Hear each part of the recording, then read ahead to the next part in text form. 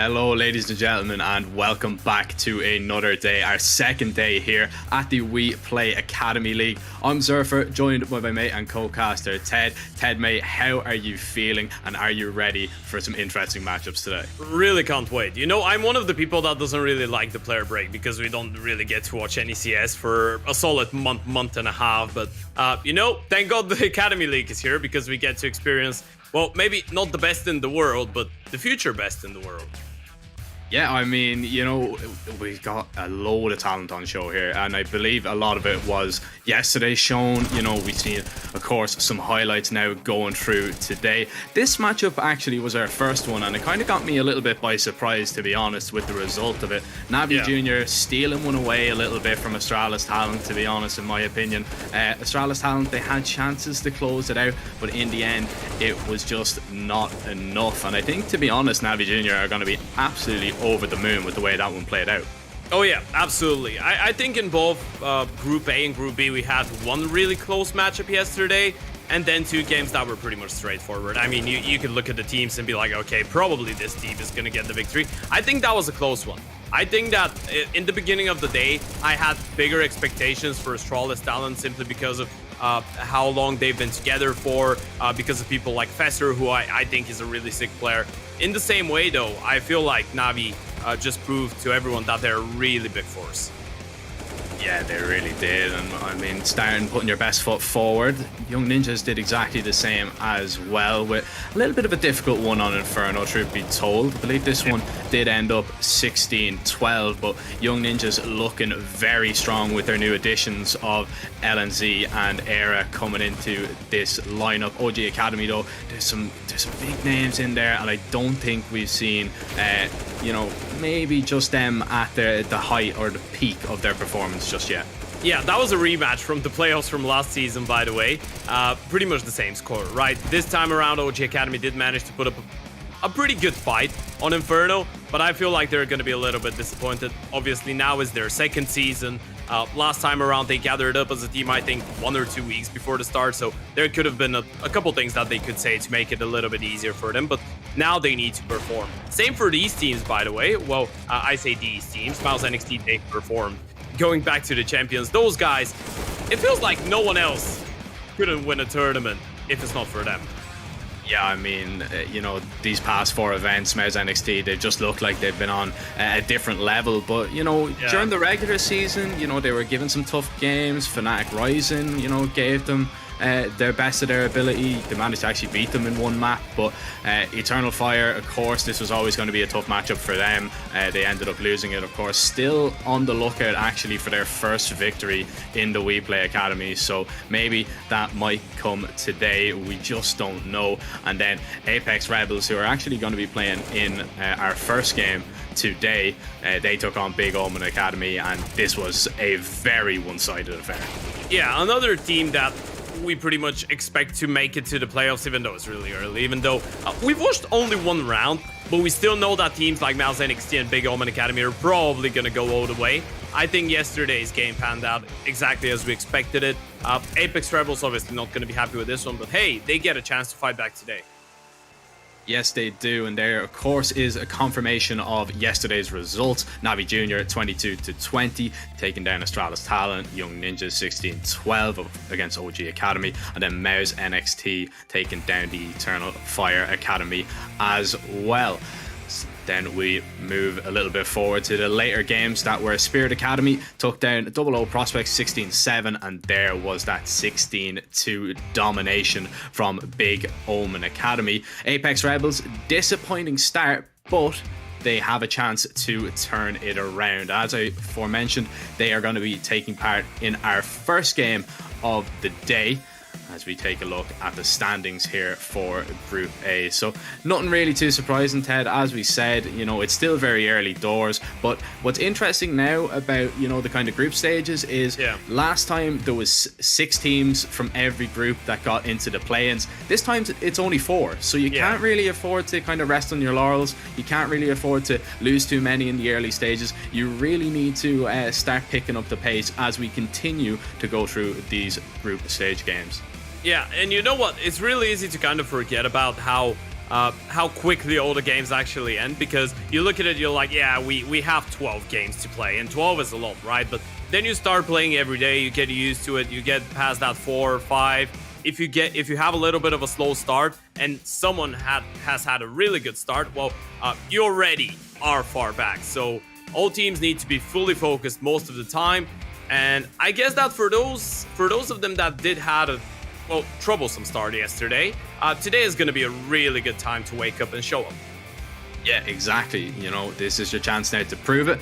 And here is the schedule for today. So starting things off, Apeks Rebels are going to take on Young Ninjas. Astralis Talent are going to get a chance at redemption. It's going to be a tough one though, as they take on our reigning champions and our only WePlay champions, MOUZ NXT, followed by Young Ninjas again. Double trouble from them as they take on Big OMEN Academy, which for me, Ted, is definitely the matchup of the day. That one is going to be our third one, of course. And then later on in the evening, we are going to see NAVI Junior take on WO Prospects. Eternal Fire Academy will take on Astralis Talent. That's their second game of the day as well. And OG Academy taking on Young Gods towards the end, our final best of one. So, Ted, mate, how are you feeling about this matchup that we are going to be seeing at the very beginning? Apeks Rebels taking on Young Ninjas. Apeks Rebels, they're going to be desperate to prove themselves, of course, after that disappointing game yesterday, but Young Ninjas looked very, very good against OG Academy. Yeah, I guess for Apeks Rebels, you kind of want to try and shake it up a little bit after yesterday's results, especially after all the changes that they made. If I'm not mistaken, they changed 4 players, and that was just 2 months ago. Yeah, they played the last WePlay Academy League with the same roster, but it's pretty much the same with, I think I mentioned, an OG Academy. You were with the new lineup, so it's kind of okay if you don't achieve what you wanted from the beginning, right? Because you had like, what, 1 or 2 weeks to prepare before the start of the event. But now you've been together for a little bit longer. Now you need to start making it work. And then you have a young NAP who was actually going through a lot of roster changes as well. You know, me and you, we love making jokes that young NIP pretty much change players every single matchup. But I feel like this lineup now with Era is one that I like. And I really hope that they hold on together. Yeah, I mean, the last WePlay, it was almost like Young Ninjas were putting their names in a hat and just picking them out at random to see who was going to play, who was going to be the 5 facing off against the other team. We can see there their map pool is looking very strong, but of course, you know, with the new additions of Era and LNZ, we've only actually seen them play Inferno together. But I think Era, honestly, is one of the pickups that I didn't really see coming, truth be told, but I think it's a great one, to be honest. He's got a wealth of experience to bring to these young guys, and I think he's gonna perform very, very well in this Academy League. Apeks, we have a look at their map pool. Of course, the Ancient is the only one that they really have a decent win rate on at all. They've only actually won 2 maps in their last 13 played on HLTV, so it's you know, you're trying to look for the positives here, Ted, but there aren't really many of them. Yeah, and that's the thing when they don't really play other tournaments than the Academy League, because we can't really, because we can speculate about other teams, right? I mean, you can look at even a MOUZ NXT and be like, okay, they've lost this game and that game, but then you look at it, they've actually lost it to top 30 teams, and it doesn't really matter that much, right? Whereas with Apeks Rebels, they are playing only the Academy League, so for them it's not going to be so easy to adapt. I'm looking at the veto though. These 2 teams, they've played each other twice so far. Both times it was overpass. Both times Young Nip managed to get the victory. I think the first time was a 16-10, second time was a 16-6 throughout the last season. So I'm expecting something similar. I wouldn't be disappointed if we were to watch an Inferno as well. Yeah, I'm looking at this, you know, we're not going to see the Inferno anyway, so that leaves Vertigo, and I believe the other one is Overpass, so we'll have a look and see now what map we are going to end up on, and we are going to go for the Vertigo. So this is a little bit interesting. I thought they might have actually veered away from Vertigo considering how it went yesterday, but they're just going to go straight back in, dive in head first and get underway. And I mean, it's not the best of maps for Young Ninjas either. They've played it, what, 3 times in the last 3 months, only won it once. So, you know, maybe this is a chance for Apeks to get the ball rolling. But as I said, man, this is probably the toughest matchups that they could have asked for in the first 2 games of the Academy League. I mean, you're taking on Big Academy and Young Ninjas, definitely the 2 that I would have picked straight away out of this group to go through to the playoffs. But, you know, Apeks, they still have plenty in their arsenal. We'll see what they can bring today. Yeah, I'm actually surprised that they went for the Vertigo. I was really hoping that we see them go for Overpass once again, even though they've lost it 2 times already. But I guess you just want to get out of that magical circle that you're in against Young Ninjas. But by the looks of it, we're going to be ready to start any moment now, Jack. That's going to be a really... Oh, no. He jumps off. Oh, no, Jack. No. You know, oh, I'm afraid of heights. You know I'm afraid of heights. What do we... Oh, no. Okay. Now I can breathe. At least he had the parachute. At least he had the parachute, but we are going to be jumping right into the action. We're going to jump right into the pistol. And Apeks Rebels, starting out on the T side, they're already up onto the site. Nice shots there from Berserk. ZTR is going to be the first casualty of this round, but it's a fake towards A, and it's up towards B, where Apeks Rebels will make a move. Oh, but the bait setup is perfect. LNZ, he can just take first contact and then fall back, but Apeks Rebels, they're slowing things down. Not exactly sure on where they want to commit for now. They have a player in a good position. Berserk is going to start closing out the gap, and they might catch one off guard here. Era trying to connect on those shots, not able to do so, as the bomb is going to make its way back and make its way up. Now, Apeks Rebels, they do have control of the site, but the issue is they don't have any utility anymore. No smokes, big HE there onto Brave, and he's going to be very brave to face anyone after that. Berserk still putting on the damage and turning up the heat a little bit. Young Ninjas can't get anywhere close to the site just yet, and Apeks Rebels will get the bomb down at least. This after plan is going to be really tough. They need to go for the fights, and Berserk, he's going to find the first one. Adam B, he's arrived already, but Sense takes him down. VHW with another, and it's only Maxter left in a 1 versus 4. A couple nice shots, actually, but in the end of the day, it's going to be just a double kill. The pistol round goes in favor of Apeks. Very nicely done there from Apeks, and to be honest, I thought they were going to struggle there without the utility, without the smoke. But I mean, when you have Berserk here just putting down the cover and fire, made it look relatively easy all together. Now, Young Ninjas might be a little bit disappointed. Some nice shots from Maxter, but we are going to see if they can change the dynamic now of this game in round number 2. We've got the Deagles out, and Young Ninjas have decided to go for that force buy. Yeah, the Deagles are really painful. We all know that. We've all experienced it. Mainly me and you, and face it. We know how it feels. Oh, of course. Yeah. A couple of nades as well. A couple of nades in there. They might decide to go for the boost as well. You know, this is one of those ideas that eventually you're going to use at least once on the CT side of Vertigo, but you don't want to fire that shot way too early. Maxter is going to be all alone. Yeah, he has the support of LNZ towards middle, but it feels like they want to lean more towards the A-bomb side. Maxter, a lot of pressure on his shoulders. If he hits that shot, that might force them back, and they're actually going to play towards A without the contact on B here.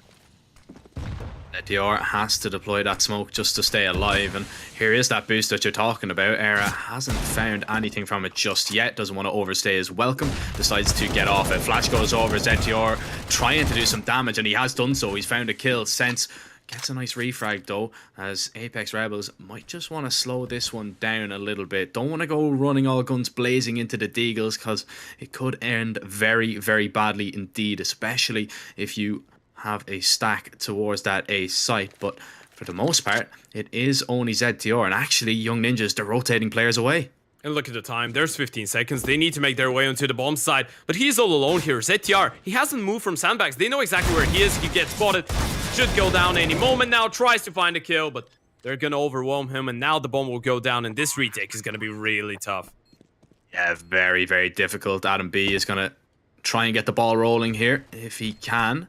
Now, he's trying to isolate one of these fights, and he has done so. Sense has been taken down. He was the low HP player, one of them anyway. Brave looking a bit worse for wear as well. VHW though is going to be able to lock that down. 2 quick kills. Maxter able to find one, but I'm afraid it has gone on way too long. Brave was just a nuisance out there towards middle, really.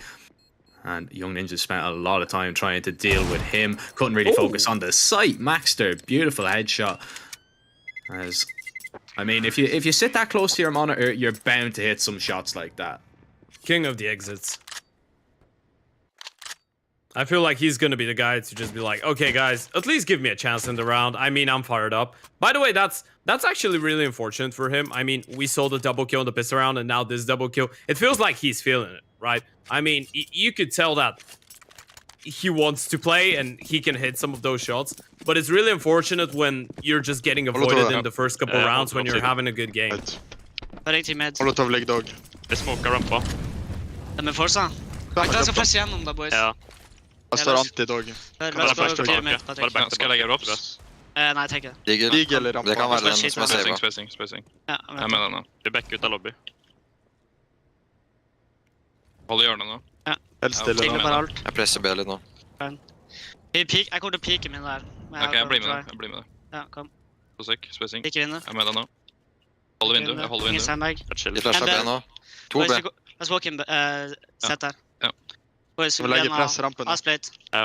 Legg press av gjerne. Ja. Legg Bak snapper. deg glaive. Det er Jeg må absolutt ta ingen her. glaiven, faktisk. Gjør det. Jeg legger en flashing Vi glaive. kommer Jeg bak holder A-site. setet. Gjør det. Kikk på den. Den. Jeg blir med deg, Fuel. Ja. Det er Jeg en tar mini. det. Jeg kan holde side, boys, når dere Har du walker. flash? Har du king? Ja. King eller king? Legg Link. det. En spawn. Tight. Gjennom smoken. Link og sight. Kom, vi kjører opp. Jeg er med deg. En HS. En. I rampen. I rampen.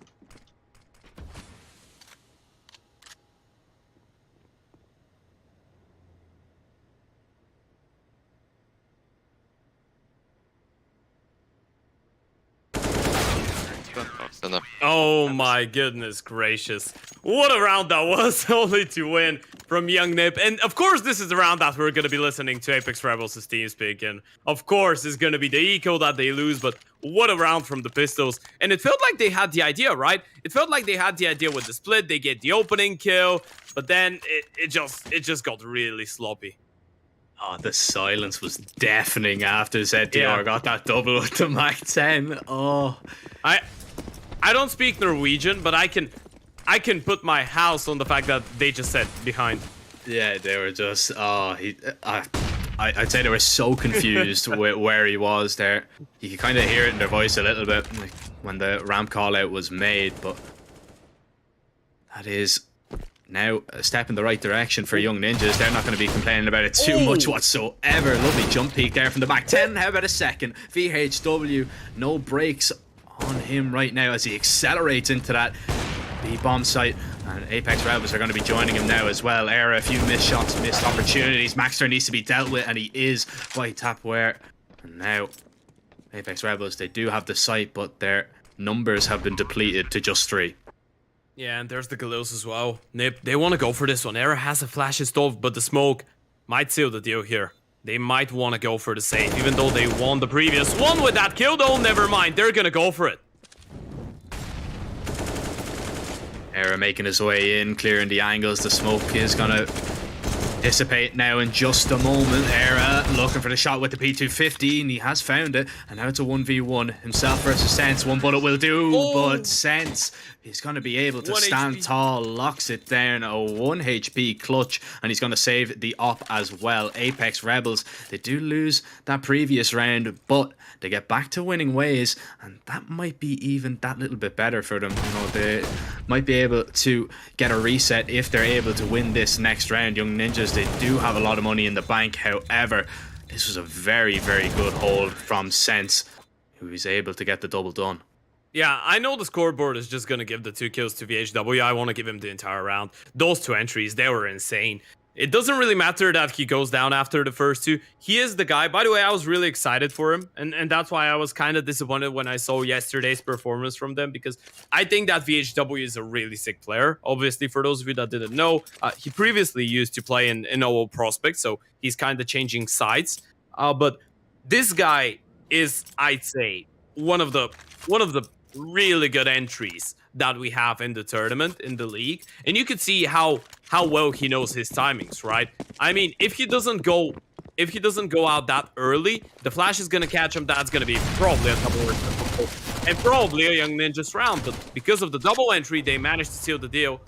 And now the money of the Nip side is not looking that great. I mean, you can still have the AWP and the 3 M4s, but you're going to be lacking massively in utility, and that's going to be the round for a potential reset, and you've already lost your big green. Yeah, air already dropped early on in this 5th round.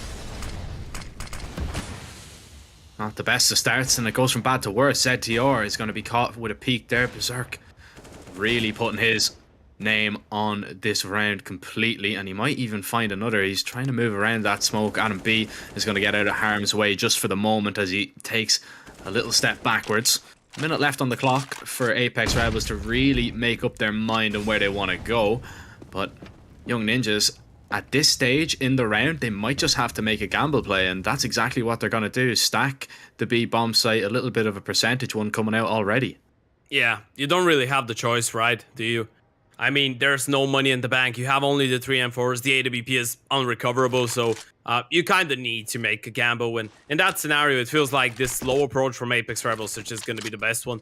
By the way, they did something similar a couple rounds ago, and it worked out. I think it was even the pistol, and then one more time. So Apeks Rebels from now are just showing us that this D side is going to be really methodical, really slow. But you know, especially in rounds like that, I mean, that's really nice. You're going to keep all 5 players alive. You might even go for the hunt if you wanted to. You have a couple MAC-10s in the mix.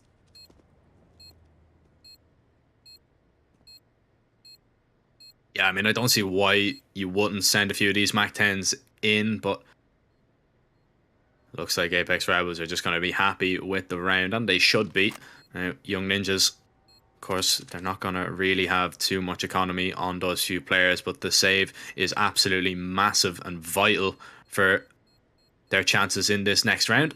But 4-1 already on the T side to Apeks Rebels. This is a really good start, and you know, you can argue about it a lot. Now the MAC-10s are going to make their way in, since only able to find one, but takes at least one more rifle away. But you can argue Apeks Rebels, they really needed to start well in this one, right? I mean, you know, after a very disappointing game yesterday, it's not how you want to start a season whatsoever. But now already, you know, against arguably the 2nd best team in the group, and you've looked very comfortable throughout.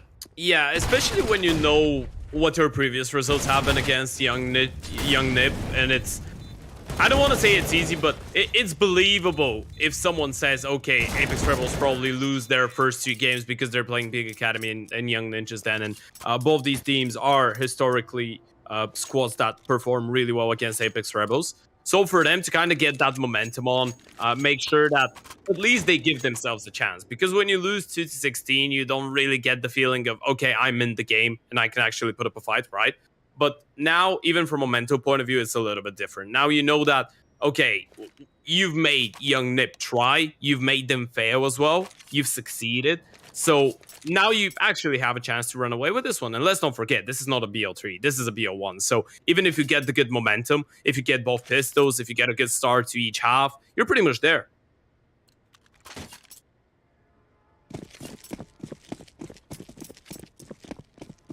We'll see now what Young Ninjas can do with these few saved rifles. Yeah, only a few it's time for my pistols in the mix favorite as round well. check. My favorite round. The lightly armored deco. Hey! A few M4s in the mix. We'll see if Adam B and LNZ can get the job done on their respective sites. Now, Apeks Rebels going fast up towards A, and there's one of the rifles dealt with instantly. Adam B down air is going to be forced back from that Molotov, and Apeks Rebels will get control of that A site. Now, the bomb is dropped on the A ramp, so somebody's going to have to go back and get that eventually. That could be a little bit of a problem. Ooh. When Brave is going to make his way back there, but he needs to be careful because somebody could be already pushed all the way through. So this round might go on a little bit longer than necessary, and you can see Apeks Rebels, they are just taking their time. They really don't want to leave anything up to chance. Yeah, they're playing the CAS approach, by the way. They've been so diligent with every single round that they're playing, just giving their opponents a chance to walk into them, giving their opponents a chance to make a mistake. It feels like this one is going to be pretty similar, although this flash might actually cause some havoc here. Yeah, ZTR though, he's dropped initially, the flash goes out, here comes the swing, and both players dealt with instantly. LNZ is forced to back away with that M4, but already Brave. He's going to be proactively hunting him down. LNZ might just slip his hold though, and he might just get on past towards that B site. But Apeks Rebels really getting through that round without any real issue, although you thought maybe for a second if there was that push through B, there could have been some problems that maybe might have presented themselves, but not to be, and it's still pretty smooth sailing for the Norwegians. Yeah, they've been really calculated. You know, right now they're not playing the most spectacular and attractive game of CS, but they're just calculating everything. I mean, they're just straight up playing the percentage plays. You could see that it doesn't really matter if someone's feeling it. We couldn't tell because everyone's just playing together. Everyone's playing as a pack. No one is going for any unnecessary peaks or moments of aggression or just being like, okay, you know what? The game is going well. I'm going to go for that peak. I'm going to go for that kill. It feels like everyone's just following the plan and the structure. And, well, that's the way. So far, it's been efficient.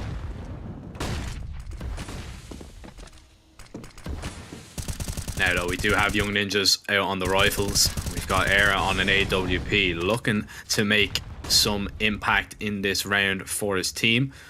He was one of the standout players yesterday against OG Academy, but really struggling to get going here in this game so far.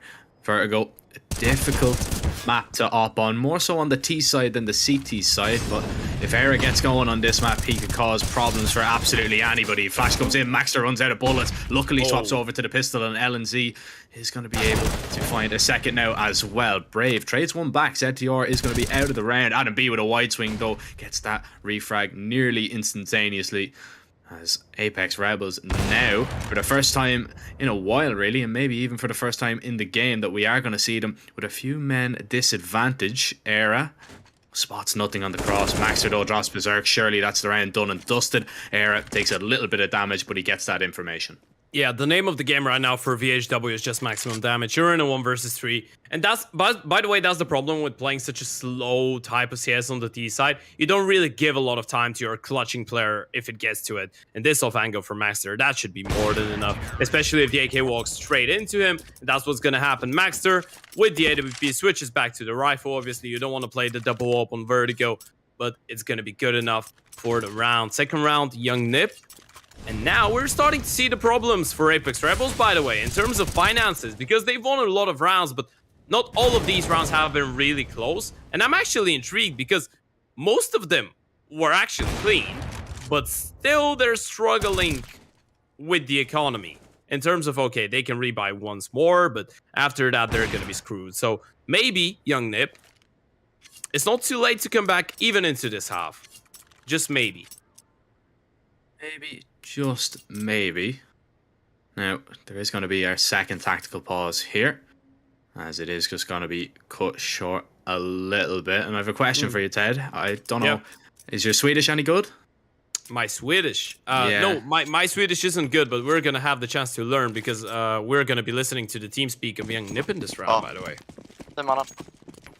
De har inte AWP den då, va? Kan ha. Alla smoke på. Micka, delay sido. Jag kommer molla också, vänta. Du kör dem va? Micka har jag på. En nere. En låt dit. Han sköt med AWP tror jag. Jag hör inget. Jag spelar mot länk max. Ja. Jag är close. Bolla till då. Det var jag Adam. Det var jag. 5v4. Smoken ligger framför kon. Kom med mig. AWP. 5v3. Håll i HS. Jag ser ingen höger, jag håller höger. En B. Håll höger. Eller flash B. Eller flash B. Boys, lyssna. Det är mid och B-spelare nu. 5v2. Håll mitten med mig, Linus. Kom med mig Adam, vi tar ramporna. Spela för info på B max. Ja. Du kan wida på mig om du vill. Ja. Jag söker upp det. Nice. Det var B-spelare. Ja, jag la. Jag bara håller här. Du kan nog gömma dig max. Jag jigglar B. Vad är det? Jag gömmer mig el. Ja. Jag spelar på er båda. Ja, jag pikar på dig.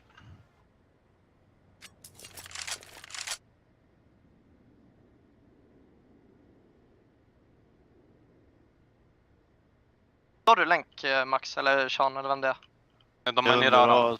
Right. Han är B. Nice. Jävlar vilket livsskott jag fick på. Nice. Did you manage to learn anything, Jack? I heard nice Sean, which was after Era got the 3K, and I know Sean's his name, and I'm pretty sure it was nice was the word said. So yeah, maybe a little bit. Okay, I'm still not fluent. So but- you learn how to say nice with a Swedish accent. Yeah, exactly.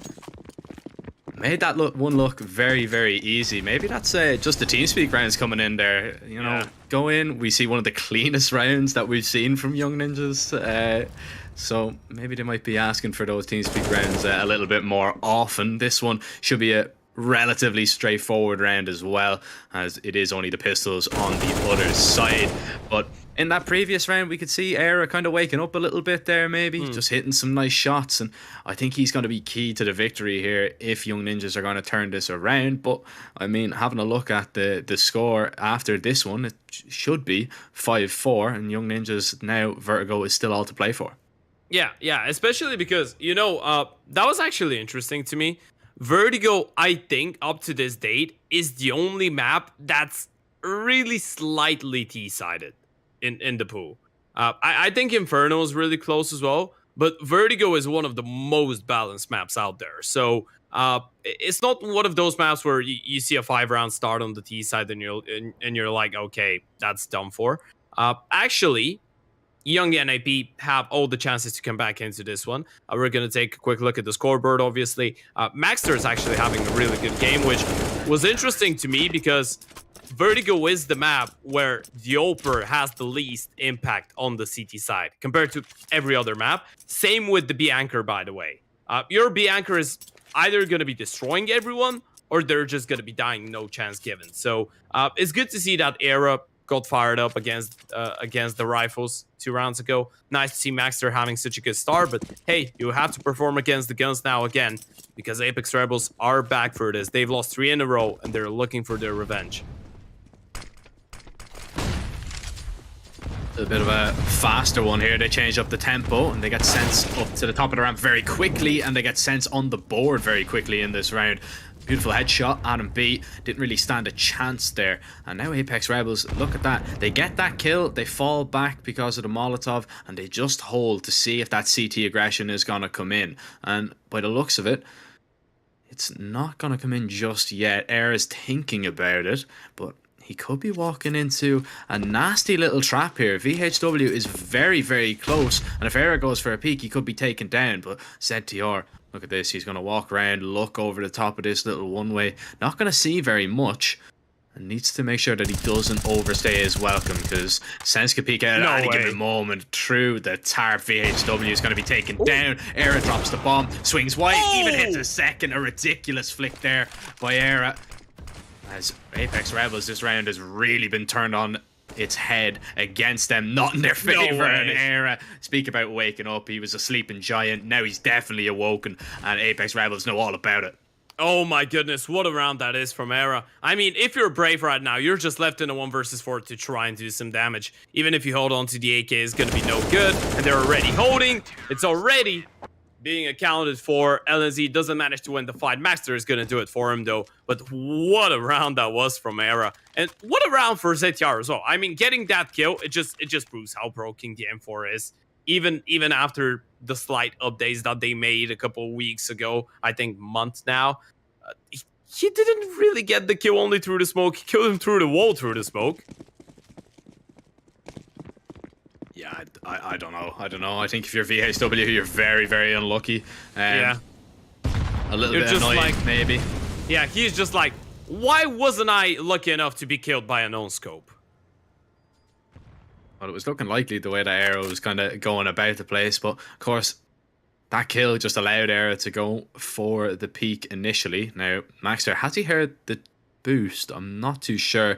Might have just have been silent. He could be in for a nasty surprise here. Gets the first, looking for the second. Brave is going to take him down. LNC gets the refrag. The flash is going to blind him completely. Can't see a thing. Has to tuck himself away to safety. Sends down to low HP, and ZTR deals with him. LNC is somehow still alive. The Tech Knights trying their best to take him down. Eventually they do. Oh, where he's got a nice double. Era missing a shot. Wait a He's second. going to be punished for it. Adam B though swings wide. Make sure that that one doesn't get out of hand and doesn't just slip away from them completely. Whew. it got out of hand, but they managed to win it in the end of the day. What a round that was from the Tech-9s. I mean, it's a round that starts pretty well for the CT side as well. They get the opening kill, they spot the second player on the boost, they get another double, and then out of nowhere, the Tech-9 just gets a triple kill. That was absolute insanities there towards the B-bomb side, but in the end of the day, it's going to be Young Nip to get another. That's 5 in a row now, by the way. They're starting to build up the momentum.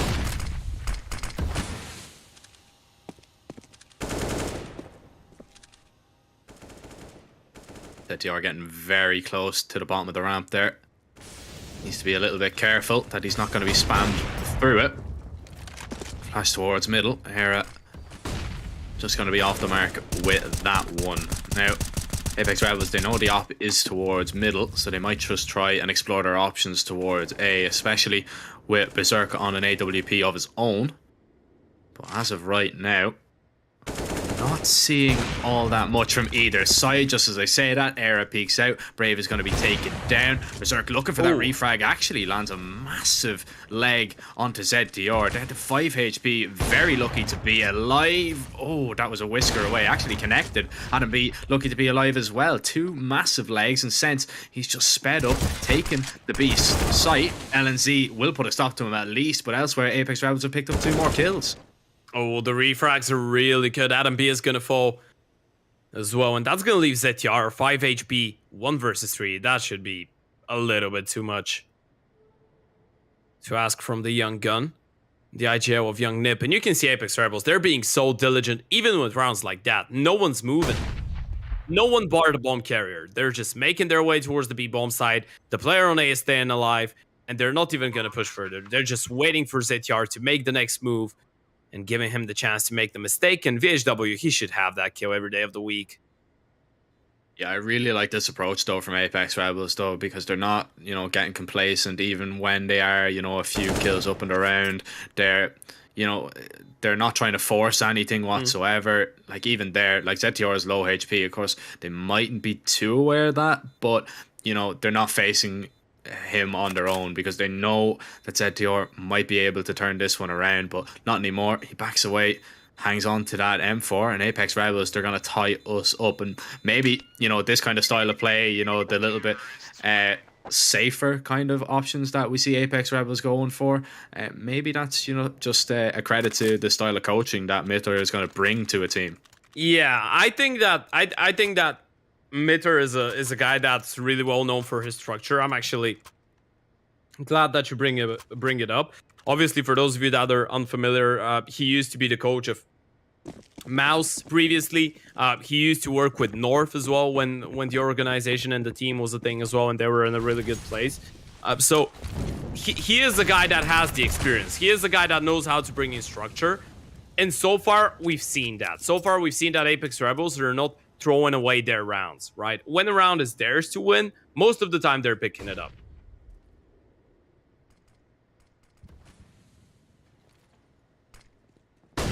Making sure not to be caught off guard. Sends a beautiful headshot there onto ZT or LNZ. Couldn't do too much about that as he was flashed off the angle. Maxter is going to be dropped now as well as Apeks Rebels really begin to kind of step it up a little bit in these previous few rounds, and indeed this one as well. Now, they have control of this B site. Tapeware is up very, very close. LNZ can't peek past that Molotov now. He's just going to be locked out of the bomb site for a little more moment, and it looks like Young Ninjas are going to be backing away here. I don't think they want anything to do with this retake, and LNZ is going to get away to safety. It's another Apeks Rebels round, and it's just after getting 2 kills. That's all. You know, they're not having to fight tooth and nail for these rounds. They're getting the entry, they're getting that second kill, and the round's over. Yeah, that was a really good goal. They pretty much did the same that they wanted to do in the previous round, right? You send 2 players out middle on contact, they go for the first fight. Last time around, it didn't really result into a kill. Now they found the opener, then you open up the distance, you fall back a little bit, you let the B anchor try and go for a kill. If he does, you commit B. If he doesn't, you can fall back and push A. You're still going to be equal numbers, and the kill that you get towards middle is still going to get at least 1 rotating player away from the A bomb side. So Apeks Rebels showing us some pretty decent protocols on the T side, as well as some nice aim. 7 rounds already. And take a look at that Maxter. He's 15-7. he is really sad right now that they're not in the lead. He's actually having one of his best games. And sadly, it's not about the individual, it is about the team performance, but maybe a little bit of individual brilliance here from Era. Only one kill as Berserk puts a stop to them.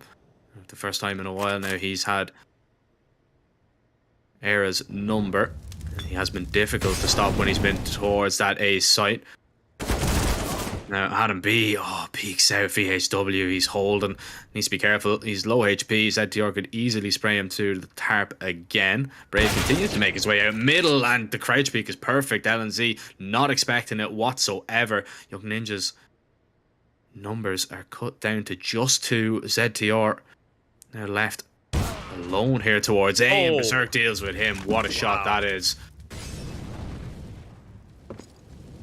Didn't really give him a chance there. ZTR, I think he shot only 1 bullet in that scenario. The AWP just clearing him out. Apeks Rebels continuing to show us that they're really diligent with their T-side approach. Now that's a little bit of a problem. The good news for Young Nip, if there is any, is that they have some cash in the bank, right? I mean, because of that decision to go for the save in the previous round, Era's alright, same for Adam B. Well, the rest are going to be struggling a little bit, but if Maxter does manage to hold on to his M4, they're actually going to be all right. So you should be able to be competitive in the last round of the half. Unless, does he want to go for it? No way. Surely not. No way. Oh, okay, yeah. Never mind. Berserk spots him out, and now everybody's going to be just swarming him. Be very lucky to get out of this alive. Lands the dink, but if we're going to trade headshots, the AK is going to be better in that regard. And Apeks Rebels locking in the half win. 8 rounds on this T side. Can they make it 9? And you know, you were speaking about the economy straight away. ZTR out on an MP9. Era does have that AWP out. Now, this will be a little bit of an issue. I believe Era is on a glass cannon, so that could be a massive problem. Never mind, he just doesn't have head armor, excuse me. So, we will see now the 2 MP9s here, 2 M4s, and Era is getting very, very aggressive with ZTR, trying to clear out middle, but Brave in a little bit of a passive position. Oh, Era's leg's been spotted. Brave is going to take the initial shot, and it's just going to scare him away for the moment. That's a really good readjustment from Apeks Rebels as well, because they've been really aggressive towards middle the last couple rounds, so now they expected the counter fire from Young Nip. That's the reason they hold on and play it a little bit more passive. Now, after the early damage exchange, they're going to fall back and play it together, it seems. Still 1 minute on the clock, though, but the majority of the pack has actually grouped up towards the B-bomb side, so this might be one of the few straight-up executes that we've seen from the Rebel side. LNZ, the first line of defense, and he's put a stop to the first player. Second as well. Maxter swings out, now gets an upgrade, AK in hand, and Young Ninjas, they lock down this B-bomb site. Apeks Rebels just going for that straight up approach, as you said, and it just has not worked out whatsoever. Young Ninjas want to get the closest score as possible in this first half, and it looks like they might have just done it. That kill now meaning there's only 1 player left on the other side, and he's on the opposite side of this smoke. Sense is going to try and just play around it, see if Young Ninjas are going to give him anything, but there's no time at all really to find 2 of these kills. Make your way up onto the site, and it is definitely going to be a 7 here from the Young Nip side. A clean one as well to finish it off, and now they'll swap over. We'll see what they can do on the tee. Yeah, that was a half that I think both teams can be happy with in terms of both of them weren't perfect, right? Young Nip, they won some rounds that they didn't have to with the pistols especially. Apeks, after the good start that they had, are going to be a little bit disappointed that it wasn't more dominant, but still you secured the victory. And same for Young Nip. You were down 1-5 in the beginning of the game and you still get away with 7 rounds. So this one's still open to go both ways. Obviously, we've had some people outperform the rest. Maxter and Sense being the 2 from each side that have been stepping up the most. Jeg våker. Dere kan sette opp bussen. Lyd. 2 mot ramp. De kutta lyd rett for brua. De kutta lyd rett for brua, boys. Ser ingenting her. Kan du stå og hoppe den? Bli med, Sinner. En ser Ja, på nå. tre under, de står bare og holder. Ja. Der er pikk til. Fortsatt en bak det. De kan walk Prøv up å close. bait ut flashen. Kan walk up close nå. Jeg brukte om du jigler fra... Kan du stå HS her nå? Kjør ramp. Ingenting på med og B. Måle sandbag nå. En walk-up.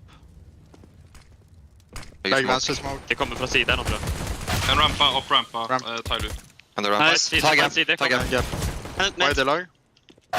Yes, 2 mid. rett ned. Den skal B. Nice, ta packen! Catch packen! Den trenger Bridge. seg ja. Jeg er med deg, Sindre. Inn til Mot spawn. spawn. Opp, hopp. Han hopper ladder.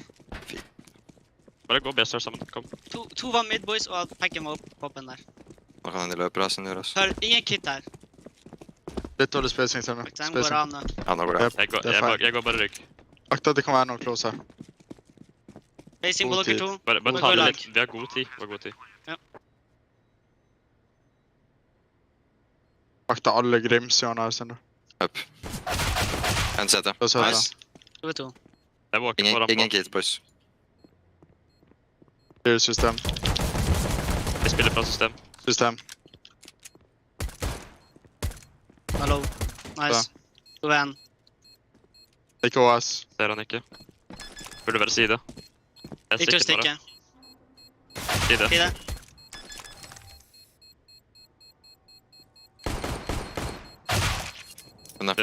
Finn. Hva er det under Tobias? Sunn. I just feel like we're getting the craziest rounds forever. We're listening to the team speak. That was a ring around the rosy all over the world. Just going for circles around the map from the T side. But in the end of the day, it's going to be Young Nip to pick it up. Thanks to ZTR's 1 versus 2 clutch here. Played it perfectly. Gets the short strafe kill onto the first one, then hides in, make sure there is not enough time for the CT to both get the kill and the defuse, and gets the round in the bag, Jack. I tell you one thing, Yeah. thank God that we were in a TeamSpeak round there, because I wouldn't even know what to say about that round. It was all over the place. It was just the stack as well, the boost over towards short was very, very interesting. But look at this from Apeks Rebels here.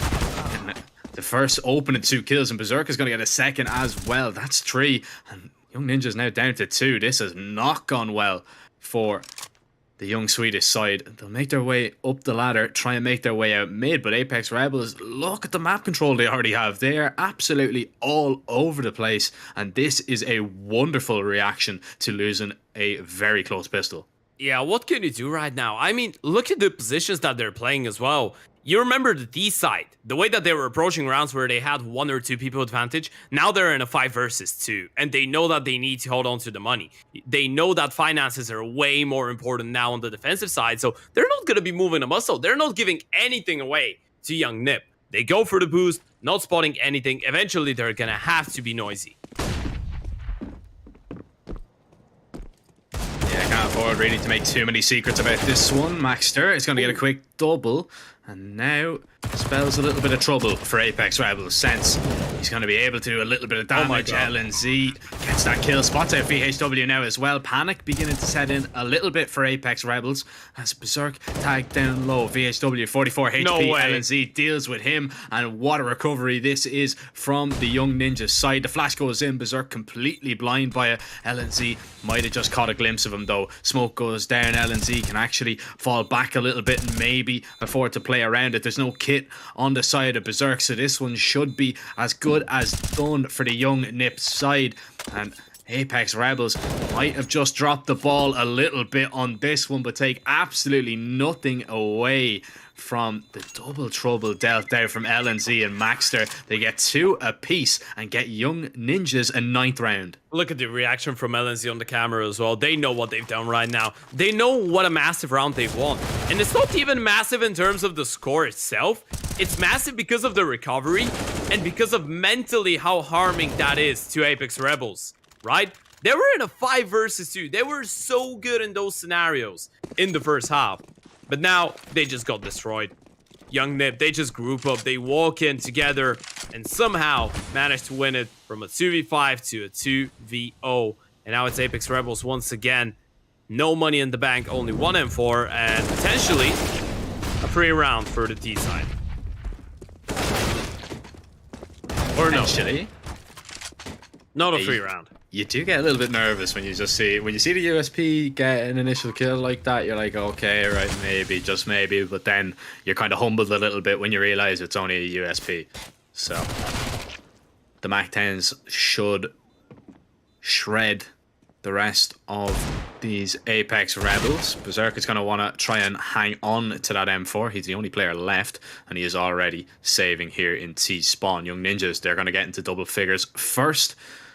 And we'll see what Apeks Rebels have to bring on the first gun round of this CT side. And we'll see, actually, Berserk, he is going to have enough money for an AWP when he drops over that M4. I wonder, is Era going to bring one out this early on, or is he just going to maybe stick to the AK? Yeah, we know that Vertigo isn't the greatest of maps for an oper.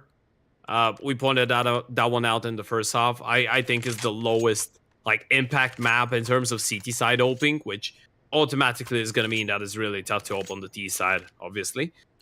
So yeah, it's one of those maps where you can actually get away with it. I always like to remember what Woxic is doing, by the way. Furia, if we had to give an example from tier 1, Furia is a team that doesn't really implement the AWP on the T side. So you can pretty much get away with it, especially if you want to do something quicker. But you know what? Berserk, he's not gonna get away with it. Go straight up for the big green. Ninjas, they're going to slowly creep their way out here towards middle.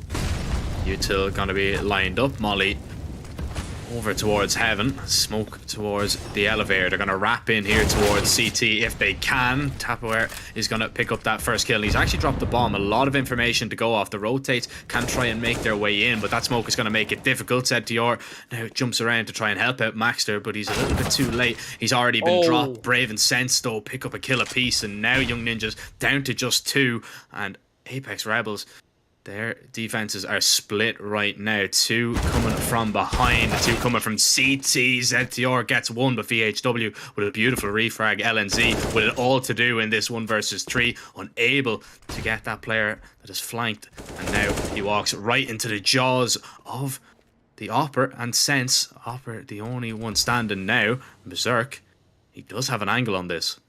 He does, but the smoke is going to create some space, and LNZ gets another headshot. Now it's 1 versus 1, and he knew where VHW was. Now the only problem is that he had enough time to reposition if he wanted to, but LNZ, he seems to have an idea. He knows exactly what's going on. He knows exactly where he's coming from. Surely he gets the kill, and the 1 versus 3. What a clutch from LNZ.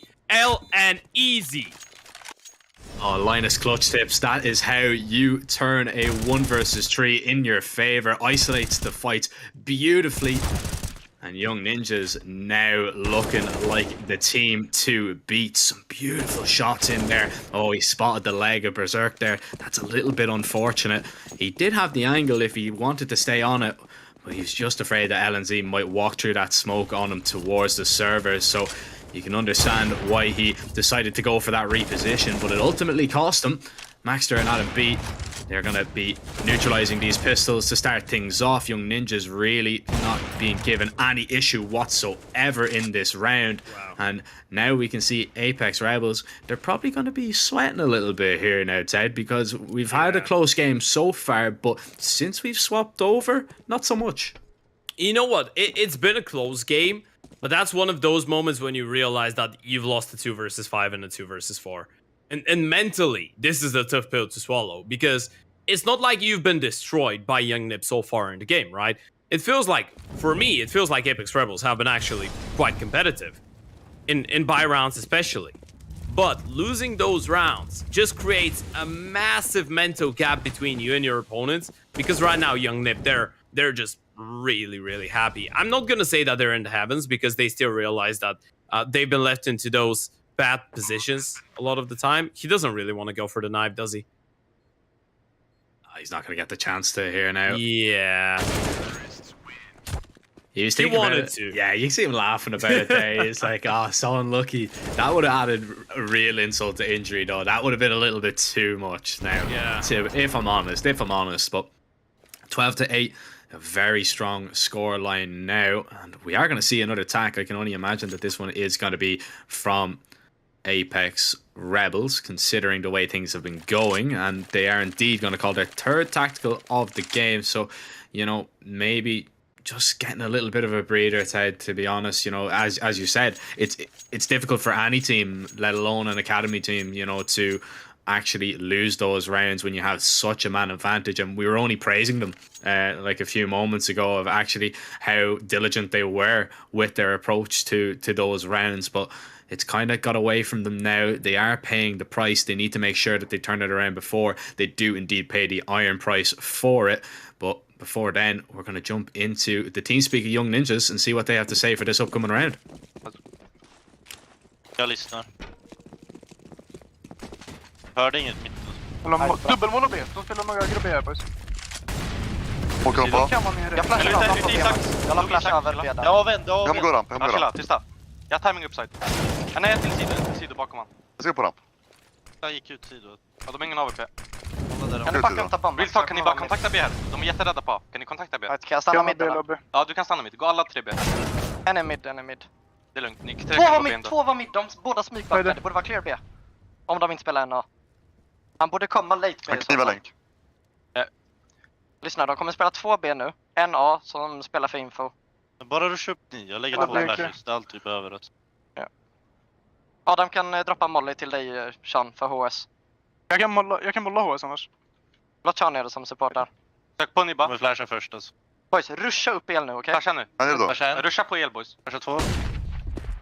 Han är default. Det är vita. Akta Haga. Akta Haga. De håller höger. Två CT, båda CT. Eller 2 CT. Jag håller höger. Jag tror det var 2 CT, en mid, boys. Jag tror. Jag håller höger. En till. Nice! Vad gör de? Har de inga kev eller varför skjuter de inte? Man, what's going on with those TeamSpeak rounds in Young Nip? What the hell's going on? That's what I'm saying, man. Literally, every time we go to the Young Nib TeamSpeak, we just seem to get around way. Look at that triple spray down. Adam B making it look easy. And I mean, you heard it. You heard it from the boys themselves, how much that round means to them, because they know they're that step closer to actually taking this map. And they're actually going to call a tactical here. So their first tac pause of the game, and it comes when they are winning round after round. They know that money is maybe going to be an issue for the Apeks Rebels side, so they don't want to rush into these things. They want to have a little bit of a discussion before they get the round going. They want to make sure that they get on to 14. And actually, we're going to see another tactical pause. Yeah. As we see Adam B has left. And I mean, the game's not over, lads. You do realise that, you know, you don't, yeah, you can't leave just yet. Although, you know, it's been looking pretty one-sided the last few rounds, you know, the game's not done. You need to get to 16. Yeah, those clutches have been insane. It's crazy because you kind of have to feel for Apeks. I mean, I wouldn't say that they're playing badly. I'd say that it's really tough to perform when you have Maxter being 25 and 12, and then you have LNZ and Adam doing things like that in the clutch, right? It feels like every single time a young NIP player is left in the clutch, if they get the first kill, they can get 2 or 3 more, which is insane. It's really tough to deal with that. It's just like a mental barrier that you need to get over. But especially in that moment of the game is really tough to overcome. 8-13. Taking a look at the headshot rate, by the way. Maxter is a beast today. Tapeware as well. I mean, 90. That's impressive. I wonder how many kills that is, though. No, 10. He's got 10 kills. So no, it's second half, though, good. Is it? Is it only second half? Oh yeah, it's only second half. Yeah. I'm actually not sure what he finished the first half on either. You can see there, 114 ADR there from Maxter. He's continuing his good form, and we are going to be continuing this game right now. Flash in towards mid. LNZ under a lot of pressure, passes that first test. He's going to be able to pass the second. Lots of damage done to Brave, 6 HP. But he is still in with a chance in the round. 1 bullet to the chest should take LNZ down, but the AK is just going to overpower the pistol there, and it is the same story throughout the map as VHW. was the last player standing, but not for long. Another clean round for Young Ninjas. I believe they're 3rd or 4th of this best of 1 so far.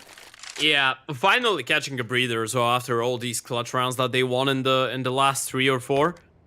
You get one clean. Yeah, it's an anti-eco, but mentally it means a lot. And now the money is looking really good for the T side as well. I mean, Era is on 14k. You have 10k on Adam. You have a lot of cash on the rest of the gang as well. So Young Nip right now, they just need to do the damage. But look at that crazy play from Brave. Well, if that's not Brave, I don't know what it is.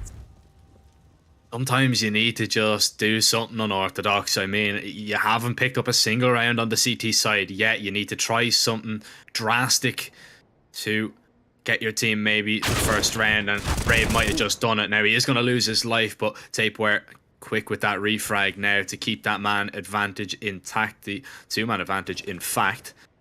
Era needs to be that little bit careful, not going to be ready for VHW in that close position. A difficult fight to win regardless. And now Adam B is left alone. Apeks Rebels, looks like they have finally done it. They've finally cracked the code. The issue is they can't really afford to make any more mistakes for the rest of the half. They need to make sure that this is a turning point in their game if they want to pick up their first win of Season 5. Yeah, you don't want to give Adam B any chances for fights as well. I mean, Young Nip, they've been... So far, they've been doing everything that they can to prove to Apeks Rebels that chances shouldn't be given, even in those scenarios. Even in terms of only doing the damage right now, the money is not in a perfect state. You want to hold on to the double up as well. In the hands of VHW and Berserk, obviously. So you want to open up the distance, make sure Adam doesn't get any kills whatsoever. And the name of the game for him is just maximum damage. Make sure you take away as many guns as possible in that scenario. Oh. Nice headshot. Round might be over just yet, but with only 7 seconds, swings in towards CT. VHW is going to deal with him. So Apeks Rebels, they do finally get on that board. 9. Now, are they going to be able to get a 10th, or is this just a flash in the pan? Beautiful there from Brave. As Young Ninjas were not expecting that kind of play whatsoever, and you know, who could really blame them? It's a bit of a lunatic play coming out there, but sometimes madness is the key to victory. And speaking of madness, we are going to see a little bit of aggression here from Maxter. He's going to be pushed back by that HE, and actually that HE does just chip away at his health that little bit. Yeah, you want to make the T's respect you now. After you've won one round, now you want to make them slow things down a little bit. You want to make sure that the momentum isn't going against you that much.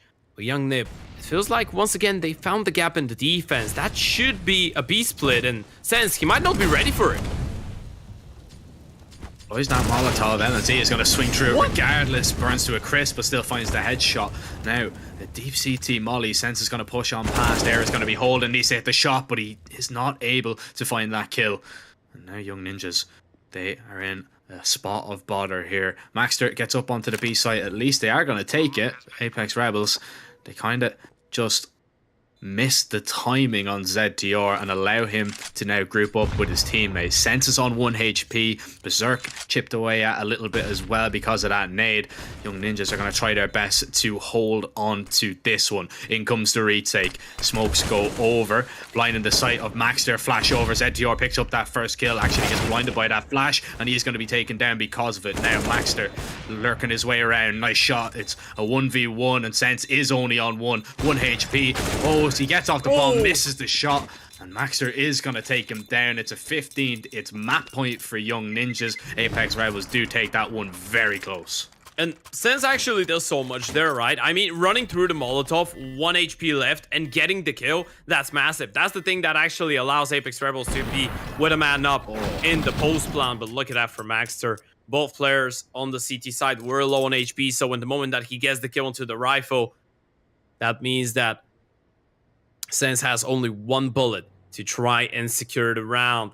Final tactical timeout for Apeks Rebels. In the meantime, 4 out of 4 now. Mid-R is going to have another chance to try and help out in this second round in the WePlay Academy League. His teammates, they surely played better compared to yesterday, but still a long way to go if you want to try and force OT against Young Nip.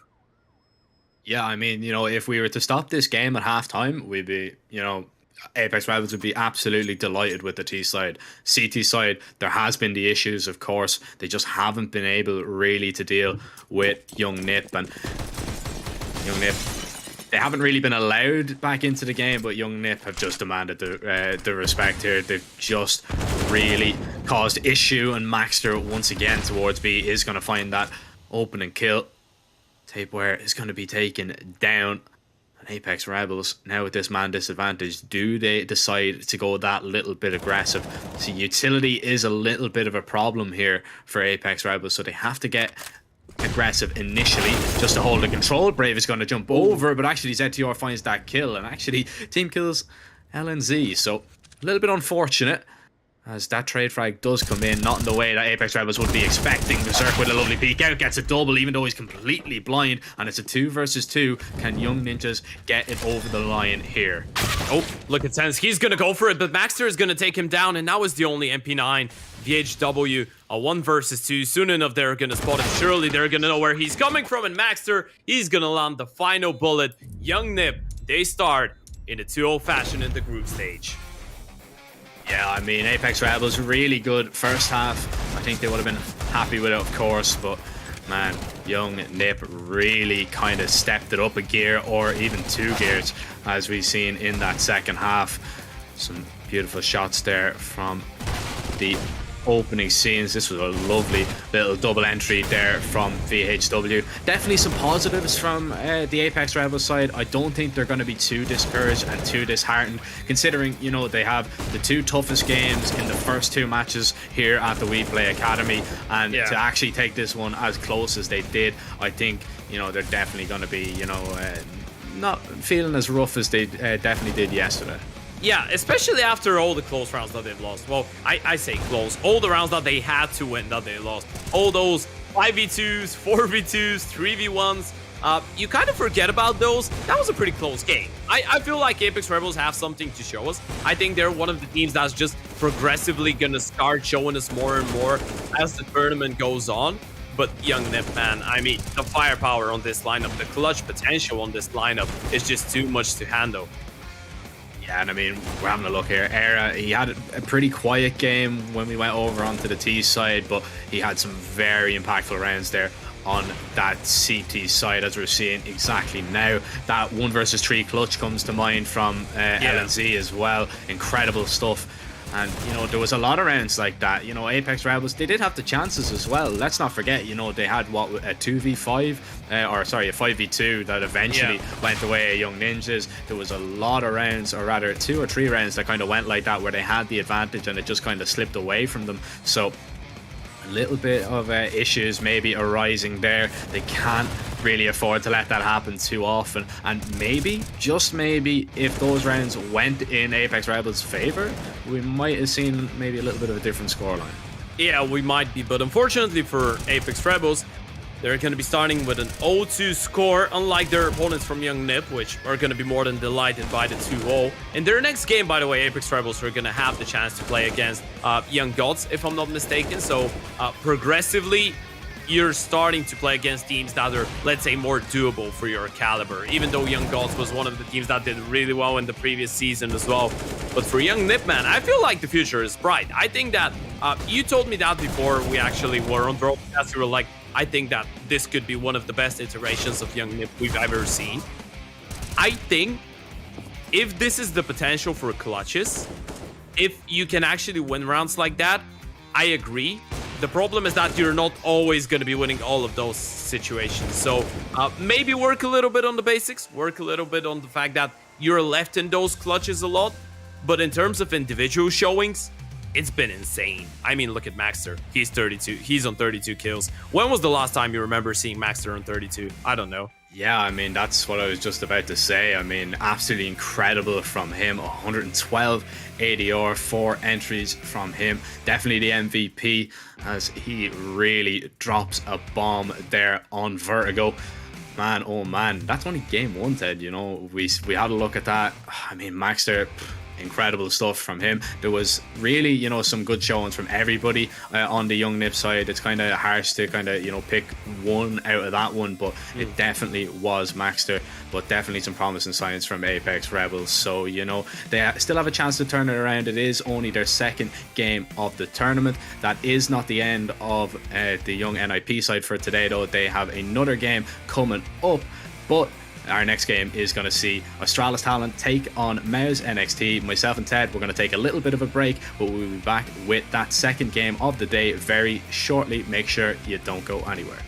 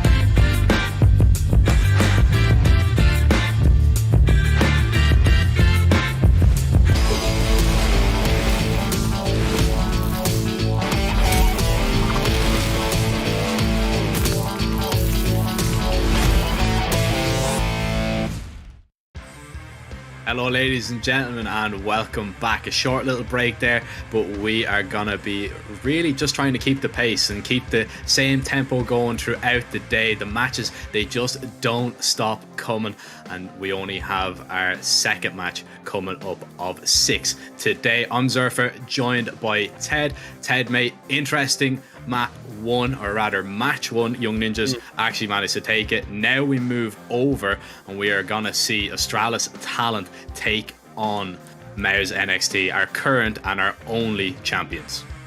Yeah. Is it time for a change? That's what I'm asking. Oh, it's a little bit early on. It's a little bit early on, don't you think? Yeah, it is a little bit early on, and it's going to be really tough. I mean, you just look at the win rate, and you know what's really impressive about MOUZ NXT? This is not the win rate that they're pulling out only in the Academy League. They're playing a fair amount of international tournaments as well against really good tier 2, tier 3 sides. They're doing really solid stuff as well. So Astralis Talent, we spoke about them a little bit earlier. We mentioned yesterday's loss to NAVI Junior. That was a little bit of a disappointing one, considering they lost to 2022, and it's always really sad when you lose such a long game where you had Fesser popping off as well massively. Of course, we're going to speak about that later on, but now you get the Goliaths. Now you get to face off against the best team, the best academy team in the world, and it's not going to be an easy one. No, not at all.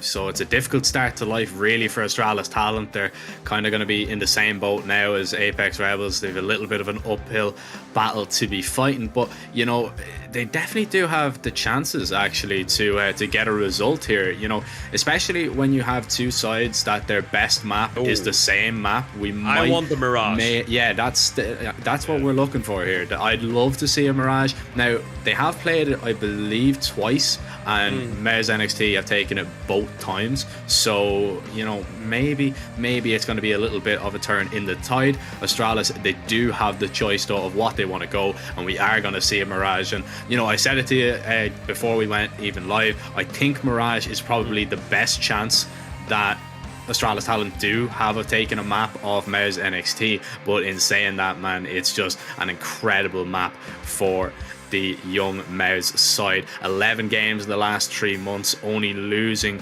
I believe, 2 of them, or maybe even just 1 of them. And then on the other side, Astralis Talent, I believe, are 7-1. So, you know, both teams have been absolutely incredible.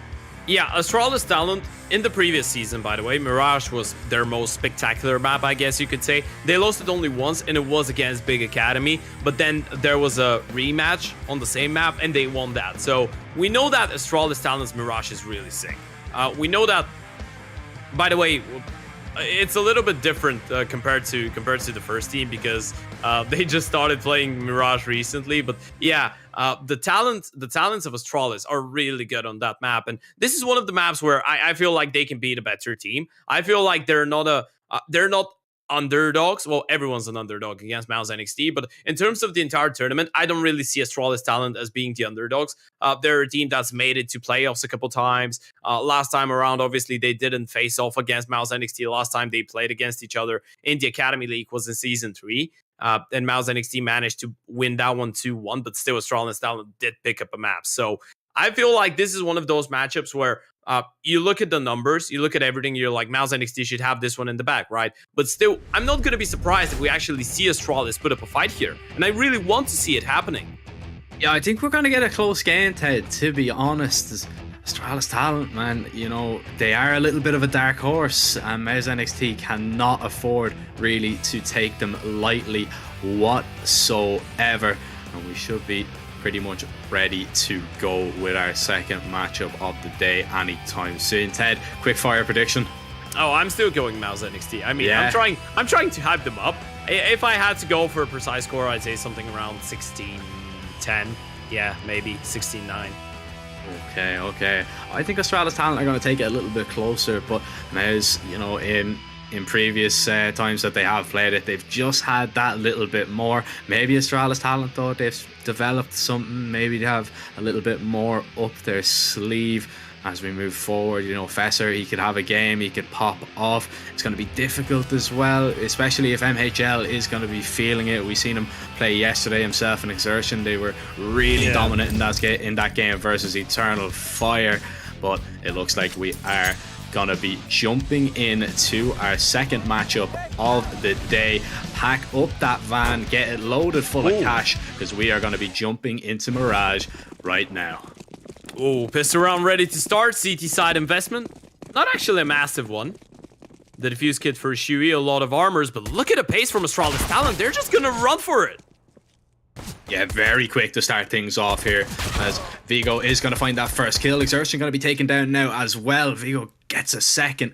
Shane is going to neutralize one before he's dropped, but now in a 2 versus 4, Yimfa and Shui, the IGL, have it really all to do, and it is going to rest entirely on the IGL's shoulders. Shui tapping away, looking for the head, but he's already down to 44 HP. It's going to be very, very difficult for him to change the real dynamic of this round completely, and especially if Razor is jumping around like that. Astralis Talent, they are going to take the T pistol rather convincingly as well. How many kills does he get until we start calling him Berserker? Oh, you never know. He could kind of develop into that. That could be good, like, character development as we move forward in this best of one. Yeah, I think Pokemon's used to evolve like that, right? Yeah. So he's just gonna get into his next form. Yeah, that's the next rendition of him. Yeah, I like that. Well, it's still very early on, so he is still in the baby stages, only the pistol, and nothing to really write home about just yet. But we are going to see MOUZ NXT go for the full investment. They're going to bring out the Deagles, Astralis Talent, with a classic A execute in this second round. Shane is going to be the first line of defense, hiding behind that triple box. Mister is going to make his way around. Not going to clear him. Oh, but luckily the flick is on point. Yeah. He has the first kill. Vigo is going to help him out. The pistol's trying to do the damage. Actually, a nice HE there. Exertion manages to peek one, and if MHL gets a kill here, there could be a chance. Exertion, he's recovered an AK as well. Dangerous man to have in the round, but he is going to be dealt with. MHL, nice Deagle headshot, but there's 3 more players now left to find. Vigo is one of them, and he's only on 5 HP. Yimfa is going to make his way into that site, but Vigo, it doesn't matter what HP he's on, he can still land headshots like that, and MHL is going to tuck himself in nicely into that connector position, and he is going to back away and make sure that he brings that Deagle and that armor into the next round. Astralis Talent get a second in a row. You know what? I was about to point it out. I actually wanted to wait to see if he's going to get a good start. Mirage is one of the really good maps for Vigo. This is something that I've kind of realized in the past months. Obviously, he is a little bit of a supportive player, right? He's not the guy that's going to be popping off. He's more of the guy that's going to be setting up others for success. But Mirage is one of the few maps where Vigo's actually feeling really comfortable. And in terms of rating, this is the map where he has the highest rating. Or rather, the highest rating in the past 3 months. Maybe they'll flash out gun or something. Hvad gør det nu? I'm anti. Okay, jeg smoker SAS. Flash højt. Ja, vi er over kort eller op kort. Vi kan prøve split. Vi kan prøve split. split. Bare op kort, og så ser vi godt derfra. Hold rampe, jeg holder lige Kort en kort. Vinduet ind. Vindue. En til kort. En med kort. Deagle kort. Måler den. Og lad det stoppe. Og Mikkel sidder til et, vi skal bare splitte den. Clear under bro. Det er ikke noget, jeg har blast CT for det kan godt være Palace, boys. Alex. Det kan vi ikke. Ja, vent. Hvad så døb her, Frank? Lægger en med i ryggen. Prøv bare Palace. Jeg holder lidt Palace. Stå sammen. Kom CT, Alex. Med dig CT. Øj, 2 jungle. 2. Rolig. Jeg piker de her newbies. Kun en, dænger. Det er ikke ham jungle mere. Kan CT? Og lige battle med mig CT. Okay. Jamen, jeg piker på dig. Jamen, jeg er 1 OP, du burde holde den for mig. Vi vil bare have exit, drenge. Ja. Vi skyder dem CT. Alex går først for Frank. Kom med CT. Jeg ser ikke noget kon. Ja, kom med nu. CT fri. Og AK i kon. En køkken. Køkken. Nej, ikke. Jeg ved ikke, om vi dør. Jeg tror, vi dør her. Ja, måske dør Alex. Det er fint. Ja. Der kan vi... Jeg er en 2, fik en B. I'd say cool, collected. I'd say they had a nice read on the entire round altogether. You can even hear that, you know, maybe they're going to flash a connector there. So, like, they're proactively thinking about what they were going to do on that eco. And, well, pretty straightforward from them. As They even take away the AK as well that one of the MOUZ players had picked up. It's not really going to matter too much as MOUZ do have a full buy in this round, but Fesser jumps up on top of the box and Shuey caught in no man's land there and Connector, and Fesser's going to get a double. Australis talent really not messing around in the early stages of Mirage. Yeah, he is the guy that you want to be stepping up on the side of Astralis talent. Impact, he needs to be really careful here. He's all alone. No support towards middle, no support towards kitchen, no one towards short. He either gets a double kill or they lose the round here. Or, actually, Viggo is going to fall back. Apeks is going to be all alone here. A little bit of a ramp aggression coming in there. Shane drops Mister. And now, MOUZ NXT, they still do have a small chance in the round, especially with MHL rotating over. Apeks is down, MHL gets a second. Yimfat's going to swing wide. He gets the kill onto Viggo, and what a recovery there from MOUZ NXT. Get onto the board, and just when you think it's going all Astralis talent's way, MOUZ NXT, they just have something about them, that it factor, that it doesn't matter what's going on in the round, they can really pull out all the stops when they need to. Yeah, and you could see the communication there as well, right? Impact wanted to push towards apartments, but then he gets the call from his teammates over towards A. He's like, I'm aggressive towards ramp. Don't push. They're probably towards you. I don't see anyone. Then they win the fight. That means that the Oper can rotate back towards B. They have a player inside of ramp, which is going to be favorable if it gets to an after plan. So you can see that the reads and the communication on the side of MOUZ NXT is really flowing on that CT side, but now they need to make it 2 in a row.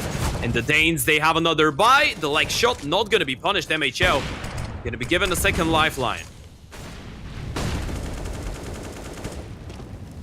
He lands that damage. It's pretty good as well because it is on statistically the best player for Astralis talent. Fesser going to be wounded, but still is going to be able to move forward. Exertion moves forward right into Fesser, who manages to get a kill. Yimfa going to try and lock down the B apartments, unable to do so. Picks up 1 kill in the process of going down. And Astralis talent, they do take that B bomb site. Notoriously difficult to retake. And MOUZ NXT, they do have a fair fight ahead of them. But this advanced position from Apeks could cause them all the problems, especially if he catches a nice timing.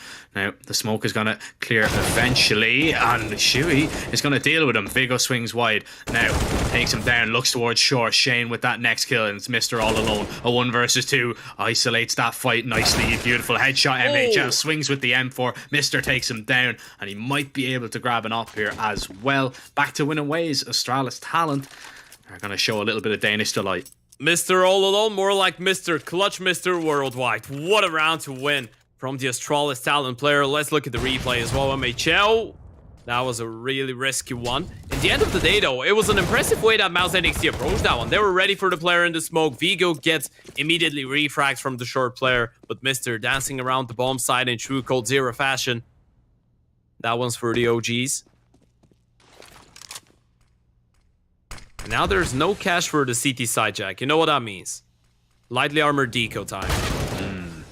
Well, first eagle dealt with. Yimfat, a little bit unlucky there, and it's a little bit more aggression towards A. This time it's towards Palace, and MHL might catch a timing here. Never mind. Or pistol v pistol, and Brazier finds that quick kill. Yeah. It's always disappointing when you think that you're gonna catch a timing and instead you just catch a bullet to the scope.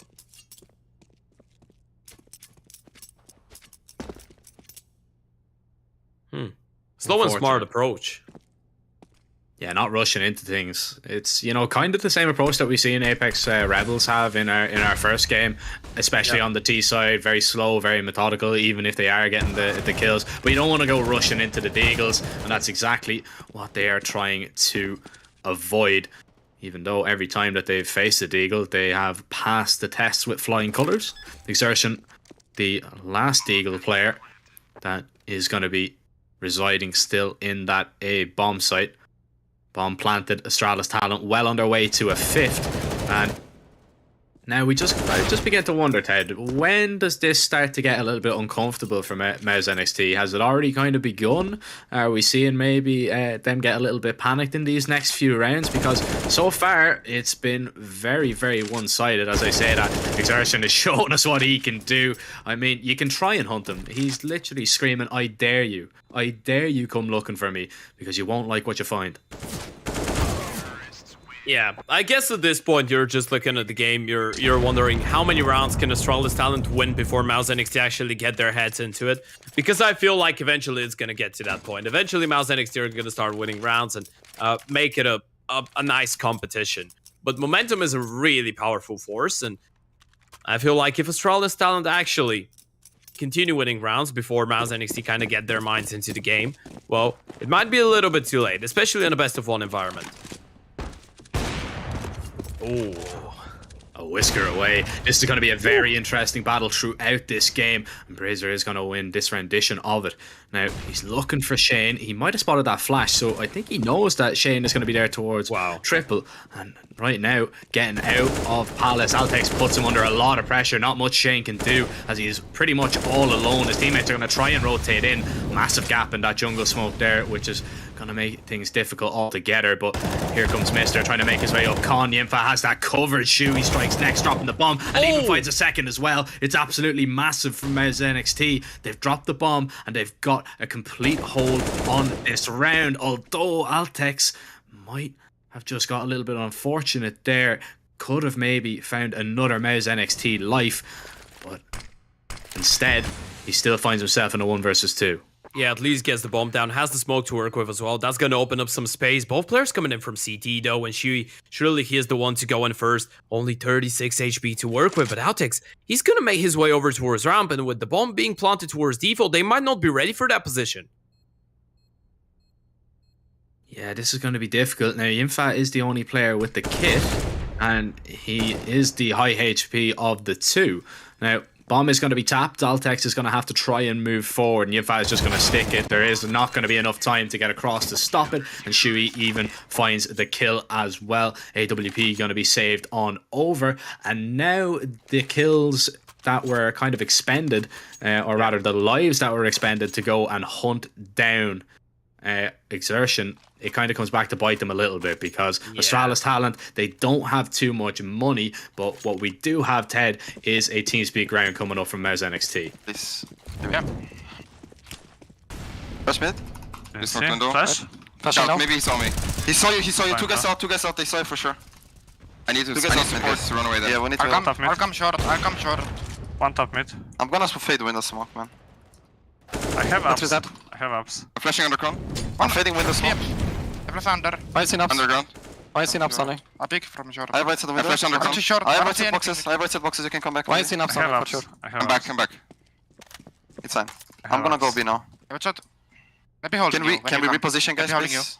Milo, go Can back we to just hold CT. window? Yeah. I'll go car. Okay, it's fine. Can you smoke? I'm gonna smoke B for you, Jimmy. Yeah, sure. I smoke from backside. Milo, go yeah, back man. CT, please. Yeah, I'm going. I'm playing close ramp, guys. I'm Why is ramp? running. The tram stuff. Smoke, Sonny. Two smokes. I'm going I'm dead city. on ramp close. See. Close ramp. I rotate. Going out. Watch out. I will be picking city. I'm out bench. I rotate. Maybe they're waiting for someone. They missed the smoke on ramp. I They don't can know. push the window, It's guys, my I guess. I'm holding window boost. I have palace, I I have can go out palace. B now. They smoked up Flashing con. ramp and pick Good. it. Go back to B, Jimmy. I have window. Can be up condo, guys. I don't Oh, see. B coming. B. Running B, one. Yeah. Two guys B then, if you saw him. Okay. B. Let's go. Out, I'm not that's the hitting. ramp guy. Flashing above kitchen. No CT for. One bench already. I'm shot. One dead, default. Default. I have bench. Bench, bench, maybe. and- Should be bench and mid, guys. I think dead. mid, I'm not sure. I think mid. Not side, he's not side. No way. Short, Edward. You have kit. I know. Nice, guys. Let's go! Good shit, guys. I didn't know default guy died, that's why. Bro, Yeah, I me too. fucking whiffed on this guy. I thought he's dead, so I stumbled on my words. Let's go. Oh my goodness. It's always opers in those silent rounds, those TeamSpeak rounds, But look at the flow of the communication, by the way. That's low-key impressive. Everyone's non-stop speaking. Everyone's giving ideas. Everyone's trying to help out others. You could even hear how Exertion gave information to his teammate that was pushing under. They saw you 100%, so make sure you don't over-aggress. Wait for us. And then they proactively just work around middle to try and get him out of there with getting the kills as well. So, yeah, that was sick. Yeah, it's nice actually to understand, you know, what they're actually saying as well, sadly, you know. That's the first one that we get in English, by the way. Yeah, the first one that we get in English. So, you know, that's a small victory in itself for us. Yeah. As MOUZ NXT, they're going to be looking for the victory here in this next round. Only a few pistols stand in their way, and there's only a few pistols left. 2 on Altex and Vigo. The bomb is going to be recovered second time around. But look at this aggression here. Exertion already close middle. MHL is going to be holding as well. Surely this one is under lock and key. Missed shot by the upper. Exertion whiffs a little bit, but MHL does have him covered. Shuey finds that headshot. A clean one from MOUZ NXT. And we'll see what Astralis talent have to bring in this next round. But they're going to be lacking utility a little bit, Ed. Yeah, it's only going to be the AK. So a couple of flashes, 2 smokes in the mix, but not a single Molotov. Single HE, and the CT is actually winning this one in such a dominant fashion. It's going to be massive for their economy. You can see that the money is starting to build up. It's far from ideal, but it's the right path to success. Shuey, he's going to get a little bit aggressive towards short. We could see that even in the buy rounds, especially in the buy rounds, MOUZ NXT are really prioritizing going for that fight towards middle. MHL once again looking on top of that connector smoke. Difficult shot to hit for MHL, so we will let him away with that one, but needs to make sure that he can do the damage when needed. Fesser, nice headshot there onto Shuey, and Astralis talent really getting a hold on this round now. 2 quick kills. Shane looking to try and get a refrag if he can, but Mister is wrapping around him on that site, and this shot once again, this time costs MHL his life, and Yimfat alone towards B in the market right now. He has to try and class Mister. He does have it held for the moment, but missed shot is going to let him away. Surely you don't go through that murder hole, or you're going to find out why it's called exactly that. But Astralis talent have this round done and dusted. 6 on the board on this T side. Now MOUZ NXT, they're going to have one more chance at this with a pretty alright buy before their economy is going to be completely thrown in the bin. Yeah, I like the idea from Astralis talent, by the way. I like the approach of deciding, you know what, we're going to fight fire with fire. We know that you guys are prioritizing middle heavily and you want to fight for it. But Astralis talent actually went for the later take of middle, right? They were like, we don't want to contest too early on. We know you have the AWP. We know that someone might go for a little bit of a funky play towards under or jump over towards short, which was the case in this round. So they were just waiting to have that support from under. They were just waiting for the initial nades to be thrown over, for the initial flashes, maybe waiting for the upper to get a little bit overconfident in that scenario, looking for fights, and then punish them mid-round. That was a really good call from Astralis talent, communicating pretty well with the player going out of ramp as well. That was able to catch a couple bodies from behind. A good round overall, and now it's MOUZ NXT back with another buy, but with a lot less money.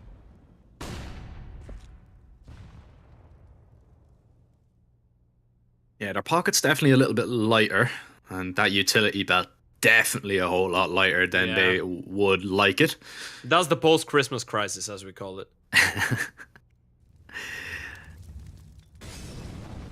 Yeah, it's a little bit of an issue, but it could turn a lot worse if they're not able to get this round over the line. MHL doesn't want to overstay his welcome, very aware that the threat of under could be a possibility. Nobody there. Molly goes in. Shane is going to have to try and get out of there while he can. Now MHL, he's still looking for that opening pick, but really doesn't want to overstep the mark here. Yeah, he's trying to constantly move around the map as well. Last time around, we saw him towards connector. Now he's towards short. Most of the time, it is Exertion to be the guy, the pillar towards window. But MHL, with another missed shot, Exertion, though, decides to go for the fight. He's going to be able to punish the Oper. Needs to get out of there, though. Yeah, that's a massive frag there. Oh, Shane actually lands the dink onto Vigo. That's a little bit awkward, but he does get in towards the safety of stairs for the moment. Exertion still alive because of that smoke. Shuey is now here to back up his teammate, but that smoke is going to deny any vision whatsoever towards that A site. And Astralis Talent there are so slowly swarming. Exertion is down, 15 seconds left on the round. Shuey, he's going to have to push through, finds that first kill, doesn't stop the bomb plant. However, they are going to get off it. Vigo and Mr. really need to hang on to this round. Mr. needs to get the bomb down. There isn't enough time. Shuey gets 3 and MOUZ NXT get another CT round. That was actually such a cool bait there, by the way. The fact that Exertion doesn't really escape with the presence of Shuey, but he's like, you know what? They don't know you're there. My position has been compromised. I'm just gonna go maximum damage. If I get another kill, Grant. If I don't get another kill, they're gonna assume that window in jungle is clear. And that's the reason why Shuey is able to just get out of the smoke and get the kill and deny the bomb plant completely unpunished.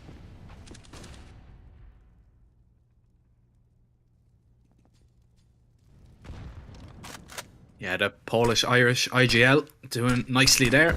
Oh, you had to point out that he has some Irish in him, right? Yeah, look, we have to take the small victories here and there, mate. You know, it hasn't been all that great in the Irish scene for a while. Actually, it's probably the best it's been, but still, we take those. We take those. Now, Astralis Talent causing some problems here. Nice shot there from MHL. Beautiful flick to take down Fesser. Bomb plant is still pretty good though from Astralis Talent, and Mr. is going to try and work around this smoke. Still 3 players left to find on the MOUZ NXT side. And Exertion, oh, he's just looking over the top of that smoke. He's seen plenty of plays like that in his time. Deals with him nicely. Apeks with a deagle. What a 1 versus 3 this would be. That's a beautiful headshot to start it off. And maybe, just maybe, the ball and the heads will be rolling. But MHL switches to that P250 to get the job done. 6-6. We're level for the first time in a while. Yeah, that was a really great recovery from MHL there in that round. Getting the triple kill. The first 2 with the AWP and the last one with the P250. You need someone to be able to kind of restore order in moments like that. There's a replay. Lovely shots from Fesser. Look at that.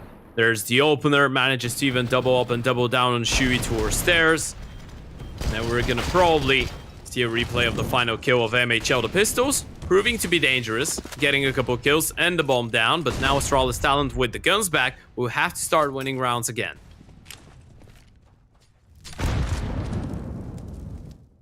Yeah, it's gone a little bit stale on the Danish side over the last few rounds. So they're going to have to try and freshen it up just that little bit. Nobody likes the stale Danish. So we'll see if they can manage to turn the tide just that little bit. Not able to do so in the early instances. Exertion and Shane, they find 2 quick kills. Now, Apeks, he's going to swing wide. He takes him down. Shuey push past this jungle smoke just that little bit. MHL is going to be just trying to help out his teammate on the site. The mollies are going to rain over. MOUZ NXT are putting this A bomb site under lock and key, trying to treat it like a secret, keep it forever, and they've done exactly that in this round. Yeah, that's such a sick conditioning, such a sick moment of conditioning for MOUZ NXT. I feel like Astralis Talent thought, you know what, last round when they were aggressive towards middle, we punished them, so now they will probably respect us a little bit more. Or they invest again 2 or 3 players and try to fight middle, so we're gonna go for the straight up execute towards the A-bomb side, and it's gonna be a little bit weakened. But what MOUZ NXT do is actually maybe the only call that could work out in such a successful way. 1 player pushes towards middle, gets all the information in the world, even drops the oper. That means that they can fully focus towards the bomb sites. And now it's back to pistols, back to the lightly armored deco, and back to Fesser headshotting people. Yeah, trying to go for a little bit of a B pop, but it's been shut down completely. Shuey with 3 kills. Yimfa, the B anchor, is only gonna get 1, but he only needed to find 1. His teammates did the rest, and MOUZ NXT lock in that first half win. 8 rounds on this CT side, but still, I mean, even if it is a 9-6 half, I don't think Astralis Talent are going to be too disheartened. I think they're going to be pretty happy. Now, it all depends how well they start on that CT side, of course, but we've got 1 more round coming up. Last round of the half, Astralis Talent, they're going to go a little bit quickly, spots a player towards under. Fesser has that information. Apeks should be ready and is. Exertion is down. Now, are they ready for MHL is the question. The AWP once again towards under. The smoke should indicate that there is a possibility, and you can see that they're not really peeking into it. MHL deploys the molly. He wants to go for the kill, and he does win the fight against the Oper. Does he realize that there's another player out towards the open? Not for now. This is going to be a 4 versus 3. Somehow, MOUZ and NXT once again have the man advantage after that early exchange. And look at the HP as well on Apeks. That's a really tough round for Astralis Talent to bounce back into. Yeah, MOUZ NXT just really good at actually taking the calculated risks, just knowing what they can peak and what they can't peak. And they're able to now find the kills. Oh, Shane. Okay. Oh, no. Oh. Oh. Yeah. That's not pretty. That is not pretty. But that's because of the M4. Yeah, yeah. Should be using the laser. Should be using the A1S. So, Shane is going to lose his life because of that one. MHL realizes he's getting spammed there from Vigo eventually, and he is just going to back out of the murder hole to safety in towards CT. Astralis Talent, 30 seconds left on the clock. 2 players though extremely low, so this one is going to be difficult to hold regardless. Apeks tagged down even further by Shuey. They do at least get that bomb down, but Yimfa, what can he do on this flank? Looking for Apeks, takes down the low HP player. 2 more players left to find, and both of them towards the jungle area, but the bomb is planted for them. It's planted right on triple. There is a smoke on Yimfa, and he should just deploy that onto the bomb and get the defuse started.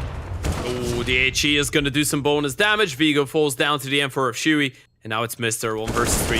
1v2, a couple rounds to go. This one would be miraculous. Gets the first kill, but Chewy is going to be able to get the refrag. The elevated angle Mr. wasn't ready for. And MOUZ NXT, at the end of the day, are going to be able to finish off the half in a really strong way, winning 8 out of the last 9 rounds here on Mirage. And after an 0-5 start, they managed to bounce back in a really impressive way. Yeah, I mean, a really, really strong showing on the CT side from MOUZ NXT, and Shuey leading by example. I mean, 18-8, I believe he finished on at the end of that half. Some beautiful shots in there, some lovely multi-kills. I mean, his multi-frag potential was absolutely out of this world towards that A site. And everywhere he went, he seemed to get at least 2. MOUZ NXT are going to be looking to get the ball rolling here, but we are going to be jumping into the TeamSpeak of Astralis Talent, as they are going to take us away on this CT pistol. Jeg kommer altså bare på korten I stedet her. Lidt nemmere. Jeg hører ikke noget B. Rampe. Ja. Smukker top kør. Jeg gemmer mig, de kommer nu her. Jeg ved, Frank. Jeg er død. Jeg har en meget low. Alex rammer en meget. Close. Default. Sidste default. Det er rundt til Mikkel. Nice. Benjamin, USP-karten. Du er helt varm med skærmen. Har ham der sive livs eller sådan noget? Jeg forstår slet ikke, hvordan han skyder mig der. Okay, that was clean and impressive. Very clean. I was just about to say that. Very, very clean indeed. Exactly what they need. I mean, you know, I spoke about how they needed to start well. Really strong pistol. Yeah, especially out of Berzer, who finished off the first half on 6-12, and he is your Oper as well. So you kind of expect him to have a good game, especially on one of the most, if not the most buggy map in the map pool. So for him to kick things off well on the CT side, that's really massive. Oh, good though if you win the pistol and lose the next round. And to start things off, the Tech 9 has already claimed its first victim. Oh my. There's a second one with that Deagle. Now, the rifles are going to have to chime in with a kill or 2 shortly. Now, Astralis Talent down to 3, and a lot of them over towards this A. Site B is completely free, but the bomb needs to make its way back towards Palace. They realized, of course, they've seen it on Shane, and he is going to be able to just get away to safety shortly. But MOUZ NXT, they fake that they're going back, but they are just going to hold and wait and maybe make their way into that A site a little bit later on. Yeah, and that's sick, especially with the player towards middle. This is a massive position. If they're able to refrag the guy on the A-bomb side, that would be really big. But look at Apeks. He's won so much information for his teammates right now. They have a player already in Palace, and that's the bomb on the other side. That's the fight that wins the round in Vigo. He's dropped Chain. How do you recover into this one now? It's very difficult. It is very, very difficult because you are hemorrhaging players left, right, and center. And the pistol is struggling to take down the FAMAS here towards Palace. Shuey falls, Exertion, the last player alive, looking to find the head of Vigo, but it has really been his round just with that kill and that kill alone. And now he's got a teammate to back him up. Razor swings wide, finds that kill, and Astralis Talent will get an 8. Yeah, that was a much needed round for Astralis Talent. Mentality was going to be in an all-time low had they lost this one. A pretty decent recovery. The play from Apeks though, that was everything. Him being so proactive to push towards under, even realizing that his opponents could still be in front of the A-bomb side and coordinated with the push towards Palace and the drop of the bomb. That was Astralis Talent's round to win. 8 now on the board. And it's just going to be the pistols of MOUZ NXT, so... I guess this one should be pretty pro to go. Should be, but no, Jack, don't do that. I mean, it should be, but the pistols can be nasty when they want to be. But it's been pretty one-sided. MHL gets one with the Glock of all pistols, considering how many upgraded pistols there were in the round. He is going to try and use that upgraded Deagle, but not able to do so. Vigo takes him down, and we are going to be level one more time. 9-9. It's very, very close indeed. And to be honest, Head, if you asked me to pick between these two with the way that both of them are playing, I probably couldn't. Yeah, especially after the fired up start that Breezer has. By the way, on that CT side, he finished the first half 6-12. Right now he's 14-12. You know what that means? Like, my maths isn't the best, but he's gotten 8 kills. He's yet to go down, and I say that both him, or rather both Fester and Vigo, are gonna get shut down towards middle. What a response from MOUZ NXT in the first buy round here. Yeah, 2 massive entries found from MOUZ NXT. They can just slow it down. They don't need to push whatsoever. And even the damage onto Altex is massive as well. He's down to 10 HP. So, nicely placed. HE should be able to take him out of the round. MOUZ NXT, they're going to creep their way towards this B site. Nobody here to defend this whatsoever. And it should be just Astralis Talent hanging on to their rifles. I don't see a world where they even think about attempting this retake, so MOUZ NXT should just take the lead one more time. Yeah, that's just the gamble being made right now. Stack 3 towards the A-bomb side. If they go A, Grant, we have a chance to play in the round. They go B, we just hold on.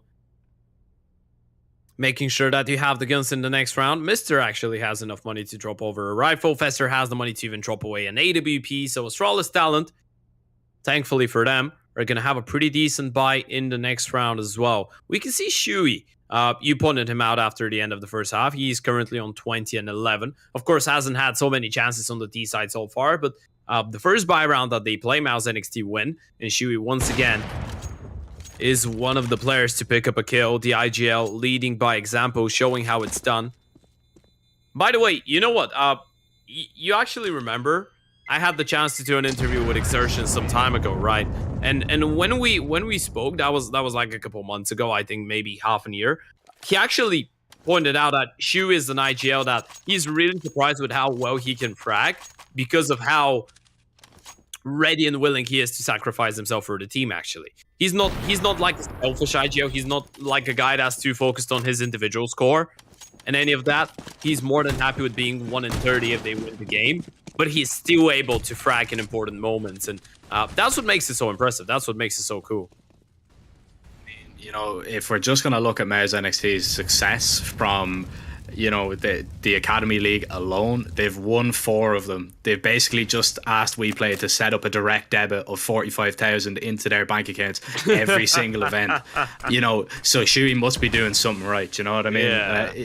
And you know, they'd be looking to do exactly the same here. But to be honest, this is going to be the most competitive season that we've had yet, I feel. I don't want to jinx it. I don't want to, you know, make too early a presumption. Yeah, imagine they don't win lose a single map.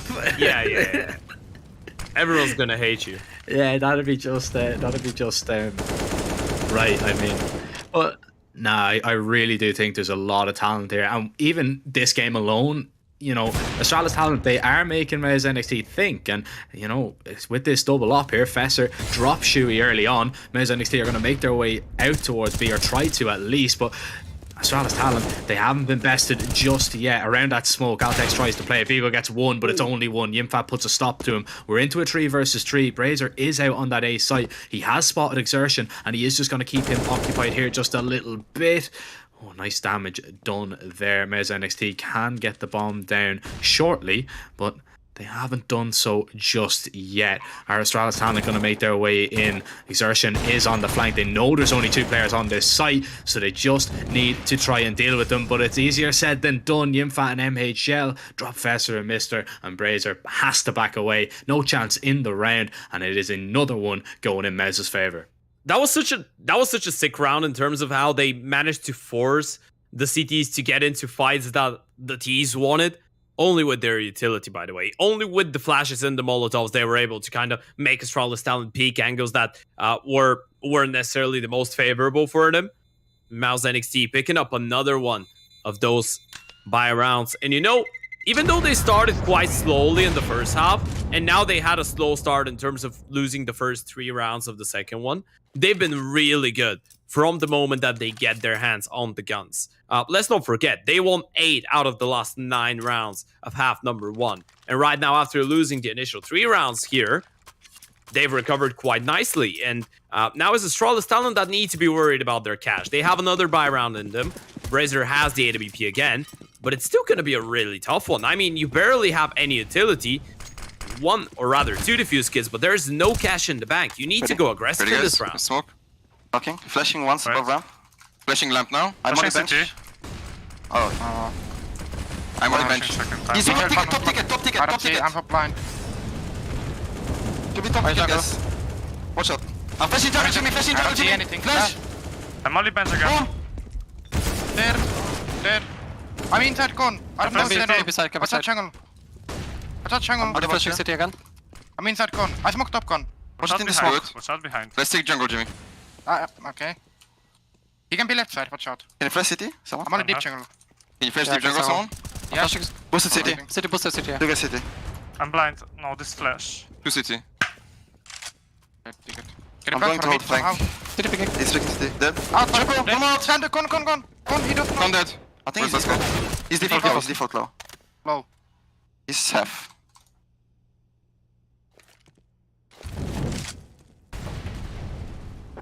Nice! Man,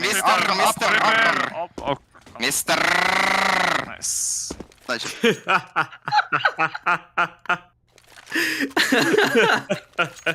What do you even say about that? I mean, the vibes are immaculate in that TeamSpeak, man. You know what? The fact that we get to listen to their TeamSpeaks every now and then, I love that so much. Yeah. I mean, sometimes it's just comedy gold. That is beautiful. Really good round there. A little bit chaotic when they made their way out onto that A site. You know, it looked like it was gonna be a difficult one to take, especially with that, you know, the retake starting before the bomb went down, the push towards CT. But what a shot that was from Exertion. A little bit lucky through the smoke. He finds the headshot. Now MOUZ NXT, they only have to deal with a few upgraded pistols. Fesser is the first player to fall. Mister is going to be able to find that kill. On to Shane. He is down to 32 HP, so that could be a little bit of an issue, especially because Exertion has spotted him out. Finds the next.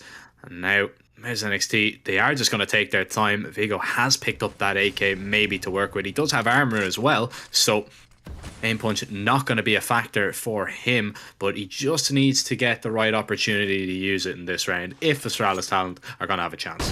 Yeah, and the problem is that they need to kind of gamble once again, and you can see that they're leaning towards the A-bomb side where the AK is. They have no presence whatsoever towards middle, and the aggression towards ramp doesn't really give away the fact that they're going to commit B here, so yeah, MOUZ NXT once again are just going to walk into an empty bomb site. Apeks the only one with the dualies trying to get into some E-how action and maybe give him a chance, but he's not going to be able to find anything, and MOUZ NXT getting the bomb down and potentially another round on the board. 13 now, Jack.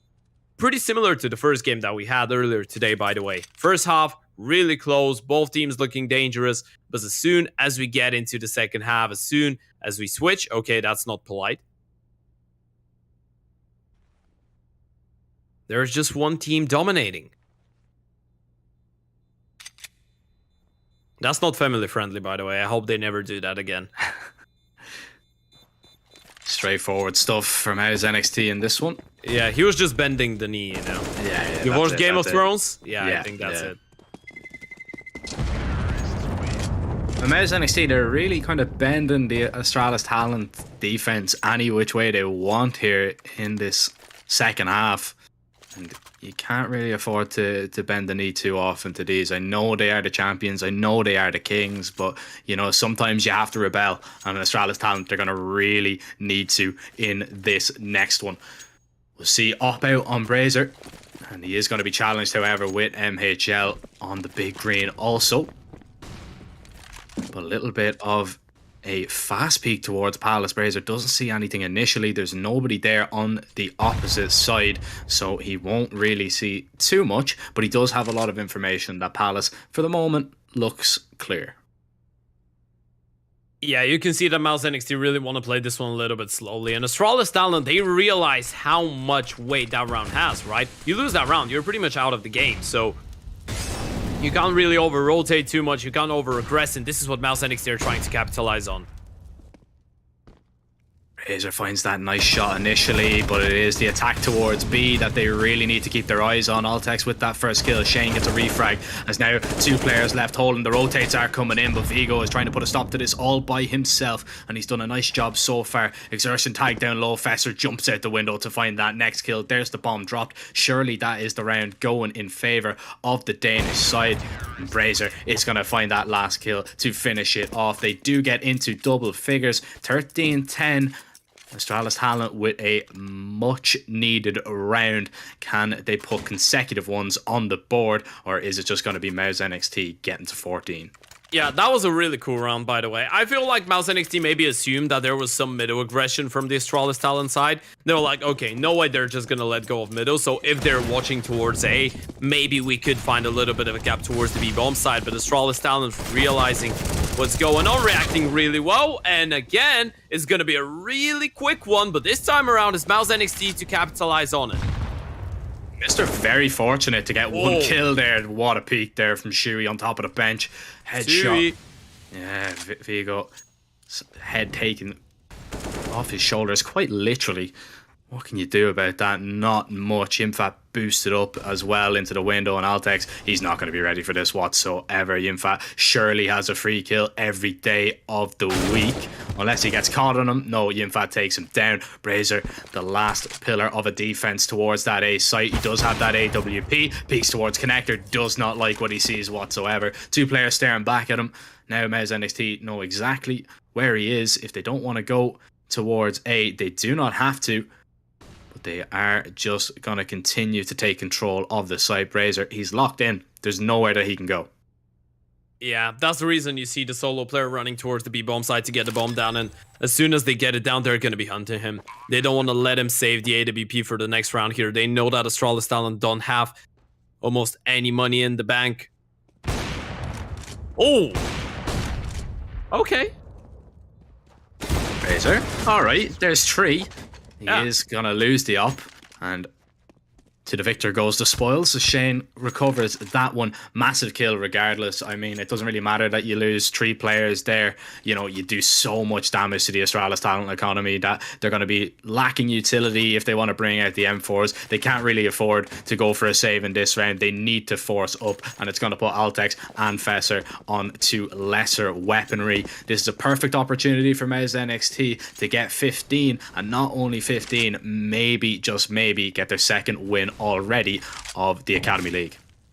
Yeah, that should be a do or die round here for Astralis talent. Chewy is going to get pressure towards middle, but look at the immediate reaction. They're just going to walk out of Palace. MHO gets the first kill. You've had it with another. Chewy and MHO with more. And look at that cleanup crew has arrived, and MOUZ are looking for their second victory.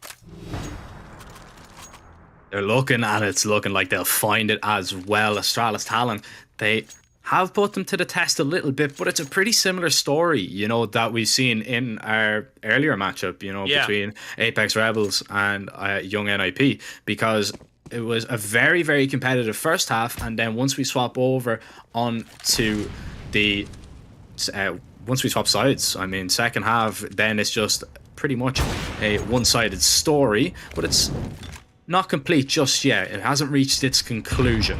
And Astralis Talent, they still have at least a little bit to say about it, but it's going to be very difficult to do. A few upgraded pistols in the ranks, MP9, nobody on an M4, 2 FAMASes are about the height of it. MOUZ NXT are going to slowly take their time. They're going to make their way out towards middle. They're going to take control, making their way in, clearing out under, clearing out connector if they can. And they're actually going to boost the player up towards window. Now, has that been heard? I don't think so. I don't think so by Fesser. Yeah, and it's a similar round to the previous one. You're taking a little bit of a freebie. Last time around, you tried to walk out of Palace. Now you're just walking out middle, knowing there's no way to BP on the CT side. So you can actually take a lot of space for free here. You know that the CTs don't have anything to contest it with. Yeah, not a lot Astralis Talent can do. It's really just a case that they have to batten down the hatches towards this B site, because that is where the attack is going to be focused. Vigo in a position maybe that MOUZ NXT aren't going to be ready for, but his last player has been dealt with. MHL not ready for that. Vigo gets a quick double and upgrades. Playing gun game right now as he picks up that AK, looking for a little bit more. They haven't made their way out. Palace and Vigo gets a third. A beautiful hold from him as now Exertion is going to strike. He's in through the market. Vigo is still alive, looking for the player in the apartments, but Shane gets that kill, and it's all left onto Brazier. Has only the deagle, swings through that smoke, and he is just going to walk patiently through. Nice headshot onto Shane. One more left to find. No idea where Exertion was. He's looking towards the market. He expects he's there. Has no idea he's already crossed. A beautiful reposition is going to seal it. MOUZ NXT get their second win of Season 5. What a way to finish it off as well. MOUZ NXT, we spoke about the tough start that they had, but again, we expected them. As soon as they woke up, as soon as they got their minds in the game, it felt like they were just a better team. From an individual point of view, from a team point of view, MOUZ NXT, they played another really, really impressive map here on Mirage, recovering in a really nice second half. Wasn't even close. For the 3 rounds that Astralis Talent got in the beginning, the pistol and the conversions, MOUZ NXT fully deserved to get the victory, and that's going to be a little bit disappointing for Astralis Talent as well. After losing yesterday to NAVI Junior in such a close fashion, 22-20, now after a really good start against MOUZ NXT on one of their best maps, a map where they've beaten teams like Enterprise, like Fnatic, once again, you just get bested in the end by one of the top dogs. Yeah, I mean, you can't really be too harsh on yourself either. Like, you did, you know, keep it close throughout, but MOUZ NXT, they're really just kind of showing their experience here. They're really just showing what they are made of, and I kind of said it at the end of last season. I really don't think we've seen, you know, the full potential of this MOUZ NXT side. Although they did win last season, I really don't think this 5 were at their peak performance, to be honest. And I think now we're kind of seeing it. We're seeing what they can do. You know, they're really, really putting their name on this event already, and it's only the second day. I mean, they look really strong. Still, of course, it's a long way to go, Ted, but putting their best foot forward indeed. Yeah, and you've played against one of the really good teams. Really impressive performance by Shui as well. 26-15 for the IGO, showing that he doesn't really need Exertion, Impact, and MHL to be carrying every single game. Shane, of course, had his really good moments as well. From the side of Astralis, a little bit of a team effort. Breezer actually had a really good recovery. He finished the first half with only 6 kills. Ends the game with 22. So on the CT side, he was actually the one to kind of try and keep Astralis Talent in the game. Decent performance from Vigo as well, but overall, I feel like I expected a little bit more from Fesser, by the way. I think he had one of his more quiet games. Yeah, I mean, it's probably easy to say that, you know, because we're so used to him dominating the show, but there was only one player that really dominated, and that was the IGL. Shui looking very cool, calm and collected, leading his team to yet another victory. Beautiful headshot percentage there as well, 62 for his massive amount of kills. Very, very impressive. But Ted, that is our second game reaching its conclusion. We're going to send it to a short little break. Make sure you do not go anywhere, because the games keep coming thick and fast, and it's one of the matchups of the day. It's going to see Young NIP take on Big Academy. Myself and Ted will see you very shortly.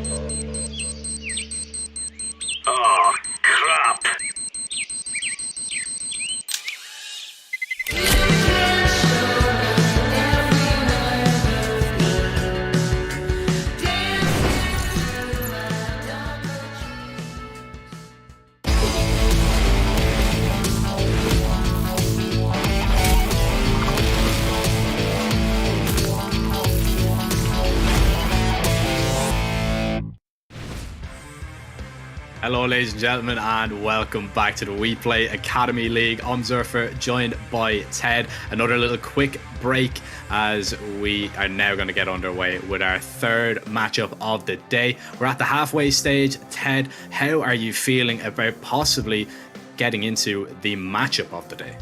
I'm really excited about this one. You know, we got to look at the back-to-back champions in the previous game. I think that's enough to backs for MOUZ NXT. Now we get to look at the back-to-back runner-up in the WePlay Academy League, being Big Omen Academy, a team that always seems like they're ready to get the victory, always look really solid, but eventually lose to MOUZ NXT in the finals. I mean, in the last season, they were even the favorites after MOUZ NXT lost their first game in the playoffs and went down the lower bracket. Big Omen Academy, they managed to make it straight into the final, no problems whatsoever. But then again, they fell short.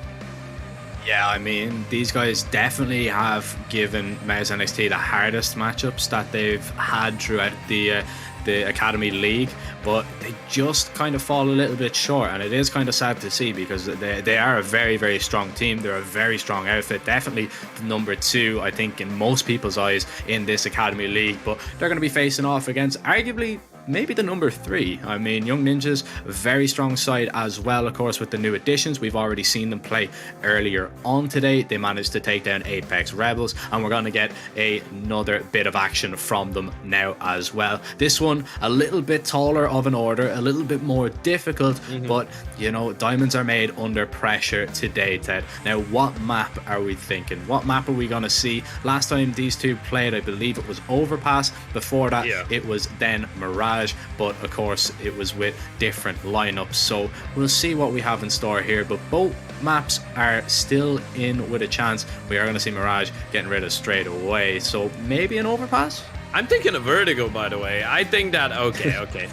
I jinxed it. I was thinking maybe they want to test big on Vertigo. One thing was for sure, we weren't going to see an Inferno, even though I really want to see Young Nip on Inferno once again. But yeah, it is going to be Overpass. Again, a map that you pointed out those two have faced off against each other. Again, Big Academy, they're yet to drop a map against Young Nip in their previous encounters. And taking a look at the Overpass stats, well, I don't think it goes any higher than this for Big Omen Academy, but Overpass is surely a map with which Nip are quite comfortable. Not even speaking only about the Academy, about the first team as well. The Swedish guys, they've been well known for their good Overpass. Yeah, I mean, like, even if we're looking at the 2 new additions, you know, LNZ, of course, he had a lot of experience in Tier 1 as well, playing Overpass. It was actually one of his better maps when he was actually playing with the main team. And then Era as well. I mean, Gamer Legion, when they used to be very, very dominant on Overpass, especially the T side. And, you know, Era usually shone on that map. So I'm expecting very big things as we're kind of jumping into this matchup. But speaking of big things, Big with a massive victory yesterday, 16-2 over Apeks Rebels. That's just a massive statement. Are they going to be able to continue with that form though, with a little bit of tougher opponents now facing in the second round? Well, obviously we know that CS doesn't work like that. It's not like Apeks Rebels got destroyed yesterday by Big. Now they put up a fight against Young Nip. So if you see where I'm going, Big should have an easier task dealing with Young Nip now. Unluckily for Big, CS doesn't really work in that way, but still, it gives us an idea that Apeks Rebels actually isn't a team that's not able to put up a pretty decent fight, right? Today, they lost a lot of unfortunate rounds earlier against Young Nip, but I feel like against Big, you need to know that you're not going to be winning those rounds if you're a young NIP. Even though we praise them for the individual skill, even though we know that they have people like LNZ, who's a really experienced guy, not only in the Academy League environment, but on Tier 1 as well. You're not going to be giving that many chances to win all those 2v4 situations, 2v5 situations against a team like Big. Yeah, I mean, you're not going to be really giving them chances. You're going to have to try and take them if you do get them.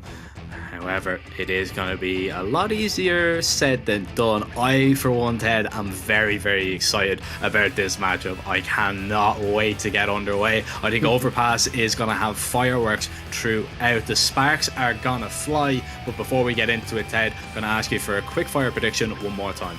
Okay, I'm gonna go Big Academy once again. I mean, I'm just being a boring guy going for the favors, but I really do believe that their overpass is gonna be really sick. Pretty much as sick as this cinematic, by the way. Insane. The graffiti says overpass, and that's exactly where we're gonna be heading. Round number 1, the pistol to start things off. Hyped has heard a little bit of presence out towards middle and decides to back away to safety. Big Academy starting out on the CT side. The USP's looking to do the damage early on, but it is not the headshot that he was after to start things off. Yeah, a bit of a slower round right now for the T side, just exploring their options, maybe waiting for some aggression from the CT side, and LNZ, he's gonna spot the first one. Doesn't really get into the fight that much. There's the repeat, and oh, Process somehow, he wins that fight.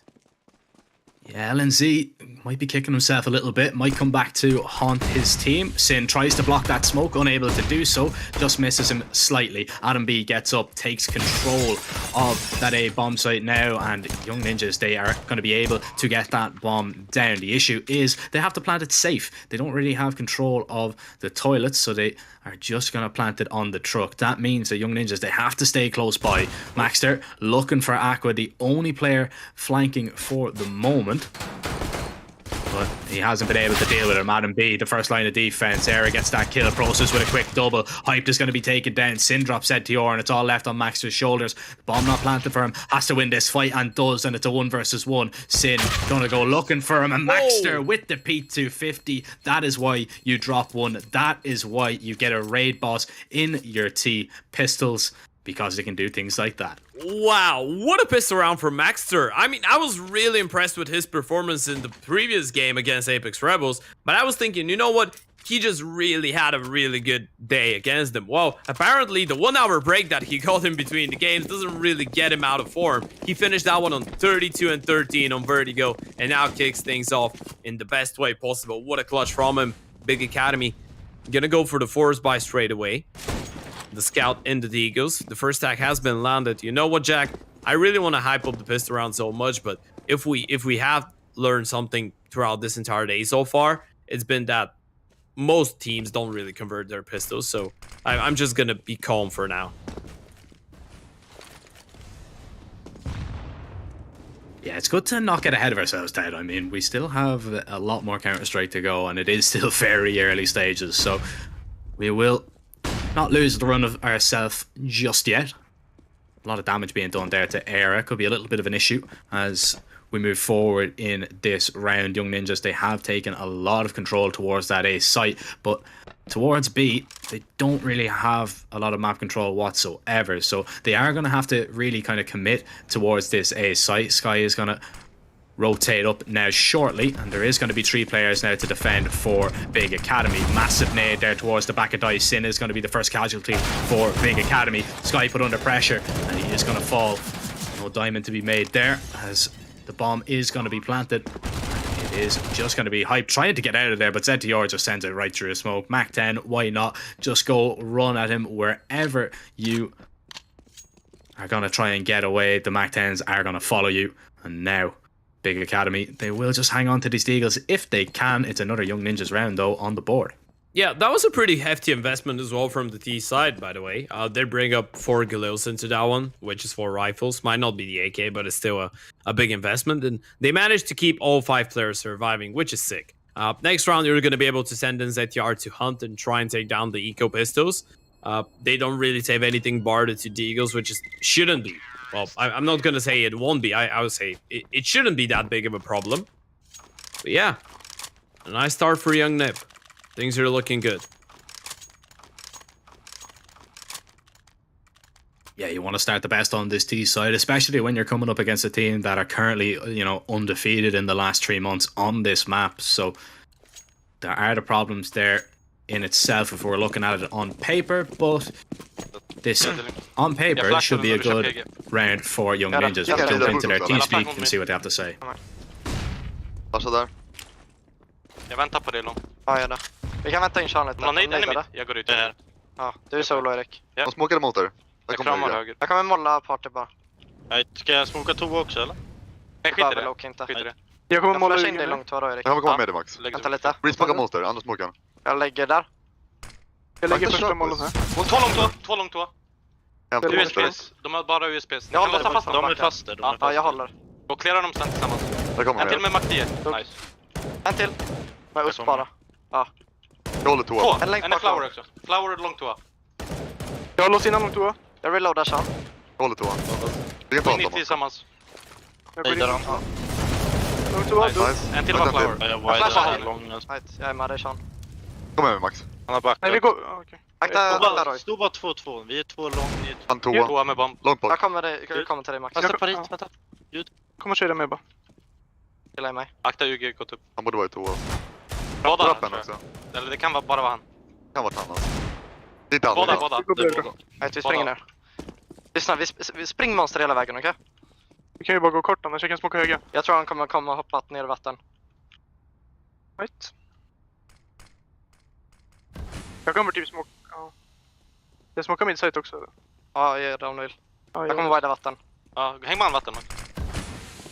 Min site! Och låga. Ja, jag tänkte det alltså. Nej, dildo dock istället för vatten alltså. Det är lugnt, vi är bye. Oh, what a massive round. What a massive round. You might have been wondering what was going through the heads of young ninjas in that round. I can tell you what it was. It was deagle bullets left, right and center. Oh my, what a ridiculous round for Big Academy to win. Some incredible shots there. And what about this from Aqua? Gets the nice deagle shot, even finds a second as well. And he's able to really just close that one out. Beautiful from Big Academy. Problems already for young ninjas. Yeah, and that was a 2v4 as well. Oh, yeah, okay, that's a nice answer. Sky doesn't really get a chance. He hasn't gotten a lot of chances so far, by the way, in the game. Kind of feel bad for him. 0-4 start, but that means that Sin needs to go aggressive and connector. And Maxter is going to be waiting for that. Nice protocols. Get the first opening. Hold on for the aggression and let the CTs make the next move. Young Nip looking like they won't answer back immediately. But Big Omen Academy trying to be proactive around the map. It's going to be hyped with the AWP to try and be the hero.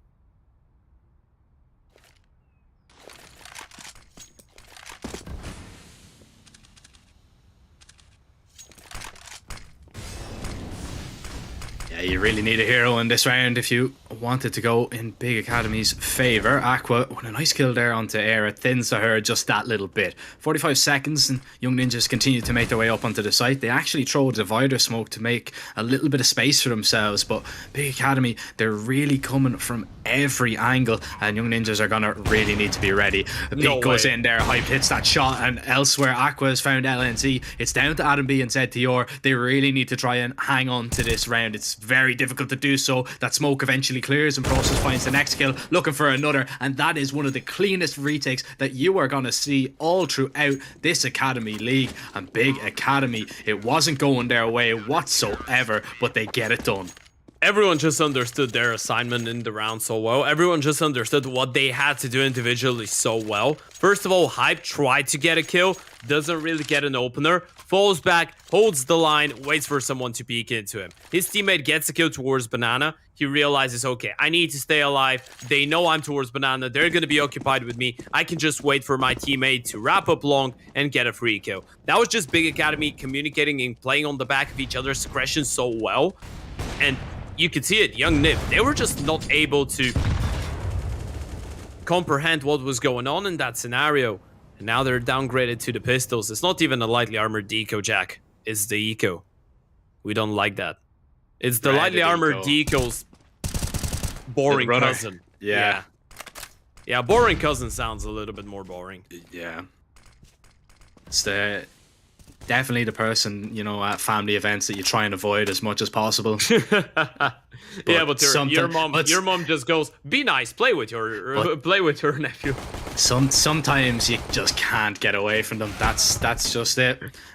Now, it is pretty boring because it's pretty straightforward for Big Academy. They won't think so. They'll be delighted to get over this round without any real hurdle whatsoever. I say that. ZTR finds a nice kill. Never mind. Hyped with the wall bang. ZTR dropped. And Big Academy, they are going to shoot themselves into the lead.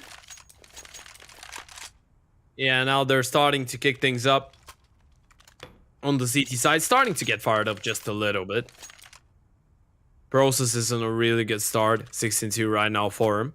Young Nib, though, going on another buy round. So far, we haven't really seen that much from Era on the AWP, and you know, well, we haven't seen him with the ult yet, but you know that overpass is regarded as an Oper's heaven and paradise.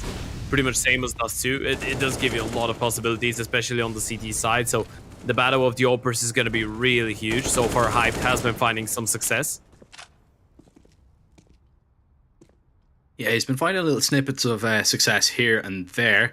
He's going to be trying to kind of bottle that success if he can and try and get it out in this round once more. Aqua pushes in towards short. Adam B tucks himself nicely in the short pipe. He is going to be spotted, however, not going to be taken down, and actually holds his ground nicely, picking up the first opening kill. Young Ninjas with this advantage, and Big Academy, now they have to think, do they want to get that little bit aggressive to try and get that trade, and Process is going to try and do so. Adam B did so well to find that first kill, unfortunately gets caught in a timing. Yeah, but Sin is all alone now. He needs to hold his ground. He needs to find at least that first kill, and he does. Arrow falling down. Now it's just a matter of how much more damage can he do. The flash is going to be good enough. Gets a second, goes for a third, but runs out of ammo. Maxter, 20 bullets, M4 is going to be all he wishes for, but it's still a 2 versus 3. Now a 1 versus 3 and now a none versus 3. Sky locks it down for Big Academy. 2 kills from him, and that is a beautiful round. Adam B, rather unfortunate, let's be real about that one. You know, he did so well to pick up his first kill there, played it very correctly indeed, but eventually he has to turn, and just timing is a part of Counter-Strike. Lovely there from Sin with that double, and there's Sky's double as well. 4-2. Big Academy's CT side so far has been going rather straightforward, with a few little hiccups here and there. They need to hope that they don't hiccup in this round, though. Against the Tech 9s, that could be absolutely disastrous.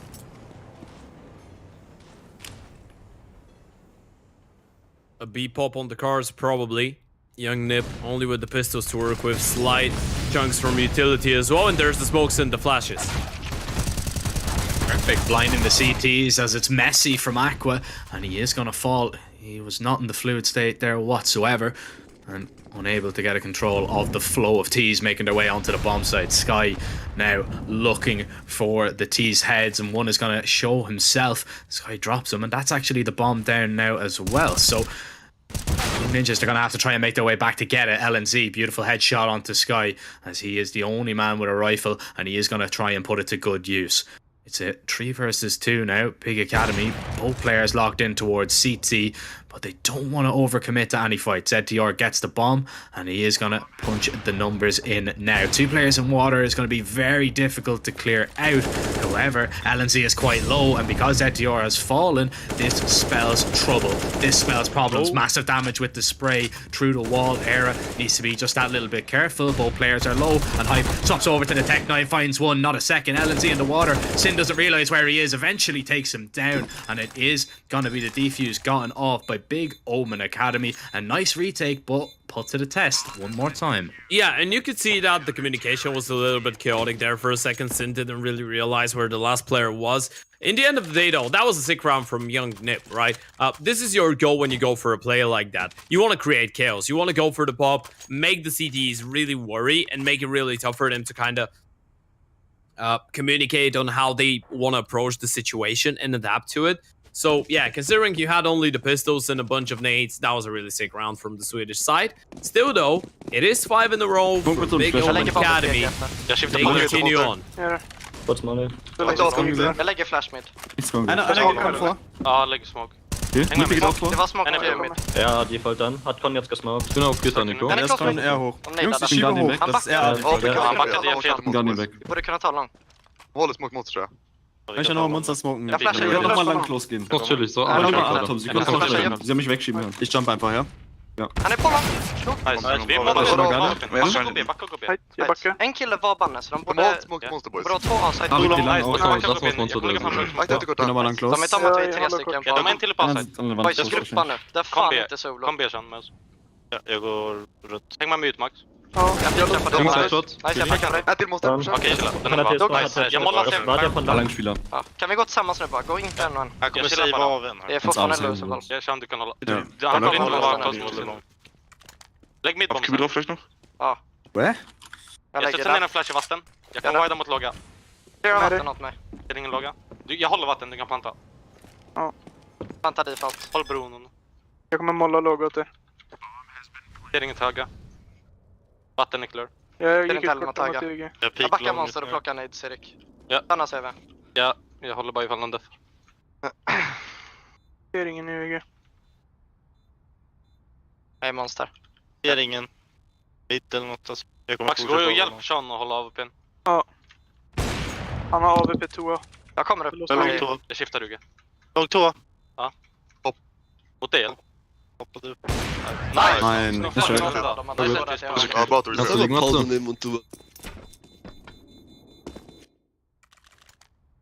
The mental language, isn't it? I'm trying to get to grips. I'm trying to get to grips with it, and like it's like maybe if it was in English, you know, you can just hear. I don't know. Maybe it's because I don't understand the language. It just seems like the comms are just all over the place. But yeah, man, that's it. I might need to get some Swedish lessons so we actually understand what's going on. But pretty straightforward there from Young Ninjas. A really strong showing there, and it's actually forced Big into their first tactical pause of the game. Yeah, first round where Era actually gets to find a couple kills, and the triple was pretty much everything that they needed in that scenario. They shut down the instant aggression towards long, then he holds on and waits for the repeat, gets a second kill, doesn't really move, even hunts the third and final player at the end of the day. So Young Nip not only winning the round, but making sure that no one survives from Big Omen Academy. Not only going to shut down their streak of 5 consecutive rounds, but it's going to partially shut down their economy as well. There's going to be another buy going in for the CT side, but shall they lose this one, they're going to be in the doldrums, the financial doldrums, and no one wants to be there.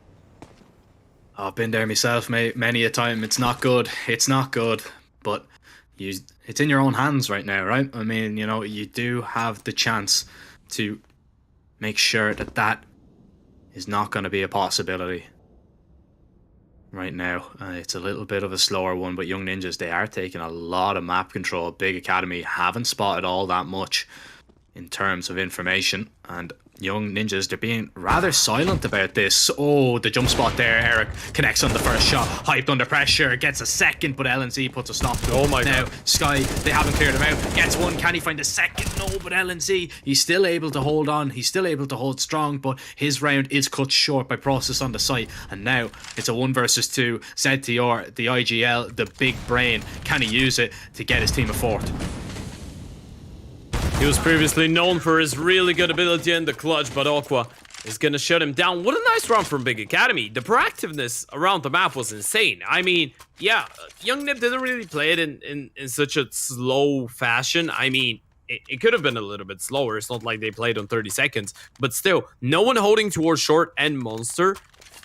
That was the big problem. Big Academy, they were so active towards that part of the map. They pushed towards in front of monster, they clear it out. They clear out short, they clear out connector. They had all the information in the world. Yes, there was no backstab, but there were so many bodies towards that A-bomb side, and you could see that the T's weren't ready for that. And now, well, remember the financial struggles we were speaking about? They're on the other side. Young Nip now going for the last Hail Mary buy that they can go for. And if it doesn't work out, it's going to be eco time. And potentially Big Omen Academy trying to get double digits time, which is no fun and no party for the Swedish guys. Yeah, I mean, we're kind of seeing why Big Academy are so successful on this map. And Young Ninjas, they are beginning to wilt just that little bit, but they need to make sure that they don't lose the run of themselves, or this game could be over very, very quickly. Big Academy, they usually show no mercy in these kind of positions. Ask Apeks Rebels about it, they know everything. 6 monster smoke, by the way. Just keeps the T's at bay for that little bit longer. The bomb is waiting outside monster, so it is going to be a B hit a little bit later on in the round because of that smoke. Big Academy, they're set up nicely. A nice little double monster setup. We've got Aqua close to wood. They've got another molly to delay now as well. Process is just going to make sure he dodges that flash if it comes true. Molly goes down. Aqua gets one. Adam B will drop his teammate, and Aqua has to push in towards short. Zetior's not ready. It's a lovely double, and now they can turn their attention to Monster as Young Ninjas, they make their way out. They swing onto the site. Sin and Water tucks himself to safety. Air is going to be dropped. There's the bomb down, and there is the round surely in Big Academy's favor. Hyped seals it. Yeah, that's such a sick round right there. Once again, you can see even when they're playing passively, even when it looks like they're not being proactive, they still have the right idea. They still have people in the right positions. They're still ready for different approaches from the T side. The Molotov on 24 seconds. That is massive. Not only because they get the kill because of it, it denies the possibility of a refrag, and it allows the player that was up close towards wood to go aggressive towards short, get a kill, and even have the time to turn around and pick up another fight towards Monster. Yeah, he loses it, but it doesn't really matter. It gives him the chance to do so. Insane defense from Big Academy. Young Nip starting to struggle just a little bit now. It's going to be the Hero AK in the hands of ZTR in this round. A couple pistols and the Scout for LNZ. But in the grand scheme of things, it looks like Big Academy have found their tempo.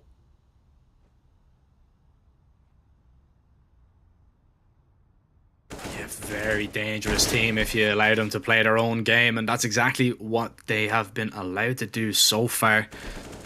T-side on overpass, man, it can be very difficult to play at times, especially when you come up against such a stellar defense. You know, you can really be locked out of a game before you really have a chance to have your say in anything, and that's what Young Ninjas need to be that little bit careful of. They cannot afford to lose many more rounds or even let Big Academy get into double figures. They're going to try and walk out Monster, and that's a beautiful headshot from Adam B to start things off. Process gets close to the barrel. Sky picks up one, puts a stop to them, making their way up onto the site and gets a double, but he is eventually going to be sprayed through that bomb site, and he is going to be taken down. Process still playing around the smoke. Said you're very aware that he's in that position, and Young Ninjas, they will get control of the site for the moment. The dink landed onto Sin, and this retake becomes rather impossible, especially because Young Ninjas have found all the kills. Wow, what a round from Young Nip. Once again, is their individual skill that bails them out of tough situations?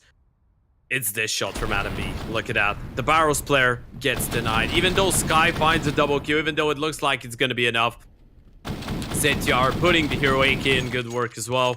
Young Nip, so far they've been really dangerous in those half buys, in those pops towards the B bomb side. I feel like that's why Big Academy actually were so proactive a couple rounds ago towards short and Monster. They kind of want to deny the moment of surprise because Young Nip have been really good with their pops and their explosive plays, catching their opponents off guard.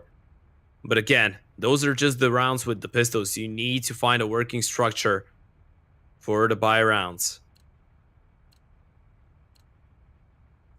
I mean, it's all well and good having these, you know, little pocket players. You know, you take risks on these kind of rounds. With the pistols, it worked out in their favor in that one. Now, of course, they're gonna be up against only the pistols on the other side. So this is a really good opportunity for Young Ninjas to just make sure that they do get back into this game completely, and it's not going to be a complete whitewash in this first half, but it's not looking likely. Yeah, it feels like though a door has been opened for Young Nip to try and bounce back into this one. Question is, how many rounds will they pick up? This eco should be pretty much straightforward. Just farm the kills. We've lost Maxter. ZTR doesn't really want to give another AK to the gods of death.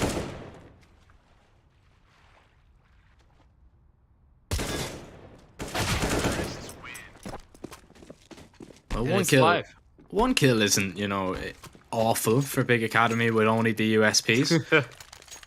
I mean, you take whatever kill you can get in that kind of round. So it is now a 7-5 scoreline, but this is the one that we're more interested for.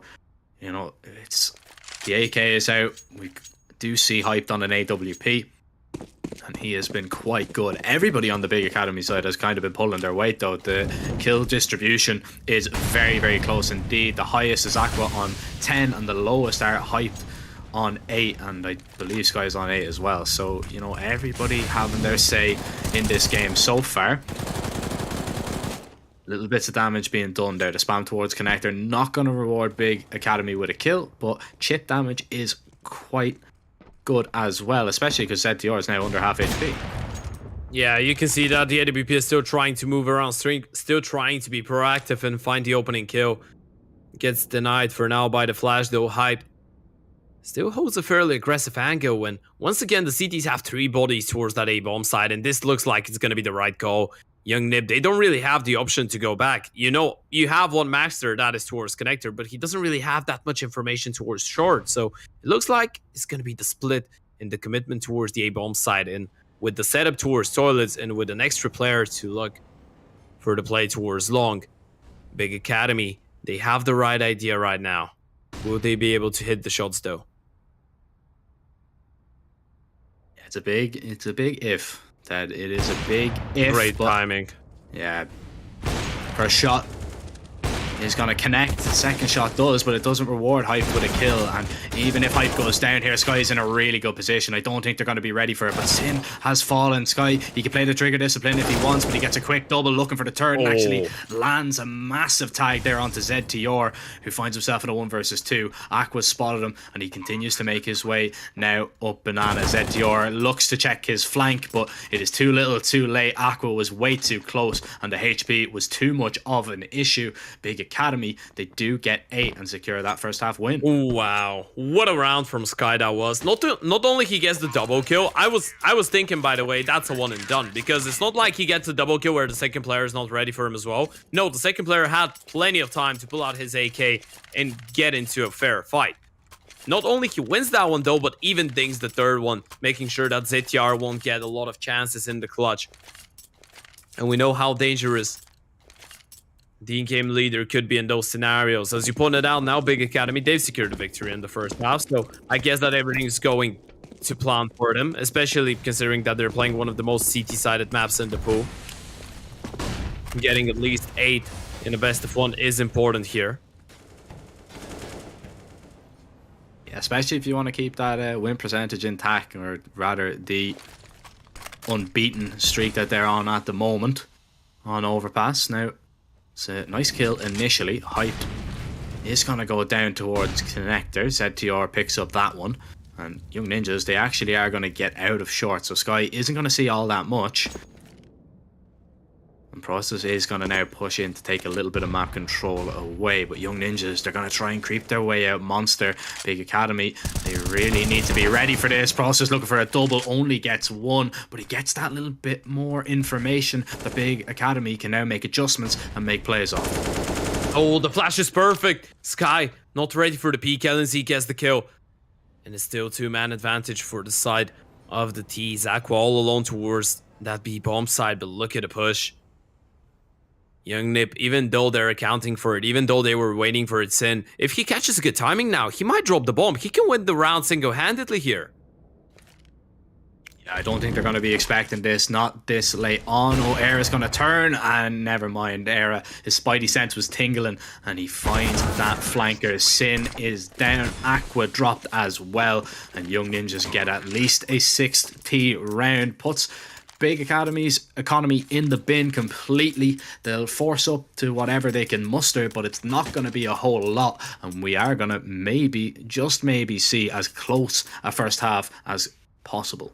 Yeah, no money, no party is the situation for Big OMEN Academy right now. I mean, your best equipped player is going to be hyped. Nah, the MP9 is better than the UMP. It's going to be Sin.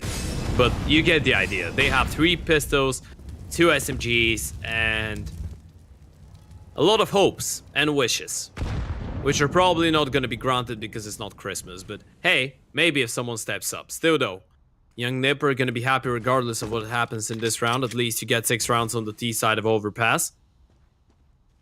But if you play your cards right, you might get up to 7. Another slow approach, another round where you're pretty much allowing the CTs to make the first move, and we can't really blame him for that. Big OMEN Academy, they've been fairly proactive, especially towards the short area.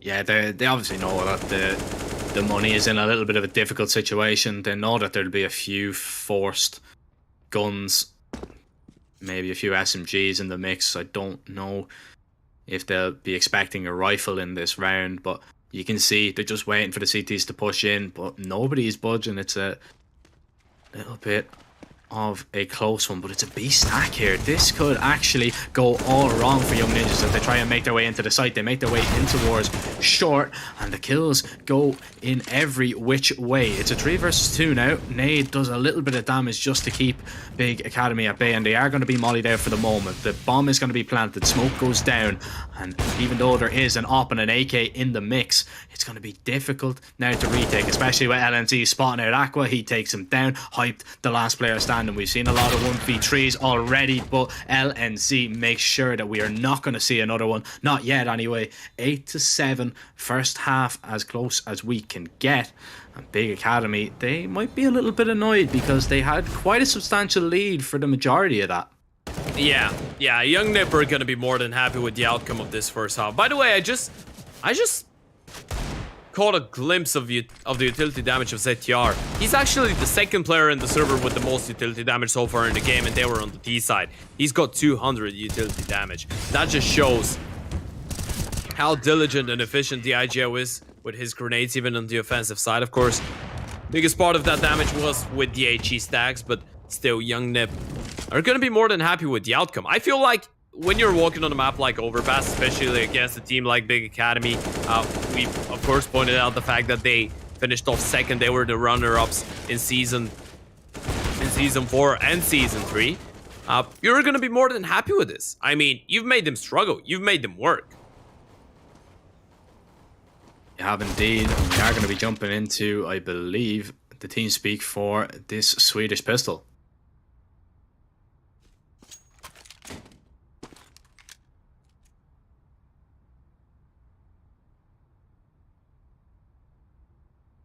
Maybe not. It's been a little bit too silent, so I assume there's going to be a little bit more talking. Okay.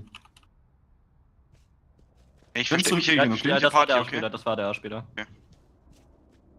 Ganz zurück, Beginn. Ja. Ja. Pick die.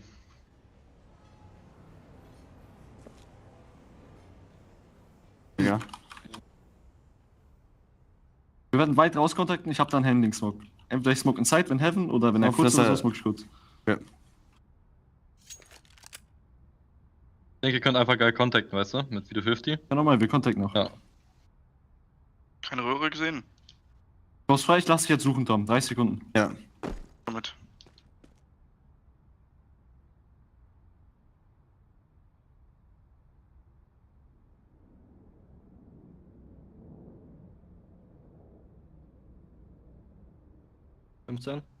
Nichts. Und der was plant bei IS Smoke bitte. inside, ich flash dir Wasser. Er macht, Flash kommt. Wasser frei. Pass kurz für ihn auf, Matze. Kurz. Bombe legen, Bombe. Bombe legen. Liegt zur Base. Down. Setz auf. Warte, lass uns anpieken. Ja. Ready? Go. 3, 2, 1. Links hat das Links vor schon. Nice! Schön, nimmst du. Sehr schön, Tom, Mann. Danke, Bro. Richtig krass. Well, it wasn't a Swedish pistol, Ted, unless Young Ninjas have decided to change up their language mid-game, but it was, of course, the winners, Big Academy, taking that one, the 3-2-1 peak. I did understand that one a little bit on that pistol. Yeah. Get things done, and they are going to now extend their lead to 2. Really nicely done. Missed the early instances of it, but a really good hold. And, I mean, the P250 in these rounds are just so powerful. Yeah, really clean shots from the German side, and we spoke about the impact of a pistol round in the best of 1 series, right? I mean, we're playing only one map here, and Big OMEN Academy right now, they're on the T side, which means that if you let Young Nip build up the confidence and build up the momentum on the CT, things could spiral out of control. Right now, you can just not let them walk into the second half in terms of mentality, in terms of mind at the first place. I mean, you remember what Astralis talented to MOUZ NXT in the beginning of Mirage. They managed to win 5 of the first 6 rounds, not really letting MOUZ NXT have a say in the matter. This is what Big OMEN Academy are going to be trying to do now, with the difference being that, well, if you win 5 or 6 rounds at this point, that's going to be more than enough to close out the game.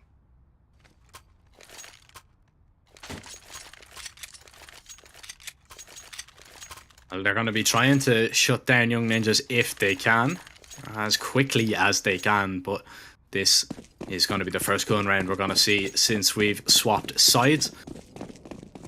We do see Maxter sadly on an MP9, not the weapon of choice I would say from him, but definitely don't count him out even though he is on that lesser weapon.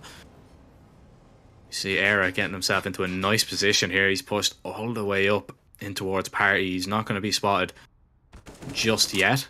And Aqua, he is going to find that opening kill. It's LNZ dropped towards top connector. Era is pretty much alone and needs to make sure he gets at least one kill. He's going to be mollied out of that position and he's forced up even closer. Sky is going to jiggle. He is going to peek. He is going to take him down. Beautifully cleared, beautifully played from Big Academy to start it off as Young Ninjas are down to 3. Yeah, that's a problem now as well. Not only you've gotten 2 kills, but that's one of the M4s out of the round. Adam B and ZT are the only 2 M4s left. Maxter has only an MP9 to work with, and he's going to be left all alone towards the B-bomb side. Adam B is still thinking about it, still trying to kind of commit to a decision, commit to a play. ZTR going aggressive towards long straight away to try and clear it out. But even with all the information in the world, they're still in a 2 versus 5 towards that B-bomb side. That's going to be a really tough hold here for the Swedish players. He needs to go absolutely nuclear here. The flash goes in. He's not going to be blinded. Tucks himself away towards the pillar, but he's going to be swung 2 angles. He can't hold them both at once. Maxter gets 1 with that MP9, but it is a 1 and done, and the round is done as well. 11-7, Big Academy, only with 1 casualty in that one. Young Ninjas put on another bit of an eco. And there is trouble now for the Swedes. Big Academy, they've come to play here one more time. And they look to continue their unbeaten streak on this map. Yeah, that was a sick round from Big Academy. I mean, I think that's the strong side of German teams and German players overall. They're really well structured. I mean, most of the time you're going to see them being really diligent. Just hold on. Get the first kill, maybe the second, then group up and play together. They're just playing that textbook CS, right? Nothing out of the box, nothing trying to kind of outmaneuver their opponents with. They're just playing as they should be. But, you know, efficiency is the best way to close out games. And sometimes you just need to follow the manual. Yeah, sometimes you just need to play by the book. And, well, I mean, textbook Counter-Strike was pretty much written by German CS. You know, the protocols set up are beautiful. That's a lovely peek there from Era. Deploys a Molotov to save himself from going down. He has been tagged down to 30 HP, and he's going to try his luck. He's going to push his luck as he continues to push behind. Now, Big Academy are going to react, though. He might be too little too late. Adam B alone here with only a deagle. We've seen him good on the entry towards Monster. What about the hold from Barrels this time? Era peeks out. He gets the quick double, drops the bomb. Sky is now left in a 1 versus 2. Deals with the Barrels player at least and spots the player towards Heaven. He's got all the information now in the world, but he doesn't know who to peek. He's going to try and get the bomb down. He taps it, afraid that Era has already gotten up towards short, but it's not to be. Takes down the player towards CT, and Sky thinking about running towards A. Drops into the water silently as well. Era surely not going to be expecting this, but he walks his way out towards the bridge. It's a game of cat and mouse, and Era comes out on top. A beautiful flank, and it's the ace from Era as he stops the show on Big Academy there. What a crazy play from Era. That's absolutely massive. That was supposed to be a bonus round for Big Academy. That was supposed to be 12-7 and us thinking, okay, Young Ninjas have one more buy round before they're just out of the map. But Era stepping up with the push towards connector, upgrading onto the AK, then even pushing forward after Molotoving himself, catching 2 people off guard to the 1 versus 1 in the end efficiently and perfectly played out by the ex-gamer Legion Oper, showing his worth, proving his worth for the side of Young Ninjas. And once again, Young Nip are just winning all those crazy clutches that they're not supposed to. I mean, at one point, we're going to have to give them an award for that. So far, I don't think there's been a team that's won so many rounds that they shouldn't be. Yeah, I mean, I've absolutely no idea how they're winning some of them. It's ridiculous. Era getting the job done pretty much on his lonesome. But it's demoralizing as well for the enemy team. Yeah. I mean, but you kind of have to think about it in a way that, you know, it's just not possible. It's not viable for a team to win every single clutch. So that'll be, of course, kind of ringing in Big Academy's head. They'll know, all right, you know, sometimes you just have to sit back and appreciate a good play, and that's exactly what it was from Era. But he's not going to be doing that 100% of the time. So Young Ninjas, they really need to kind of up their team play a little bit in these forthcoming rounds. And to start it off, Era on the AWP finds the first, flicks off Sky, and he is going to be punished. A refrag, a 1-for-1. We're back to an even fight as we move into this round with 4 players apiece. Yeah, that's actually sick, especially after Era picked up the ace in the previous round. Now you shut him down only 1-for-1. Of course, a 4 versus 4 always favoring the T side and LNZ. Right now, he's all alone towards Upper Toilets. He needs at least 2 kills.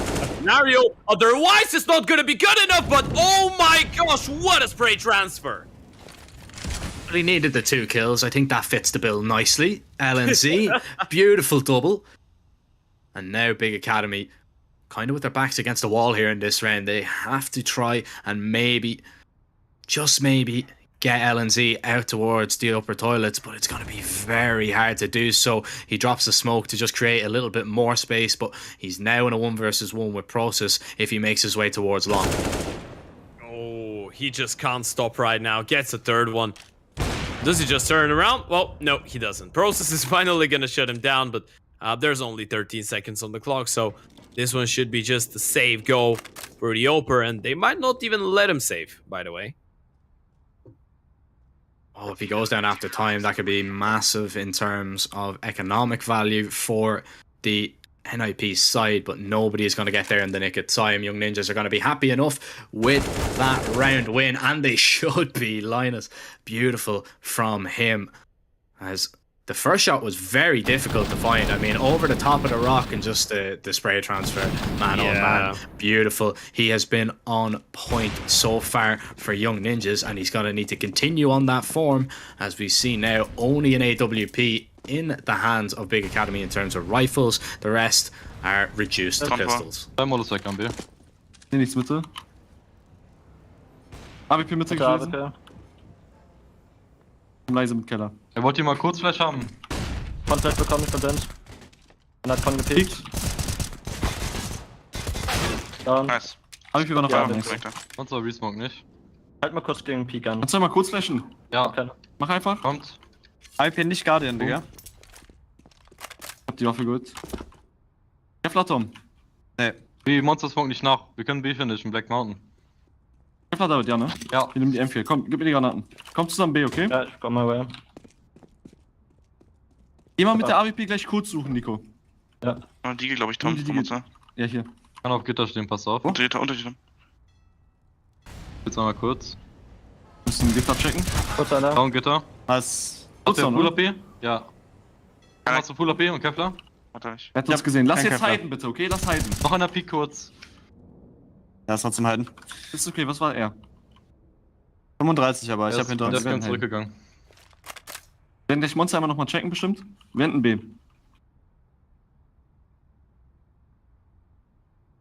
25 jetzt. Jetzt langsam Monsterfolge. Ich tippe die Flash, Nico. Kannst du flashen? Ja. Ready mit Flash. Warte. Oh. Go Flash. Liegt. Boom. Ich hab kurz gesmoked. Nichts kein Heaven. ABC Headshot. Kappa bitte. Ich hand. Der andere wahrscheinlich Wasser. Leg einfach, ich halt Wasser für dich. Heaven einer. Hat Wasser geflasht. Heaven links rein, Nico. Heaven aber. ABC low. That's right. Schade. Aber guter Plan, Jungs. Ein guter Force, Jungs. Kann man sehr gut. Kann man sterben, Alter. Also B machen die ganze Zeit Monster Resmoke. Jetzt gerade haben sie nicht Resmoke wegen A und Con, aber sonst resmoken das early und auch kurz Mollo.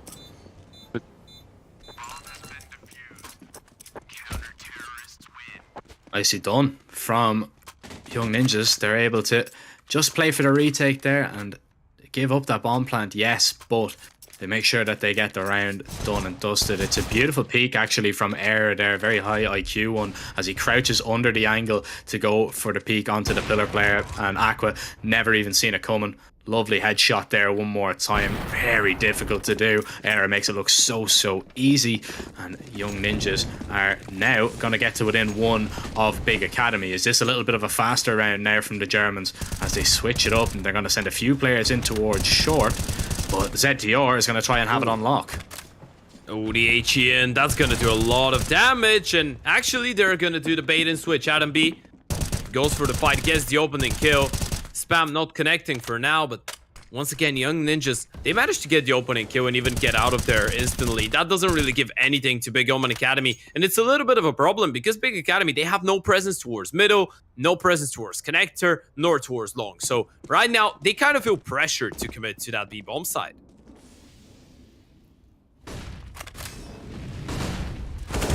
Here it is now. The pressure has been put on, but they're not going to buckle as they find 2 kills, but they're traded right on back. Young Ninjas are going to hold on for the moment, but that's a nice headshot from Aqua. We get ourselves into a 2 versus 2.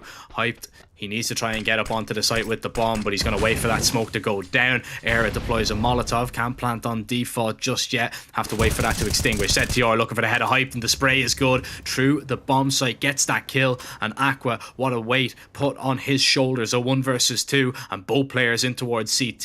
He knows ZTR is trapped. Knows exactly where he is. Era is the variable. He could be absolutely anywhere, but he is going to cross over now onto the site and try and get this bomb down. Era thought he was going to go for the wall bang, but he's not going to try it just yet. Going to leave the element of surprise still in the equation in this round. And Aqua, a beautiful reposition, peeks out, spots the opper, and now surely he knows that both players are towards CT.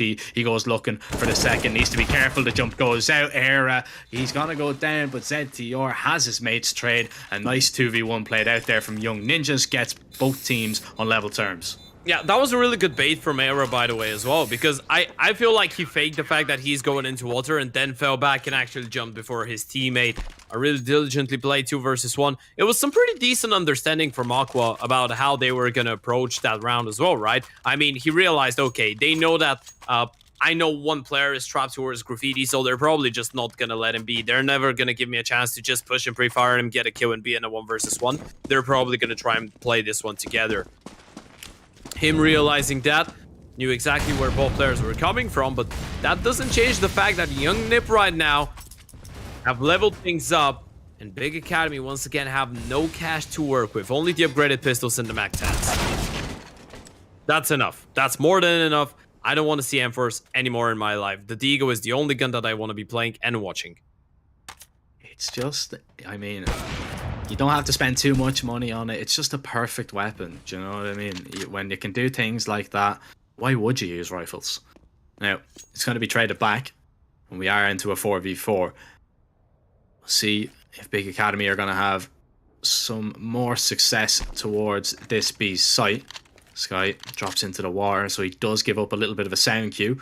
Young Ninjas, I don't believe, would have heard it. Maybe, just maybe, they might have. The flashes are going to go over. Maxter gets a quick double and shuts down the round, surely, as they have complete control of the site. The swing up from Sin finds that first kill, looking for a second. Maxter runs out of bullets, has to swap over to the pistol, and Hype gets 1. Era is going to be at least going to help out from the heavens.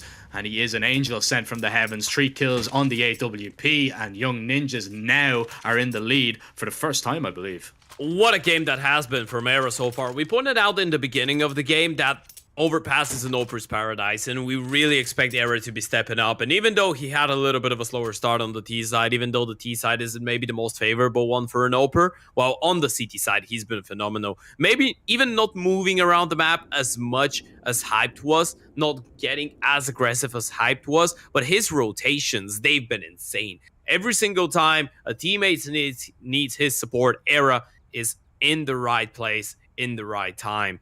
Insane stuff from the 20-year-old newest member of the Young Ninja squad. as now Big Academy, they go for a little bit of a tactical timeout. Maybe feeling the pressure a little bit at this point. You know, you've lost a lot of rounds in a row. Young Nip picking up the slack, picking up the tempo on the CT side. You pointed out that even in his time with the first team, Lanas was really comfortable playing overpass, and that's been pretty much the trend with NIP, young NIP, and their CT side on overpass. This is normally an environment where they feel really comfortable, and those 5 rounds in a row are just proving that right now. Yeah, they're really showing what they're made of on the CT side, even though it didn't go their way initially, and it's gonna not go their way initially in this round. Hyped, he drops Era, overstepping the mark just that little bit, and Hype comes out on top. As Young Ninjas now have to think, do we want to get aggressive or do we just want to hold? And well, the answer might be a little bit of aggression towards Monster, but Process is in a very passive position, and Young Ninjas, they are going to get a little bit of information, but it's not going to be the whole story.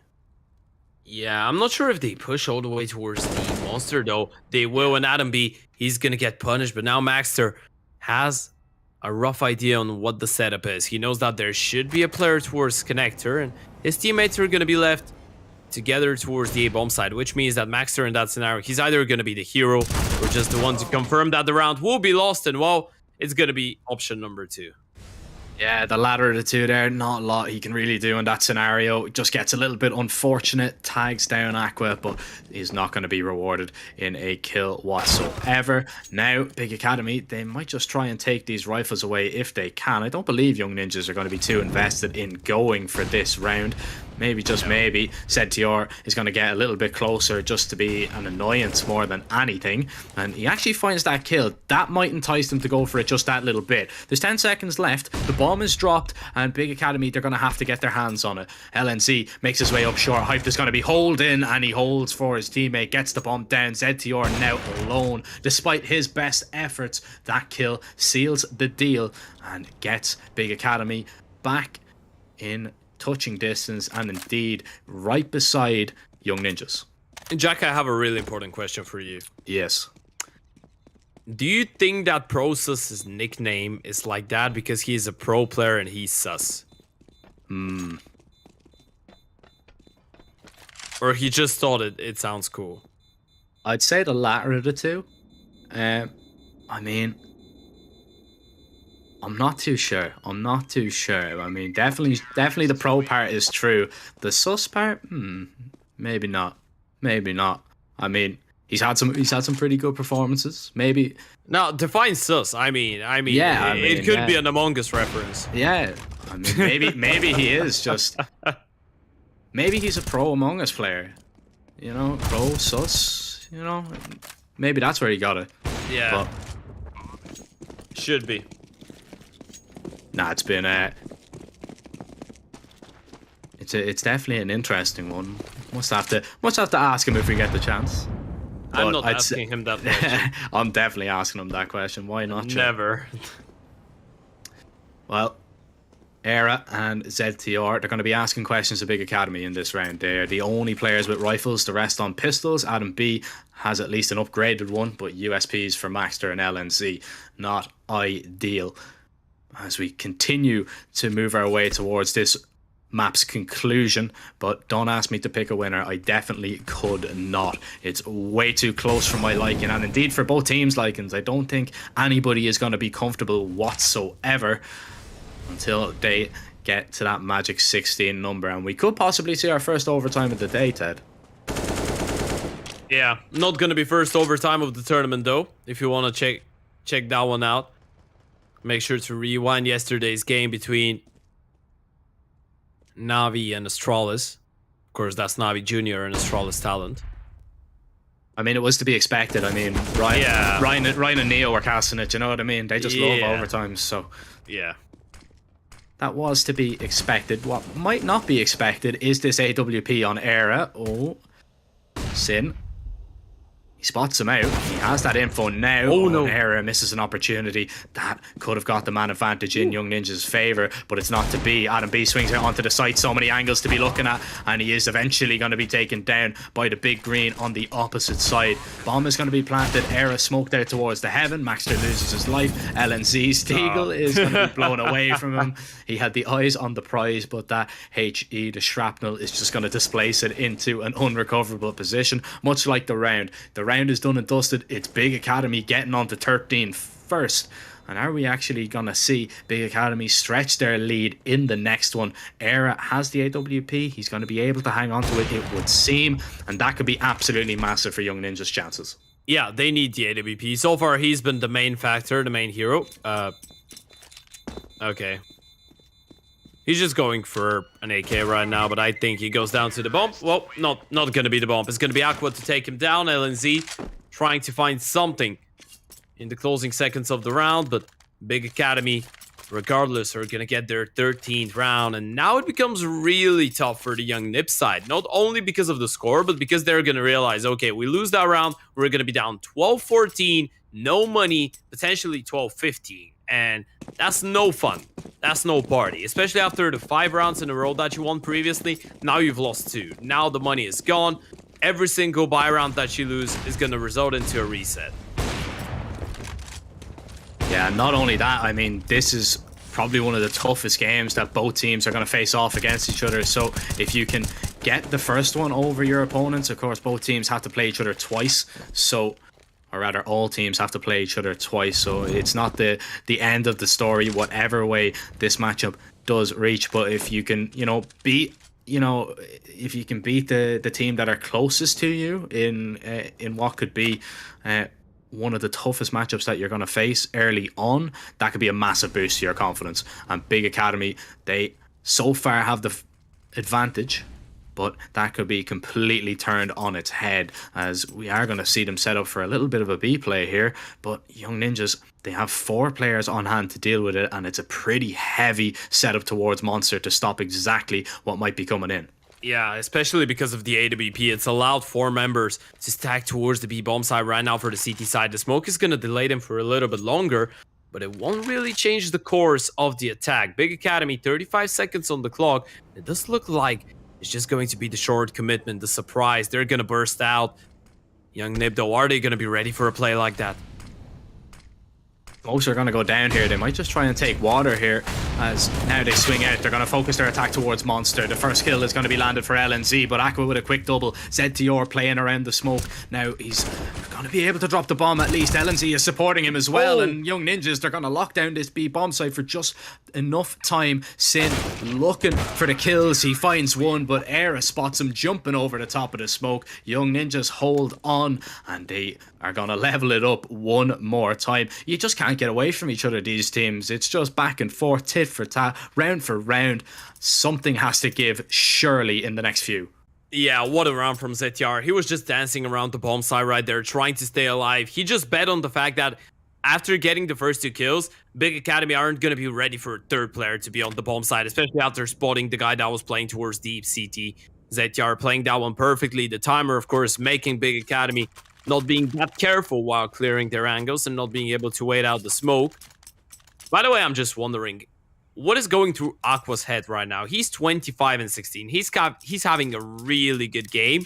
Gets the entries when he walks into a bomb site, but still his team loses rounds. That's been an insanely close matchup so far. Of course, Era and LNZ answering back immediately for the CT side, and once again we're leveled up. Once again, another round that's gonna pretty much tell us and give us a pretty clear idea on what to expect until the end of the game. Both teams still financially in a pretty tough spot. Yeah, that's going to happen, of course, but it is going to be a little bit harsher on the CT side than the T side when you keep trading rounds back and forth, because, the loss bonus just won't be there if you do lose another one, so you need to just be a little bit careful the way that these things play out. But Young Ninjas, regardless of what happens here, I think they're going to be pretty happy, that they're pushing Big Academy to their limits on their best map with this new rendition of the lineup. And Young Ninjas may be a dark horse in this event to quite possibly give not only Big Academy, but maybe MOUZ NXT a run for their money. We can see now Big Academy make their way out. They're going to take control towards long. LNZ is pushed up deep in a nice position, tucked in. They need to be careful, need to flash that to clear it. 3 players are going to rotate up towards this A site from Young Ninjas, so they do have the numbers towards the site where Big Academy seem to be heading, but there's an awful lot of time. Era trying to line up that boost here. LNZ completely blind. It's a beautiful flash, and Era can't settle himself on that angle. He will settle himself to find that next kill. A missed shot, maybe a missed opportunity, and Aqua with a beautiful headshot is going to make sure that the Opera has no more to say about it in this round. Flash goes over high. Aqua completely blind. Maxter gets one, looking for a little bit more, swings a little bit too wide. Sin takes him down. They line up, but Sin gets a double, and it's all left onto Adam B. The damage done onto 2 players, but that full HP at process is going to be a problem. 1 versus 3, MP9 in hand, 100 HP, but Sin, this is exactly what he needs. Just 1 bullet into the skull of Adam B. 14 rounds for Big Academy. What a round for the German side. The refrags were absolutely phenomenal, and even though Young Nip had the idea with the support flash, even though they were waiting, even though they were able to find another kill, Big Academy, they just waited out. They realized that Young Nip would try and make that retake work before the bomb was even planted, so they were like, you know what, we're gonna give you the chance to go for the white peaks. We're gonna give you the chance to start swinging, throw your handmakers. We're gonna answer back properly and accordingly, and now, you remember what we spoke about before the start of this round. Money, Jack. Yeah, the thing that dictates the world. Yeah, everything revolves around it, Ted. I mean, it is a massive problem there for Young Ninjas, and it's kind of coming back to what I was saying, you know, when you're trading round for round like this, especially towards the end of the game, one slip up on the CT side is going to punish you more heavily than it will really on the T side, because of course if you're getting onto the site, if you're getting the bomb plants down, and to be honest, where do I sign up for one of those coach massages? Can we get one, you know, coach there, just making sure Sin is nice and relaxed there? Is that possible to get the for the casters, just to make sure that we're nice and cool, calm and collected, because it does get stressful out here, Ted. Yeah, I think that's a little bit too much. I don't think anyone's gonna believe you. Do you not think so? No. Must be nice though, man. Must be nice. I mean, yeah, the perks of playing for a big team like Big Academy. I mean, won't it distract you a little bit? I don't know, to be honest. I mean, Sin seems like he's cool, calm and collected. We'll see now, I suppose, in this next round. Yeah, okay. I think that was because of the pause, but yeah. A pause coming in. Technical one. Of course, we hope that everything's going to be alright. We hope that no one's kicked their PC on the side of Young Nip after this previous round. And you know what? I was actually trying to pay attention. Eros played a really good second half, but still, I feel like there's a little bit of frustration because he's been missing some shots that normally he wouldn't.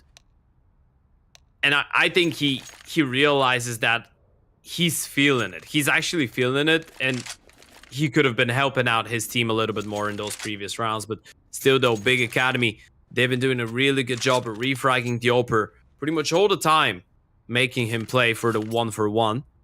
And now it's going to be the forced buy. A pretty tough situation to find yourselves if you're a Young Nip right now. Even if you're not going to have the money for a proper investment in the next one. And it's going to be 15 for Big Academy. So you kind of need to go for an investment here. The FAMAS and a couple upgraded pistols is going to be the lightly armored deco and a B-bomb side stack. All 5 people towards the B-bomb side. No push towards middle, nothing towards long. It's just 5 bodies towards B and hope for the best. That's perfect though. Just a molly over towards barrels. They're expecting a fast play, and they've already wasted the only flashbang that Young Ninjas have in their ranks. They've baited out that piece of utility perfectly. Process, he is the only player now residing towards B. So Big Academy, they can really just make their way up towards A. They can take a lot of map control, and eventually Young Ninjas, they are going to have to get out of this setup here. So it's very nicely done. If Big Academy maybe take a little bit of control towards A, go back down connector towards B, that would be the perfect round and the perfect call. Yeah, you just want to make sure that you don't get ahead of yourselves in a round like that. Big Academy realized that winning this round is not only necessarily because you're in a pretty advantageous position. You win that round, you pretty much win the map in the game, potentially. you're going to be up against similar, if not a worse buy in the next one. So take your time, pick up the long-range fights against the pistols, and this is exactly what they're doing, setting up the AKs for success. Still though, Young Nib, they've rotated a couple of bodies towards that A-bomb side. Maybe, just maybe, if the FAMAS and the Deagle find the damage, there could be something more to this round. To find the initial kills, need to stand tall, and it's LNC now to pick up one, but the AKs are just going to be singing through this bomb site, and they are just going to rip through that defense. Maxter and Adam B, the only players that were left down on that B bomb site, do have nothing to say whatsoever. Very quiet. Can't really do all that much, and it's going to be 15 there for Big Academy. It's going to be map point. They're going to have 2 chances at it, Ted. Young Ninjas, they need to hope for really a miracle in this next round, because as we said, money is going to be a massive problem. They'll force up what they can, but Big Academy have put themselves in with a massive shout of toppling Nip early on in the WePlay Academy. Yeah, worst part is that maybe so far the player on the CT side that has been stepping up and helping out in tough scenarios the most for Young Nip has been Arrow on the AWP, right? There is no money whatsoever for the Big Green right now, so you need to kind of make it work only with the pistols, and best case scenario with a scout if someone wants to drop one over. Big Academy, I suppose we're just going to see another really slow and steady round from them. You know that there's not going to be a lot of util on the CT side. You know that probably is going to be a lot easier to bait it out. Actually, I say not a lot of util. They prioritize getting the utility over the guns. Era is even going to be playing with a USP here. Sometimes sacrifices have to be made, and that's a big sacrifice coming out here from Era. Massive damage done to LNZ to start things off in this round, but he does get away with his life. Luckily, do not need to give away your life sillily in a round like this of such importance, but still only the pistols for Young Ninjas, so it is gonna be relatively difficult. No matter what way you look at it, you can try and think about it whatever way you like, paint the picture whatever way. It's not pretty, and Big Academy are going to be trying to put the finishing touches to this masterpiece. Yeah, LNZ is all alone. He's isolated. That's why you're going to see him walking through the smoke. He's going to try and fall back from toilets. He knows if he stays there towards upper, he's probably just going to get run down. And Big Academy, once again, taking their time. Once again, just trying to spot the players. And LNZ, he's going to be the first one to hit the ground running. He's been put a stop to. He's been a nuisance towards those front toilets, but not in this round, not with that Deagle. Now hyped, he's looking for the shot on the cross, and really playing with fire is going to be ZTR. Has a Molotov in hand, and he is going to chuck down that fire just to delay that little bit. No rotations in just yet, so if Big Academy actually make their way up onto the site, they'll have a pretty uneven fight. The Deagle trying to look for the few kills. They make their way up onto the site, and ZTR is out of the round already. Big Academy, they have complete control. The bomb is going to go down, and the 3 pistols need a miracle to get up onto this site, to get it over the line. Young Ninjas look like they have been bested unless we see something incredible. A 3 versus 5. Not a lot of chances in this one. No defuse kits as well. Only the smoke and the flash to work with, and Aqua is going to be the first line of defense, just jiggling the pistols, trying to get into position. Hype picks up another, and it should be just a matter of time before Big Academy close this one out and start with a second victory in a row. Young Nip, they did put up a fight. Maxter does try to do so until the very end, but it's going to be Big Academy picking up their second victory in the WePlay Academy League.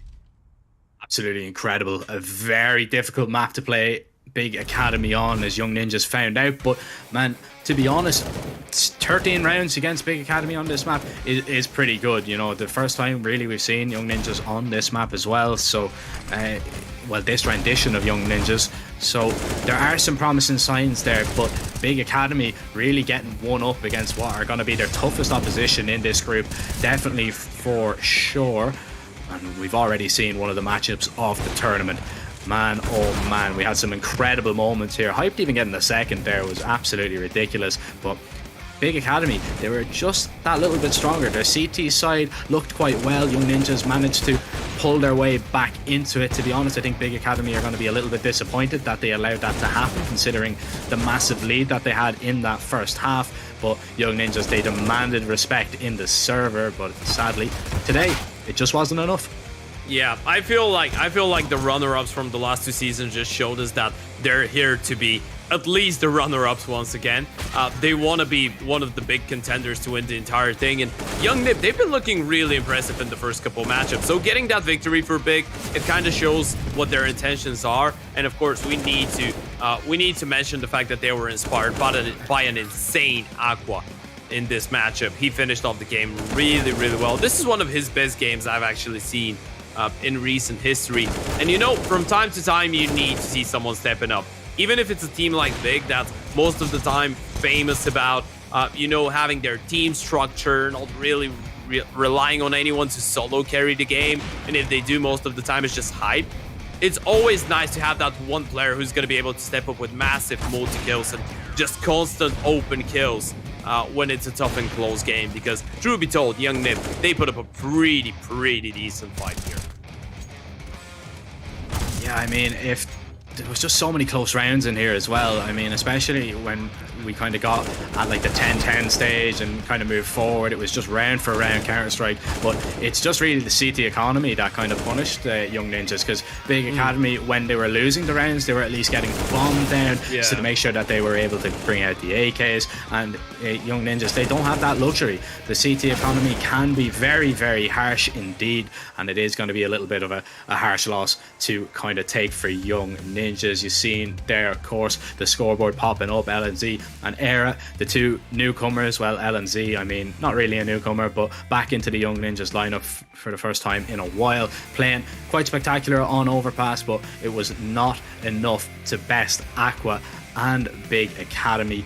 And man, oh man, that was one of the matchups so far of the event, in my opinion. Yeah, absolutely. That was the closest game you're ever going to get in a group stage as well. I feel like both these teams have the potential to make it all the way into the playoffs, and both these teams actually have the potential to kind of try and contest the domination of MOUZ NXT. But this man, well, if he continues playing like that, Big Academy are going to be once again one of the massive teams in the tournament. Aqua performing out of his mind, 27-18, and he was only one part of the phenomenal performance from Big today. Yeah, absolutely massive stuff from Big Academy, and they go 2-0. Young Ninjas go, I believe that is them 2-1, as they have already played 3 matches. And speaking about 3 matches, we do have some more coming up for you guys. It's not going to be myself and Ted. You're going to be left in the very capable hands of Brandon and Lucy. But for now, we're going to send it to a short little break. Make sure you don't go anywhere, because the action does not stop here.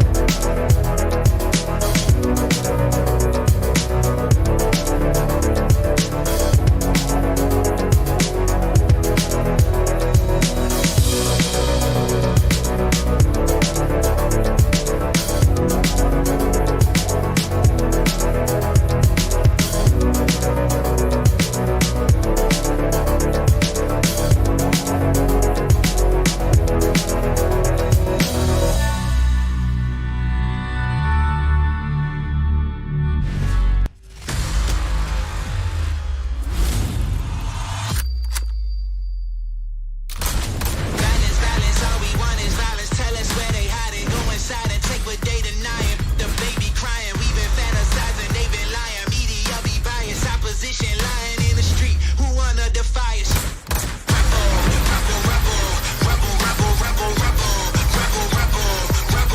Break the system, never budge. Kill the lawyers, kill the judge. No allegiance, not from us. We came for blood. We are the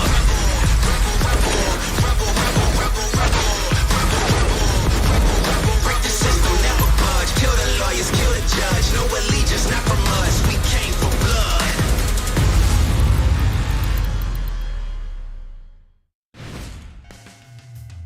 And welcome back everyone to the WePlay Academy League Season 5. We're here on day 2 and it's the evening / late afternoon shift coming through. It's myself, Lucy Luz, and Brandon B-Dog who'll be taking you through the last games of the day. Brandon, how are you doing? Yeah, I'm doing really well, thank you. Very excited to be here, and we've got a couple of really nice games for you coming up. We can take a look at the schedule and see how kind of the day has transpired throughout this second day of group stage action. Still a lot of Counter-Strike here to show you, but if we take a look at this, Young Ninjas, they've played twice today already.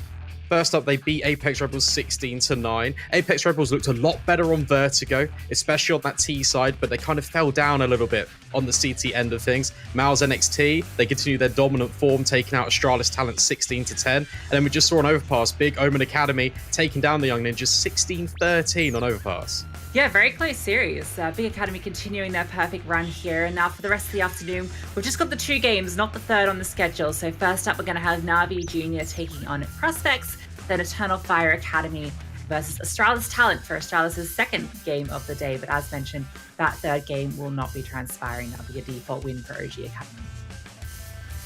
Yeah, exactly that. And let's look ahead and let's talk about this NAVI Junior versus Prospects game. It's going to be very exciting. Take a look at the map pool first for NAVI Junior. Well, they do like a Vertigo and also they're quite fans of Dust too, but Mirage, a little bit of a sticking point, as well as Inferno. 4 games played apiece for both of those, but 0% win rate, not ideal. And Prospects, they had a little bit of a shaky start yesterday against Spirit Academy, losing 16-7. But as you can see by the map pool, Lucy, they really favour Mirage. 9 games played in total. And I think the fact, even though they did lose that initial matchup, I don't know if they're really going to let that affect them, just given it is one of their most popular maps to play. So I think it's likely that we might even see that one come out here against NAVI. A couple of other maps that both teams are comfortable on, as we saw that we may see come out, potentially Inferno, or even Overpass could make it into the mix. The bans are going to start come through now. Prospects banning out Vertigo. I don't think that's a surprise after we saw NAVI beat Astralis in that yesterday. Nuke as well from Prospects, and their third one will be Dust 2. Okay, very interesting. So that Mirage is open, as well as the Overpass that we've spoken about. NAVI Junior actually going to go ahead and ban Overpass straight away. So my previous sentiment, completely ignore it. So we could be on Mirage indeed. Just a couple of maps left, either Ancient or Mirage. I'd like to see it Ancient. I don't know if yeah, go on. Yet. Let's see it. I don't think we have. And that'd be good. I'm a big fan of Ancient. I do like it. I like the way it plays out ever since the new updates. But no, it will be Mirage. And that is kind of what we expected. Both of these teams, they do like to play it a lot. And this will be interesting to see how these 2 teams really level up. Obviously, you've got Prospects with this new kind of core. You can't really take too much from these pre-game stats on the Prospect side of things, because they've got that Lil Mix core brought on over in. And they're a big fan of Mirage. I played it a lot in the SE8 Advanced. And take a look at NAVI Junior on their end of things. 4 games played on Mirage last 3 months. Not the biggest and best record in the world if you take a look at the stats, especially that pistol round win rate. And that's so important on these best of ones. I'm looking at that 4v5 conversion percentage as well, 14%. So if they lose that opening man, it's not a good state for NAVI to be in. But it is only a small little number that we're working with there, just the 4 maps played. So certainly wouldn't be reading into it in too much detail. And on Mirage, I would say, looking at these 2 teams, NAVI probably the favorite coming into this, just given they had that great run against Astralis Talent in the opening matchup, and Prospects a little bit shaky against Spirit yesterday. Yeah, they did. There was some nice saving graces, but I'll tell you what, we'll get into that in a second. Pistol round well and underway. Hype trying to engage, but will lose his life to Unbroken. It's a B-bomb site attack. The Prospects now have to defend. Yeah, straight into the action here, Franson. He's trying to play around the smoke, just sitting in it. The rotations have all come through from his teammates. In fact, it's going to be Franson and Spooky finding the kills. Demon tries to get something in response, but it's left Unbroken all alone in the apartments. Has a Molotov to work with and a Glock. All right. Let's see what he can do. 1 versus 4. A little bit of a chaotic round, but Prospects seem to thrive in it. A lot of players on the bomb site for them, and NAVI Junior get completely overrun and overwhelmed, despite getting the early man advantage. Losing the life in towards middle did the Prospects, but it doesn't matter. They will pick up the pistols. We look at the stat pre-game as well, Lucy, and best of 1 pistol, so important to pick up. NAVI Junior, they lose another one. Yeah, not the start they wanted here on that T side, especially Spirit Academy. If they can get off, Prospects, if they can get off to a strong start here, that would be huge on the CT side, because their T side felt a little bit weak yesterday against Spirit Academy. That's where they were struggling.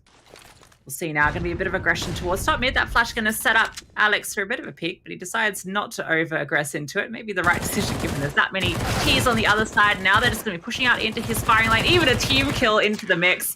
And it's a clean round for Prospects. Yeah, this is good for the Prospects. You got the storyline of NAVI Junior trying to push and be in this upper echelon in the WePlay Academy groups. And Prospects, they're a new roster. They're finding their footing here in the Academy League. And for round number 3, we're actually going to jump on and listen to their team comms. Det är en på A bara. Okej, lägg du den smoke. Hoppa ner i mitt mål också. Jag lägger. Nice. Jag kommer och målar. De flashar ut med. Jag till med. De målade kan du korta dit. Ja, gör det. De kan köra ner i mitten. Du kan. Slå. Död. Nice. Han lutar någonting, jag vet inte om det är en till här. Han är allurk. Jag håller mot CV. Jag kollar ner mot korta. Mot kan. Det är vi minne. Jag kommer gå span. Och bara hoppas att vi kan spela för midden ifall de går ut. Ingen B. Jag kommer droppa in Horus alltså. Jag tror inget smitt. Jag har bakom lådorna. Ja. Jag har window booster nu. Du kan gå med kan. Ingen under window. Alex, hur smakar kan? Ja. Man kan vinna nu. Kan boosta window. Nej, jag vet inte. Jag chilla. Jag sannar trapp.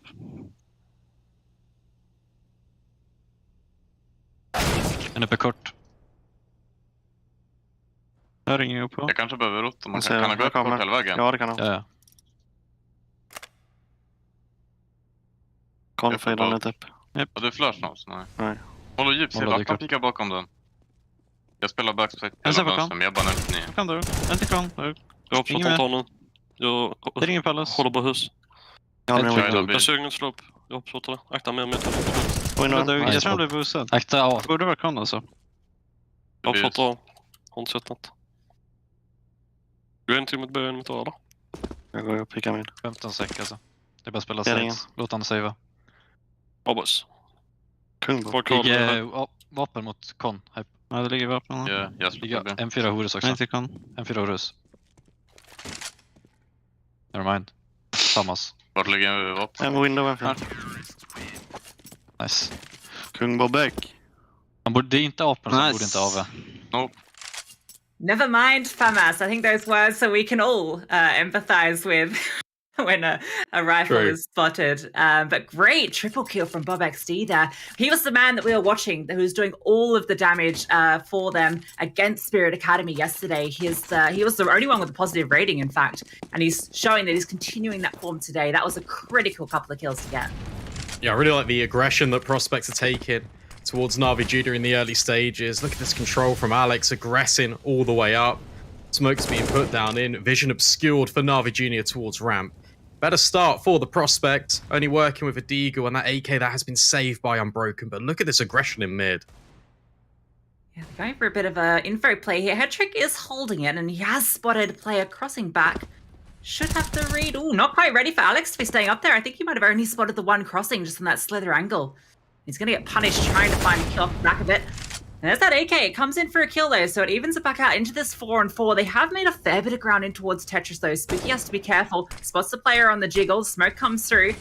Has a teammate in height ready to swing from triple as well, so they have all the pieces here for the defense. Flash going to be sent through. Going for the boost here, but it's going to get spotted by Hype. He can spray down both. Very clean, but a nice one dig. A second one dig from Demon. That is an incredible double, but Nipple goes down in towards mid. And so it leaves Demon to find 2 more. Demon is 14 years old, and he's absolutely criminal with this hand cannon.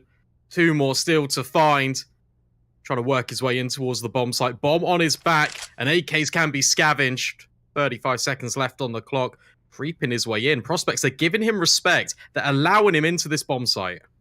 Yeah, they're playing this one carefully. They don't want to give up these fights early. They're waiting to see if Demon's going to try and push for any ground, get a little bit overeager on the clears, and then they can punish. They're not going hunting yet, and that's exactly might work out. Brute spots on the corner, gets the headshot. Demon, 3 kills already. A 4th to find if he wants to clutch this one out for NAVI Junior. Moving through into CT. That's exactly where Alex is on the other side. The spray, though, doesn't quite connect. Alex is ready for the push.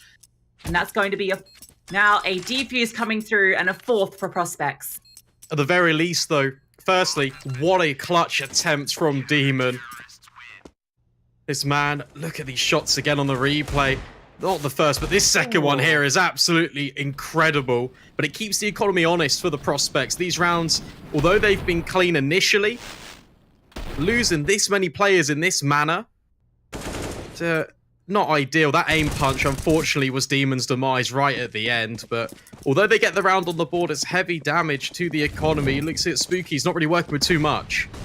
Yeah, that's a huge round. I'd take that as a win regardless. They get the bomb plant and almost kill everybody. And that's with Deagles and an AK. Now they got the full invest. Headtrick with that AWP. There's one on the other side for Hype as well. And Headtrick's playing this defensive line that he was with the Deagle, but this time with the AWP. Bit of a better weapon for the job. Double setup in towards mid from Prospects. They've got a player watching down into lowers from mid, and they've also got Spooky up in towards short, so they can cover from both angles. Well-timed Molotov means that Nipple can't aggress in. And all the meanwhile, Prospects, they're going to go hunting, but Headtrick will hold. And Spooky elevated, can't find anything. Hype gets out of dodge real quick, but mid, it belongs to NAVI Junior. Yeah, Spooky a bit frustrated about that one. It felt like he should have had a freebie there with that angle, but they're just so diligent with the clear. Pick him off, and that's mid completely taken now, and becomes this 3v5, which is difficult to piece together. Branson gets a little bit of info over towards ramp, and Bob XD on this push. This might be the difference. Headtrick is on the other side and has some awareness. It's all going to come down to the timing here. He spots him. That's the bomb as well. It's on that T. If he can catch him and drop him this round, it gets a little bit weird. Trying to go for the headshot, but Headtrick, oh no, loves the spray. The orb is a little bit too quick, but Franson's able to find the response, even getting the second onto Nipple. He doubles up, puts it into the 2-on-3 now, and Hype's here on support with the AWP. Oh my goodness me, that kill that Franson just got allows Prospects an opportunity back into this, but Frozik will eventually trade him out. Hype on the AWP needs to isolate these gunfights. First challenge potentially could come in towards this triple box. Headtrick is standing on, and Hype, oh, he's just walking underneath. They can't hit the flick. NAVI Junior will eventually post around on the board, but it was getting a little bit dangerous. I like the idea from Hype there, you know, you could see what he was going for. He knows that bomb's being played on the other side. If he can creep up, he catches that timing past the Molotov where he can sort of edge forward without them knowing, but he's just not aware of that second player on top of the box. But that almost looked doable. It all came down to that duel in towards T-Spawn. If Bob XD finds that kill on the Headtrick, the bomb gets dropped. Branson was on the other side towards T-Ramp. They could have, you know, got a pincer going there and actually maybe stolen that round away, but instead NAVI Junior, they do convert off finding those opening kills. I like the attention to detail Prospects are putting in towards middle, though. They really want to make sure NAVI can't have this control for free. We see another element of that now. Bob XD boosting up, not actually attempting to jump on. Instead, it's a shallower angle. And Hype with a little bit of a one-way potentially, but it will be Nipple. He opens up, he eliminates that first half of the boost, and now Alex is trying to do things from connector. Oh, that's a kill found through the smoke as well into Franson. Spooky, oh, Headtrick just perfectly clears it, but now Hype can swing out for a double. That's even things out a bit, especially because Nipple is quite low on the other side of this smoke. Gonna try and phase it, but Alex is holding for it. Let's put things back into a 2-on-2, but the B-bomb side has been completely taken. Demon can get that bomb down. And Unbroken's going to continue to aggress in towards Market. Could be a timing here. The flash comes through. Unbroken, he spots the back leg. That's an easy kill for him. Now it's just Alex left into the 1v2. He's coming through from short. They know exactly where he is. Throws out the Molotov. Trying to get some ground here, but Demon, that's an easy kill for him to find. Yeah, nice mid-round from NAVI Junior.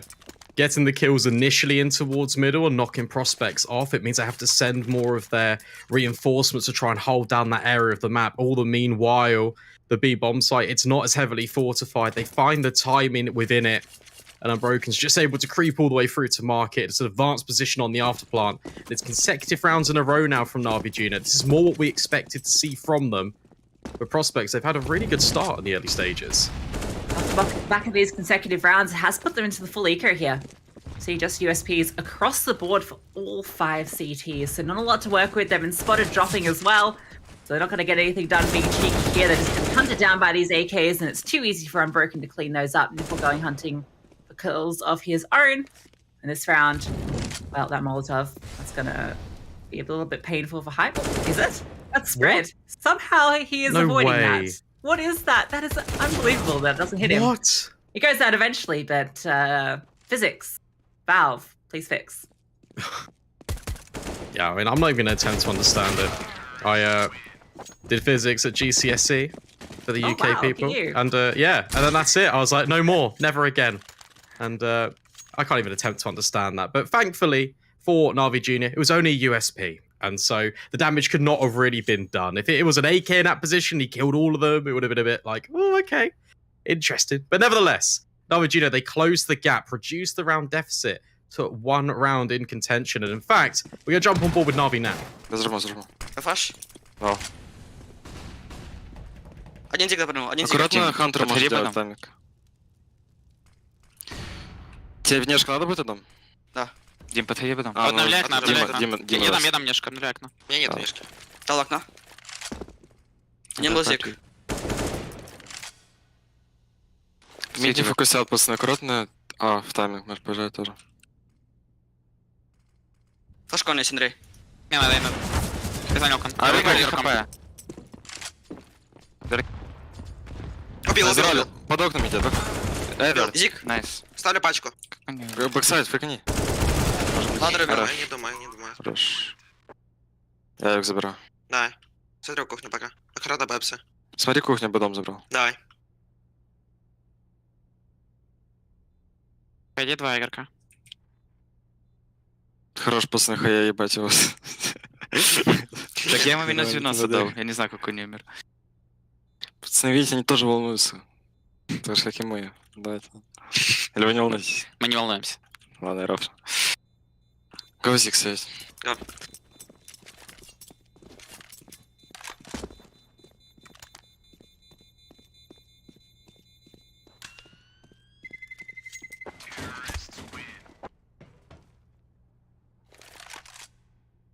Well, I'm not sure what was being said, but the vibes sounded good. They sounded like they were having a good time towards the end there. I did pick out nice. I feel like that's one of those words that every single one of these teams, when we hear them speaking in a language other than English, you always hear nice. Yeah, for sure. And I think it's nice that you touched on that as well. The vibes from both the teams so far is very positive, very energetic. That's exactly what we want to see in this Academy League. Spirits are up. We're having a great time. We're here on Mirage. And, well, what I really like from that round is, although that AWP missed the shot, when he did get dinked down, you see the follow-up from Na'Vi, the utility just barraging into the bomb site, making sure that they did secure that kill in the end. Demon, a wonderful double entry on towards the B bomb site. It was basically all that was said and done. Had the flank coming in from mid. It was supported by Nipple from just craftily walking in towards connector and locking down the rotation. So it was perfectly played by NAVI Junior. It was a really well-crafted round. Yeah, great stuff. And then it's been unfortunate Hype misses that shot and can't quite get away. He has 1 HP and he's trying to scamper. But as mentioned, yeah, Navi's utility is perfect. Don't let him escape. And off the back of that, it's just going to be these saved rifles coming into this round with a few deagles. I think that's a 5-7 there on Hype to support. But it's all going to be on the M4s. And that's 1 removed already. It can get picked up at the very least, but no armor to back it up. Now, Apeks, with the deagle, hold up. This is getting a bit freaky. The kill's coming through. Apeks able to find one onto Alex and Nipple. Oh, that's a blind kill onto BobXC. That's made things a little bit easier here. There is still that 1 M4 in towards CT that they have to be worried about. See Nipple's keeping an eye on that area, but Head Trick, well, he's going to remove the head of Spooky. And that's now left down to the pistol in Hype. And it is being held for. So a fairly easy conversion considering the weaponry that Prospects had in that round. Yeah, NAVI Junior won't mind losing a couple of players as well, just to kind of pick out and get the information. Their bank balance is built up so much as well, so they can afford to lose a couple. Just get that information trade coming in. 5 versus 4, they take the lead for the first time in the game. But it is a gun round now. We are going to see that Hype will be wielding the AWP again, and might see a battle between him and Head Trick. At the moment, Head Trick's leading the charge in terms of AWP impact. He's playing quite a passive AWP, we've seen him a few times doing it again this round, where he's sitting all the way back in towards deep T-apps, just holding top mid in case there's a push coming through. So they're playing these very defensive setups when they know the full gun's coming through, because I think just they've seen prospects go for a few of these aggressive top mid players, and they want to try and punish it, and that's worked previously, so I don't blame them for it. See a bit of info trying to be gained here from prospects. Smoke being deployed here to set up that one way for Alex to work with. Smoke from the T's coming through the block-off window. Gonna be a pretty nice nade that comes through. Ooh, actually, it's a chunky nade. Unbroken brought down below half HP, so good damage. Really good. But for the moment, NAVI Junior, they've got the control in towards middle. Here comes their utility. It's a supporting cast. Molotov put down alongside the smoke, but Alex, he capitalizes upon it. And it's taken nearly half the round timer, but we finally have a kill on the board. Frozik and the rest of the gang trying to piece this one together. The bomb is heading towards ramp right now, and there's a player under Palace that could really unravel this. There's a great setup here from Prospects. Alex, he's just going to stay in the same spot. Can't quite get the second kill, though. And Broken going to find that one. Hype setting up a flash here for Franson, but he's been spotted. He's going to drop a smoke now to try and play around with it. Throws a flash out of his own. And there's so many rotations here now. 3 CTs are towards the site and another close by in market. 20 seconds left. They're going to have to start pushing forward. They need to get this bomb down. And there's so many CTs on the site. Franson, he's still tucked in. Spooky finds a kill. Frozik trying to find this player in head trick. Boxy is going to find the kill. Branson still not dealt with, and off the back of that head trick, he just has to bail. Has to try and get away with his life, and with that kill, should be able to scamper away. It should be indeed. God, it's all on the prospects rotations there. Franson doesn't even need to move a muscle. We kind of hinted at it, we kind of spoken about it, that maybe the under Palace position could be pivotal. Instead, it's Alex in connector. Really well played by him, and even just staying there, it doesn't matter that he loses his life because it wastes NAVI Junior's time. 10 seconds left, they need to move on to this bomb site, and they just can't quite do it. Spooky catching players left, right, and center. And given the state of play right now, NAVI Junior, they're all grouped up towards ramp. This might be a quicker approach. Here we go. Utility burning out now, just Franson tucked into sight now. The rotation has come through. Franson's good for the first, though. Has that supporting player that can swing through, but the smokes are currently deployed, and they're just slowed down. Nipple has to find this kill, and that's exactly what he does. Aggresses forward, gets him through the smoke. That's put now into the 4-on-4, and with all these smokes that are down, that gives them the sight. They can try and get this bomb plant down. You can see them. Demon's got it in his hands, but decides to go through and boost his teammates up. All the smokes are fading. That's a great kill from Nipple. Boosts it up and delivers. That's now given the man advantage, but with the smokes fading, it's going to be difficult to get the bomb down. Only one Molotov for NAVI Junior to try and make this one work. Crossing on over. Going to move as a unit. Nipple trying to lock down the connector. The spam is in. Alex is living with a sliver. And BobXD can't get anything done. It's NAVI Junior in the kill feed. But it's hype from Triple. There's one. But unfortunately cannot convert anymore. Second 1v3 attempt from Hyped in that position, but can't quite get it done. Finds that first, and you start to believe that maybe he can hit that no-scope, but not quite able to connect it. It gets a little bit hectic there, because even those smokes were fading, and it was a good decision to go for that boost. Demon boosts up Nipple, I believe it was, to find that kill into jungle, and that gives them the man advantage. Then they have the confidence to go for those peaks in towards connector, find that kill, find BobXD, and from there they can a bit more simply put the round together. Money not in the best spot for the CT side of prospects. So it's another one of these partial investments, couple of deagles. We've seen Demon's deagle do the work, so now we need a player from prospects to kind of match that energy. Oh, here we go, Spooky. That's a good kill, but Nipple with the immediate trade on towards top connector. AK cannot be retrieved and broken. In fact, he's unbroken. He's going to creep out towards this Palace position. Alex, that's a good 5-7 kill. Oh, and a second as well. Oh, it's all falling apart for NAVI Junior. The pistols of prospects, they're beginning to sing here, but Nipple in towards middle gets a hat trick. And now it's on to Alex. This elevated position could be everything. That's a huge double from Nipple there, finding both those kills in towards mid. That second was so snappy. Must have just caught as the smoke faded. After all those heroics from Alex, all he has now is the AK and 7 HP. Still a little bit dicey. Head trick, he's sitting here with the smoke. Maybe he wants to group up with his teammate. Nipple's still in towards mid. Hasn't taken too much damage considering he's found 3 kills already. Alex is sitting back in a passive position in towards CT. Both of these CT players on opposite sides and both tucked in. NAVI Junior got utility to work with. Here comes the pincer. Connector and ramp. Nipple trying to find an angle. Originally in towards jungle. It's going to be Alex about to reveal himself from the ticket. Nipple's got his number, but is he ready for this left-hand peek? There it is. Nipple single-handedly won this round for NAVI Junior. He's actually on for the ace. Quadrat kill already found in the round. Head trick about to reveal himself and will steal the ace off him. Nevertheless, NAVI Junior, they hit 7. Fantastic round from Nipple. Absolutely saves the day there. If I'm Headtrick, I'm letting him go for the first peek there. Try and let him get that ace. But understandable. You just want to secure the round. Headtrick had the position. But fantastic 4K. Does it all for NAVI Junior. Gets them up to 7.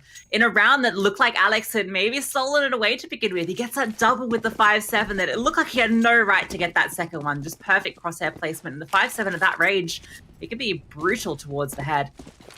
And so they are able to eventually convert, but it's not without a bit of damage.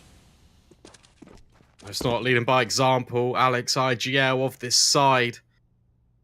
Top of the board for the prospects as well. Spooky holding this pixel gap. NAVI Junior yet to test him with the AWP. Creeping on in. There it is. Not going to be demon time today. Instead, Spooky eliminates the first one.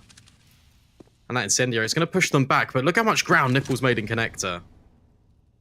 Huge opener to find. Still plays over towards the A site for the CTs, although they are rotating a third over towards the B site, so they have somewhat bought into this attack. Smoke coming in through mid. Bomb is in towards mid as well, as all 4 Ts are grouped up there. Alex, it's all going to be on him and Franson here over to the A side if they do decide to connect Connector and Nipple. He's spotted Alex.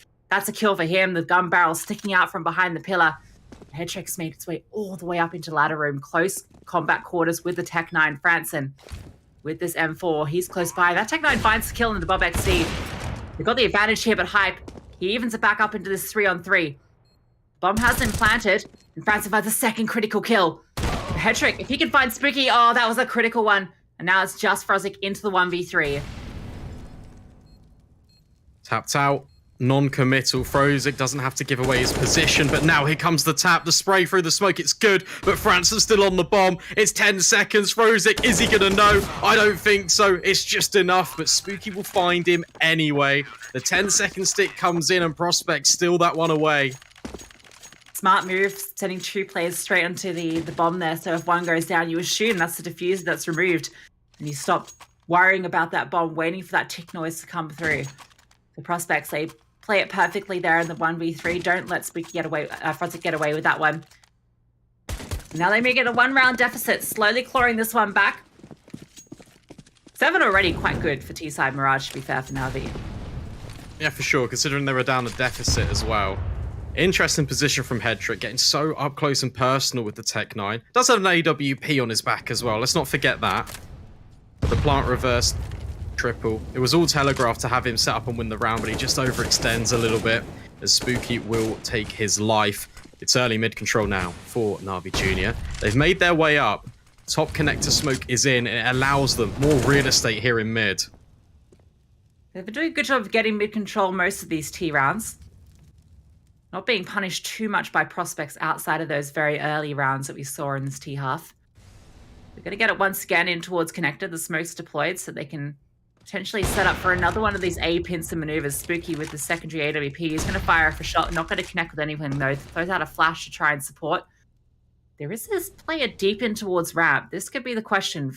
Franson, if he can find this kill here, that's the bomb coming through. And Alex on another flank. That's a player spotted. Frozik, he's removed. The flashbang's perfect to deal with Franson though. So that's going to get them away in with this bomb. Still the advantage for the prospects temporarily, but Demon eliminates Bob XD. It's now these 2 AWPs trying to lock down the bomb site, but they're missing shots left and right. Spooky's been brought down low, but only 1 bullet is all it takes from that sniper rifle. NAVI Junior favouring this A bomb site. There's only 20 seconds. And there's no smokes and 2 AWPs holding the line. How do you even get into this? You have to find these kills, so Unbroken, he does exactly that. He steps up with his teammate going down. It's now this 1 versus 2, the perfect peak. Can't quite get the second though. The AWP of Spooky, it reigns supreme. The double AWPs get the defense done.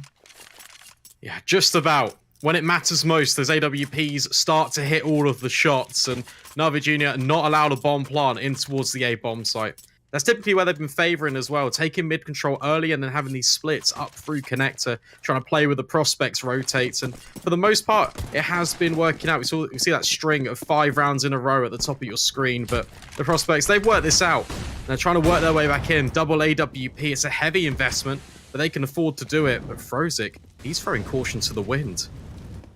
Playing around the smoke as well, but Alex, he's going to get the first kill. The trade does come through. Nipple close quarters was able to get that one just with the spray through the smoke and Franson. Oh, the crawl out from Demon. I think Demon spotted him. You can see he's clearing this so meticulously, but Franson with the M4, a bit better weaponry for the job. Trades come through even though, 3 versus 3. Hype loves to play close to triple here. He's got this very advanced position. There is a flank on its way though with Spooky, and this could be the game changer. It could be, and it's an A1S. And it's on its way. Bomb planted, not for ramp though, at the very least. It looks like they're aware of this possibility, but Hype will remove head trick in the meantime. Smoke deployed actually allows Unbroken to move up and get a little bit closer, but that flank, it's now in from Palace Spooky. He can reveal himself, take his time here and win this for the prospects. Oh, but Nipple will counter him. 2 versus 2 now. This is looking a little bit dangerous for the prospects. Nipple finding that kill is huge because it lets Unbroken go unnoticed. And he comes through and breaks Prospect's chances into that round. Takes them to 8-7. And Na'Vi, they secure the half on their T side, no less. And you can see who led them there. Nipple, Unbroken, and Head Trick. Particularly Nipple, I really want to highlight, was a huge part of their success. Yeah, honestly, the fact that they recovered from that partial investment attempts that Prospects had, where they nearly killed all of them, I think it was 4 versus 2. And then Nipple gets 4 kills in the round and just brings it right back. That could have potentially broken the NAVI Junior spirits, but not to be. And instead, it sends his team up to success. They will edge out the half after Prospects being 4-0 up. Really good stuff from them. The individual display is perfect. And, well, pistol rounds are important, Lucy. And we're going for comms now.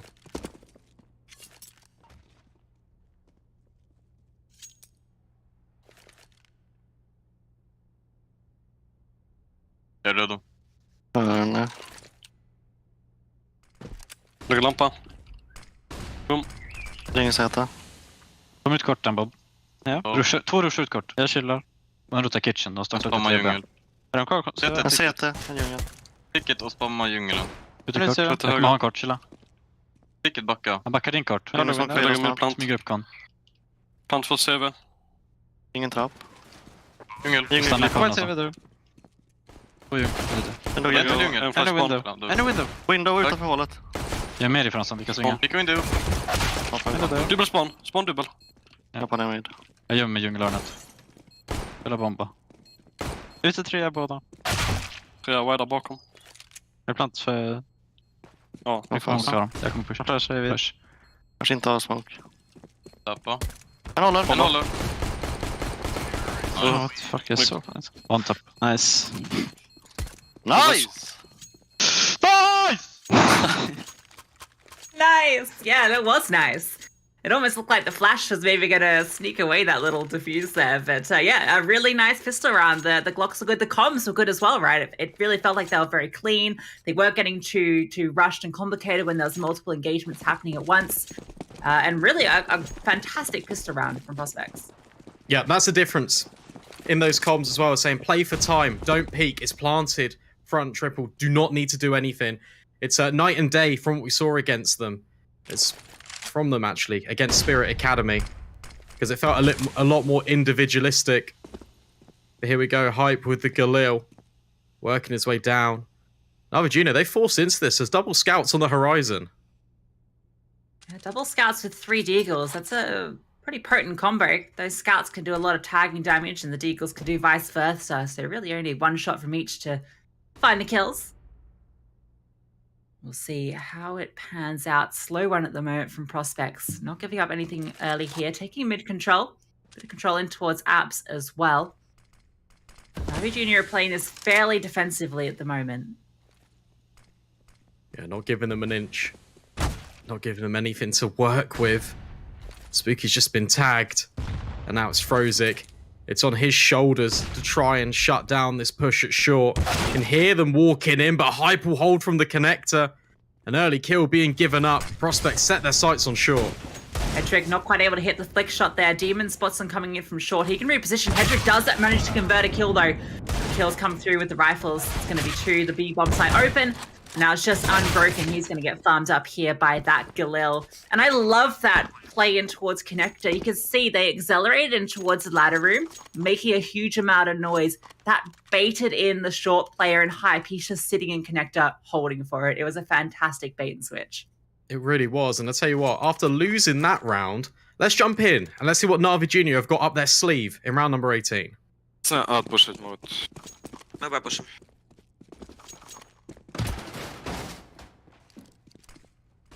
Дым колесо дали. Моликом. Давай флеш.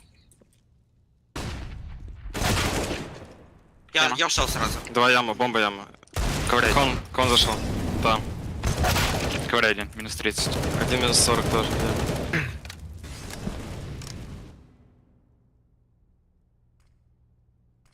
Смог, ешка. Один КТ.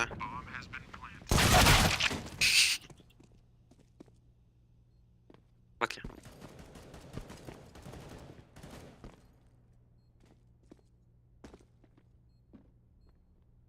Там несколько бит.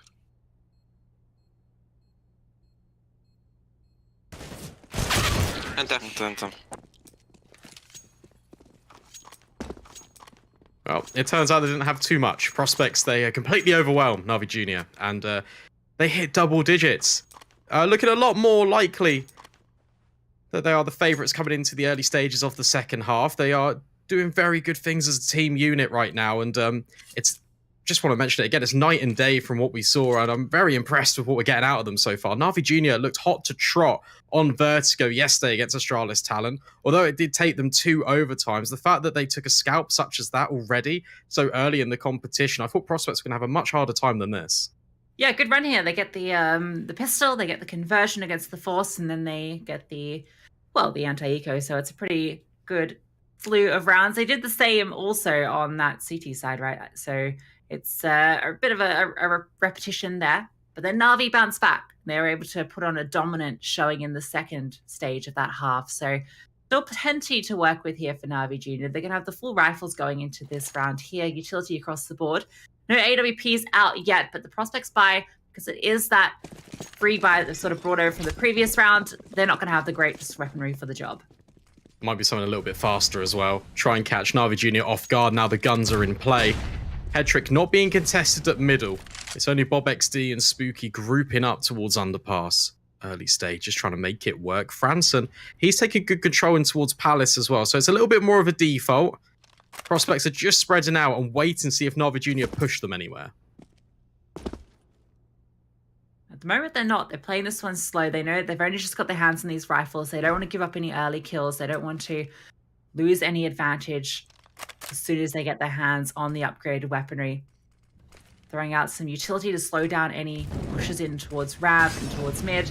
Counter utility from mid, so at least they know that there are T plays set up there.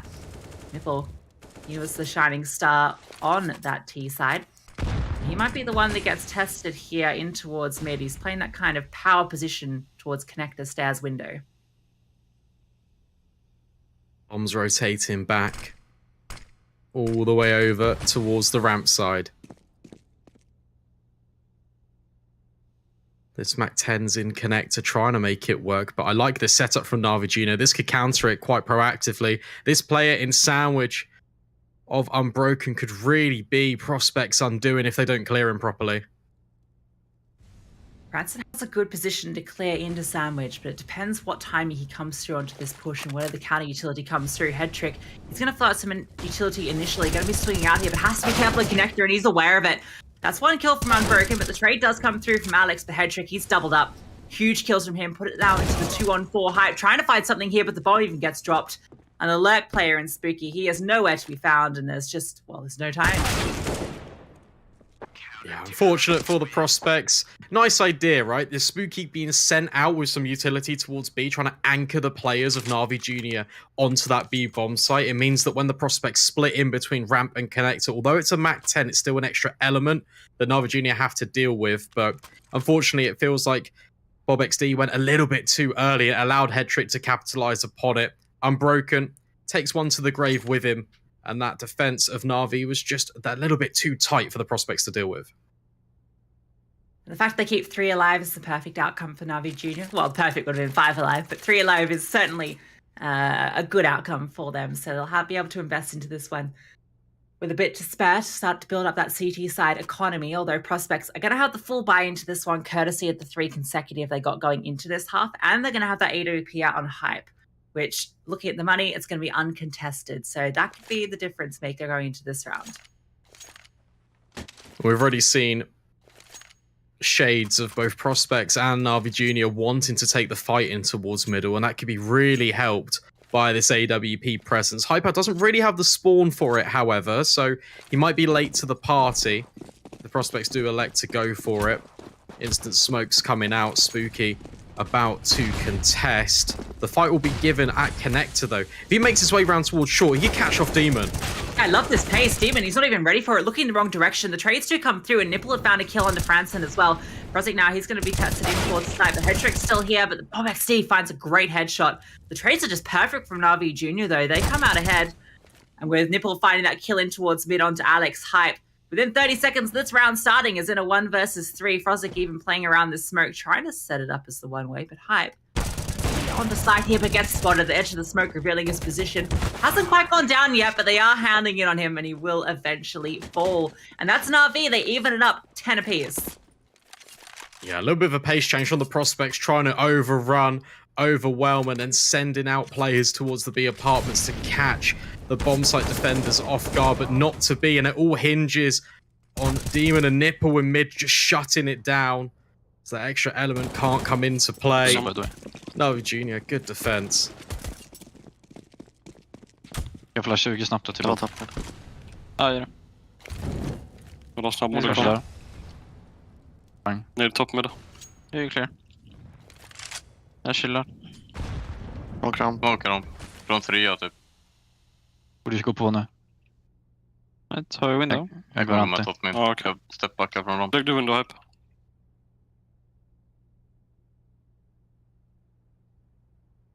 Inget pika länk till topp med. Jag kan lägga en flash. Ja, är ni då? Nej. Lägg ner. Lägga flash. Det är inget. Inget vi smakar topp kan du. Splitta om vi kan. För smoke. Jag tar trippel. Kan du bussa på window? Ja, lägg ett för boost. Lägg ett för boost. Kom. Det målar kan. Han var balk. Kom. Det är jag ska lägga. Sitter i fejden. Ja, jag kollar på svingen. Jag är redo. Spännande. Smoka där. Ingen balk. Flasha där. En CV. Jag vet.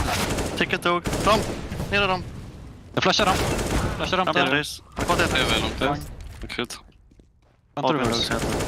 Slå upp en till.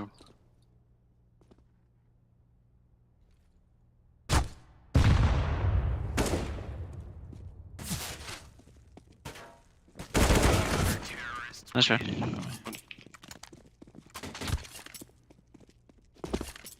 I love the way we got to hear that one play out in towards mid. You can almost get every single piece of the puzzle as they were trying to put it together. You say they're contemplating going for that boost, and they decide to phase through the connector smoke. And if it wasn't for that opening from Headtrick with the AWP, it looked like they had a really great timing there. The player swinging out Franson from Palace gets Headtrick on the trade, but they just have that double setup in towards ramp that they're not ready for. But it was really great getting to hear how that one played out from their perspective.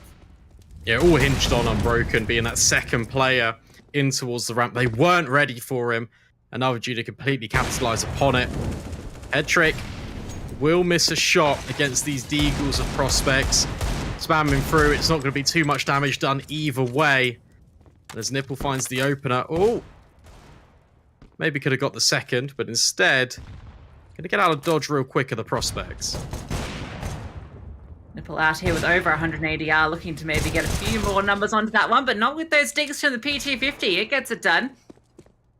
OpXD trying to protect us. I think Hype's trying to jump up and grab the rifle through the edge, but not quite able to do it. His arms not long enough. Vicky, ooh, maybe an opportunity here. Damage done on the head trick. He's been brought really low. And Unbroken, he doubles up.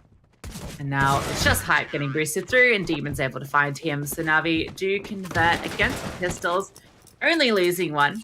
Although head trick does get a little bit close to death. It'll be interesting to see the approach now from the prospects on the gun round. Finding very good timings in towards connector, splitting through. This pause is going to be taken just to kind of reassess their options, trying to figure out what they really need to do, because it feels like all the elements are there. They're just not really like glued together. And the NAVI Junior defense is really well drilled. Their fundamentals are perfect. Some of their utility as well, just retaking into the bomb site with these flashes, just enabling the players to stay alive in these anchor positions is really netting them the success. And for the prospects, very tricky task. Not been too bad at getting the opening kills within these gun rounds. Going to need to go one better and convert a few more of these rounds. Well, this is the difficulty that they've been facing. You mentioned it just before, that they've repeated what they did on the CT side, where they got the opener. They were able to convert the first 4 rounds. This time they did it 3 rounds on the T side. And then from there, NAVI Junior, as soon as the gun rounds came in, they were able to consistently take those away. And that's the scary thing here, particularly with that CT side on the other end. It'd be a little bit difficult to face when you've got awkward like head trick playing, Nipple getting flashed through but not spotting anything, and just to get out of dodge before any damage is done. And early info given, at the very least, towards top mid. And this scoreline is so close, with prospects winning both of the pistols as well. Yeah. That's another thing to consider. It's almost like they've got the formality of the rounds, but when the guns come into play, NAVI Junior, they've just been excelling. Alex trying to work his way back in, and in fact, he's instructed all of the other prospects to make their way up towards B. This could be a quicker one, grouping with utility, trying to overwhelm this B bomb site. There are 2 defenders here. 2 defenders, but there's no one that can get there on close rotations. Look at where the CTs are on the A site. None of them are nearby, but they might not be needed because Frozik's going to find the first here. Demon not been spotted. As he does eventually go down, it's going to allow the T's to aggress forward, and now Demon, he's going to swing up for a kill of his own. He needs to stay alive and do more damage as Nipple gets rotated over. Head trick is made his way with the AWP. That's an easy shot into him. The player jumping to Van.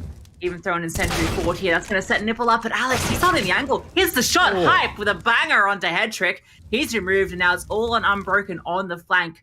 Hype even aware of it. Has to look up. The head spotted. Unbroken has to hit a perfect 1-tap here, and he's going to try and reposition, try and catch them off guard. 1 versus 2 for Unbroken. We've seen him get some critical doubles so far, but no info on where these 2 T players are. They are not giving him anything here. Trying to find them, drops down, makes the noise. Now we're exactly where he is, and Hype, he swings out. 3 in the round for him, and prospects, they bite back with a round. Really good round from Hype. 3 kills in that one. Keeping the pressure back on NAVI Junior.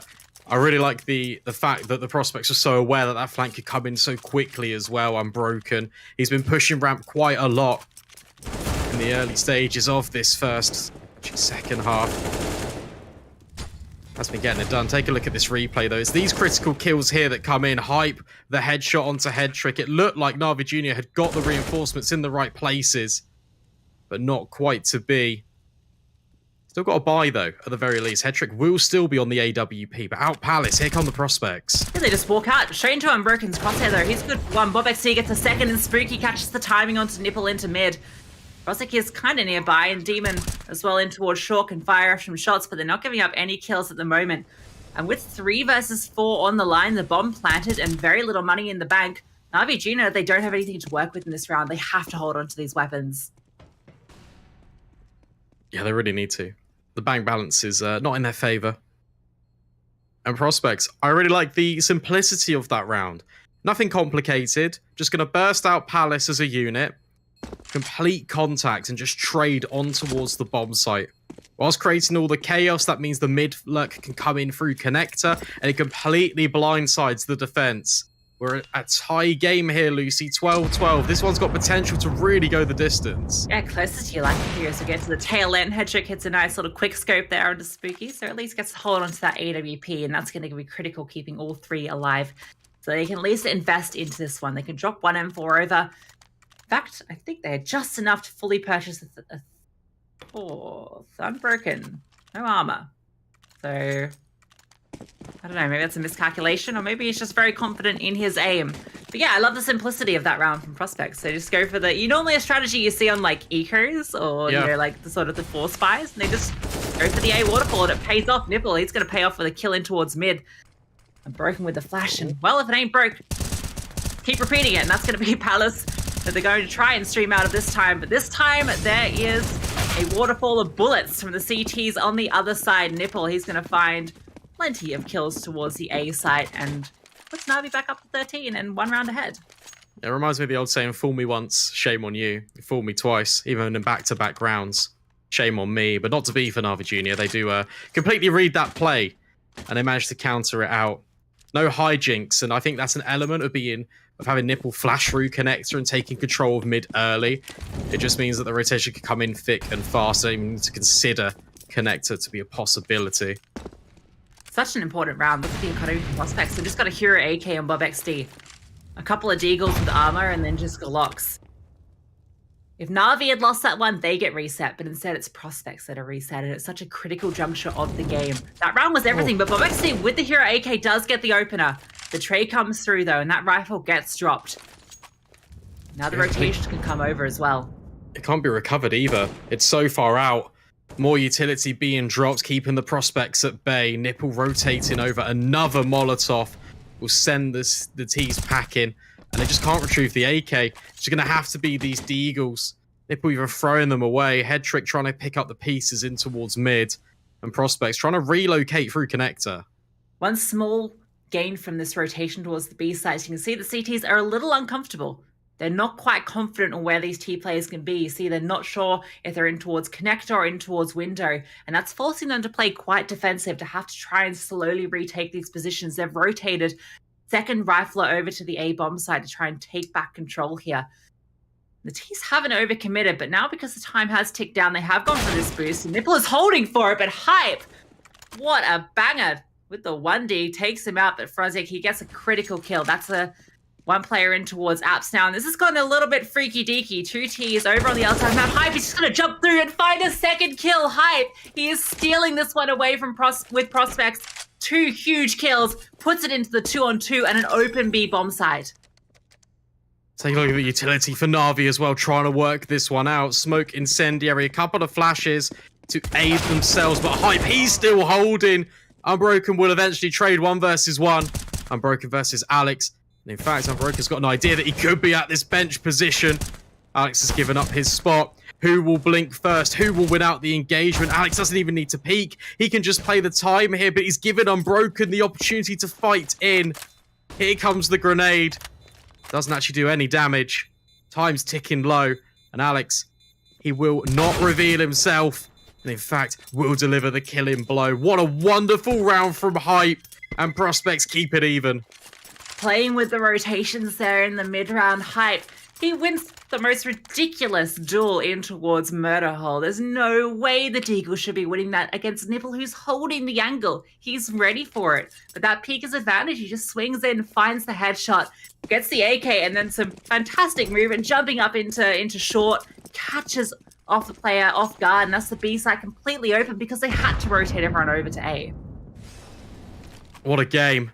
13-13 stage has been set in round 27, but which of the 2 teams will the spotlight fall on? Hype peeking in, trying to just creep and crawl his way. Cyclops in under this smoke, trying to get an opportunity. MP9 will peek at the perfect time, doesn't get the kill, but that's heavy damage. And look at Nipple, completely can take away the AWP early. Oh, that is so unfortunate. That is a CSGO moment. The timing catches the better of him, and now Vicky and Bob XD, they found a timing in towards connector. Headtrick is here though, and he's going to be able to swing out and find the kill on the Bob XD. Spooky trying to find the trade, but Nipple holding it from under. So they do get a couple more kills here, and that's now put Prospects into a 2-on-5 after losing that initial kill. They're still committing towards the A site. Bit of damage done through. Nipple has this control in towards Palace though, so for Prospects, this feels impossible. They've only really got one avenue as well. Look at the rotations of Navi. They know exactly where the Prospects are coming from. Franson jumping over, trying to just gather a little bit of space, but Headtrick will remove his life. And now it's all on to Alex. The IGL of the Prospects trying to make it work, but Demon ascends from the stairs and gets NAVI Junior their 14th. Great round from NAVI Junior. Great response. The timings, it looked like they were going to favor Prospects, but in the end, NAVI, they catch that. I mean, it was a bit unfortunate, the timing in towards ramp with that MP9 getting the dink, and then the fact that there was no one in Palace, though, that just allowed the push to come in from Nipple, and he punishes. And the fact that he's just there all game never allows Prospects to feel comfortable going into that A-bomb side. So NAVI have tightened up the defense once again. As soon as they get one kill, they don't actually extend their welcome. They don't want to commit to another fight. They just tuck in. They wait for more players to rotate on over, and Prospects, there's just simply too many players. Final pause being called on in. We're counting down now, 10 seconds left before round 28 can get underway. This one's a lot closer than I first thought, but Prospects, they're going to be working with minimal. We've seen them do it already with Hype. Can they do it again?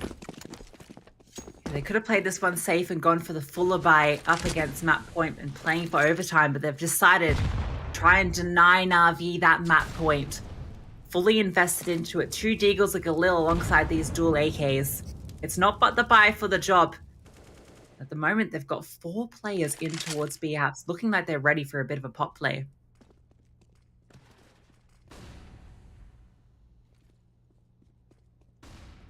Flashbang being lined up. Spooky about to lead the Prospects into battle towards this bomb site. Throws it, going to be caught out with an incendiary. Oh, but it matters a lot. Franson will deliver a headshot. In the meantime, though, Demon at the back of sight will deliver a multi-kill. And that allows Headtrick to rotate in from the market. But look at this from Spooky. Going ahead of the utility 2 versus 3. This one, it's not done. Look at how far advanced he's going.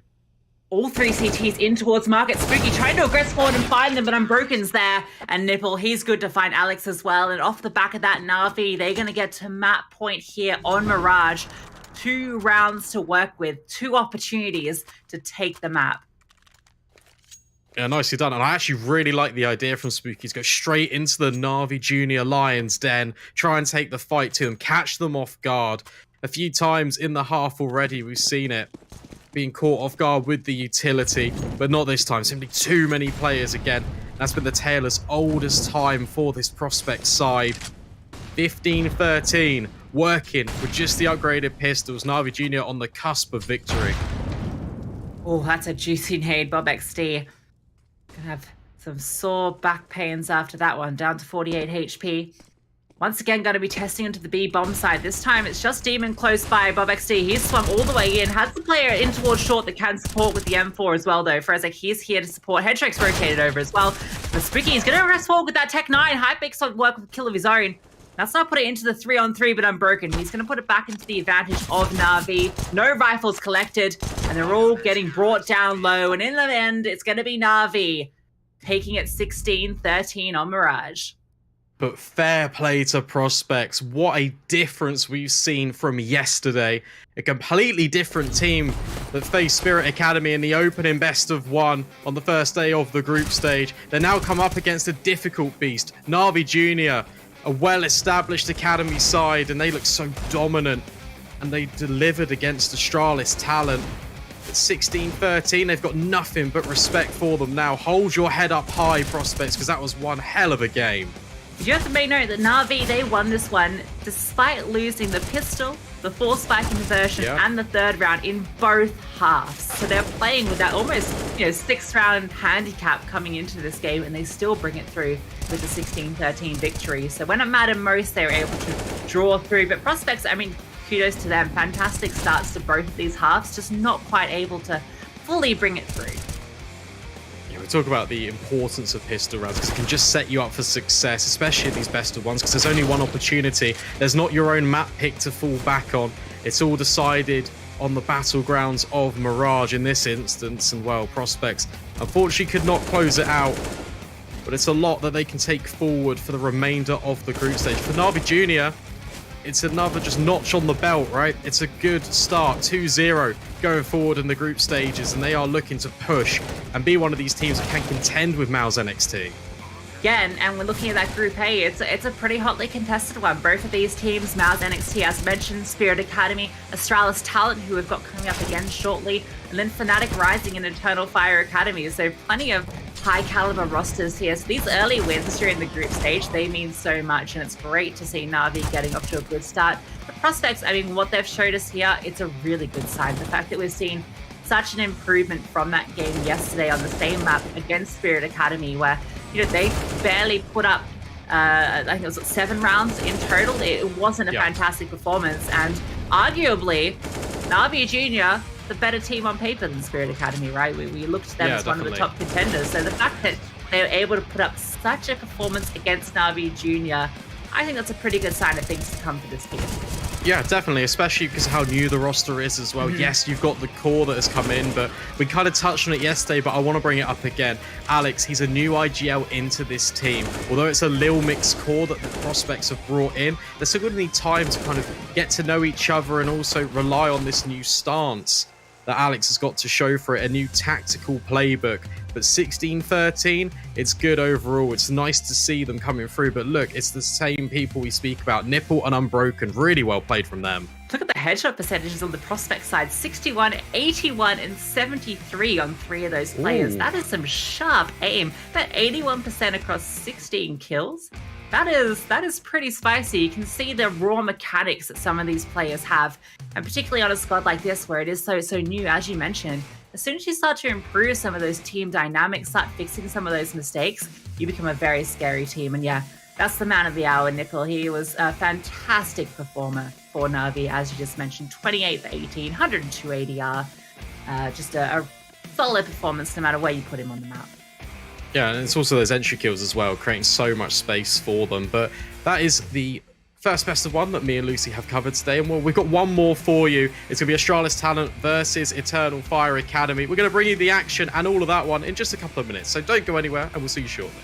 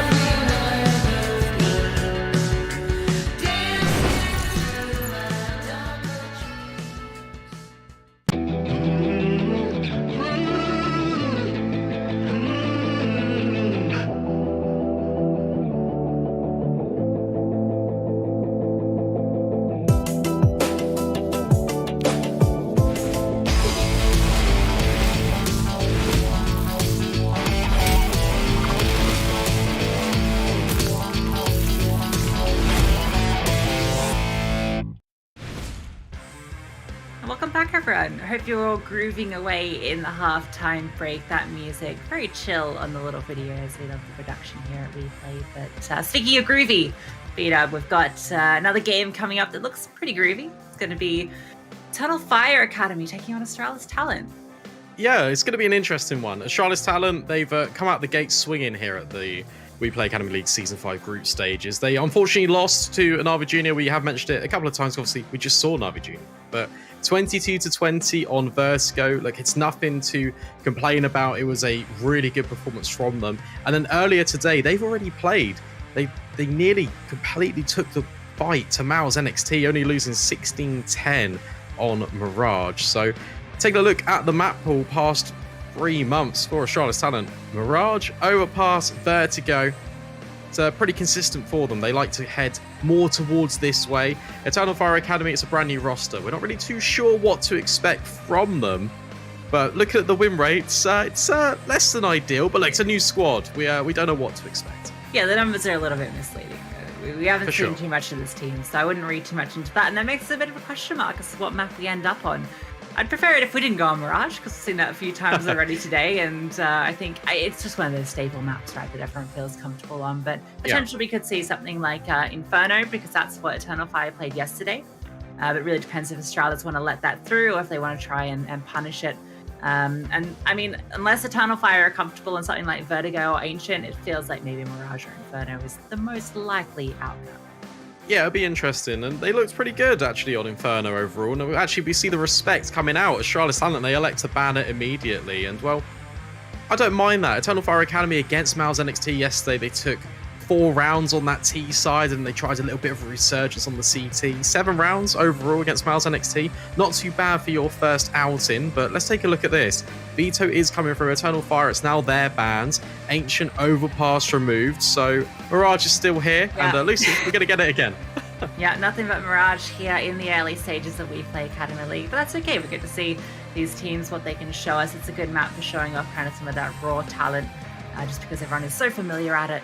Kind of get a feel for how they're going to play. And yeah, as you mentioned, Astralis Talent, they had some good signs despite the 2 losses that they faced. It was against arguably the best 2 teams in the competition, or at least 2 of the top teams in NAVI Junior and MOUZ NXT. And they easily can say that they're the best team in the competition, considering they've won it every single time.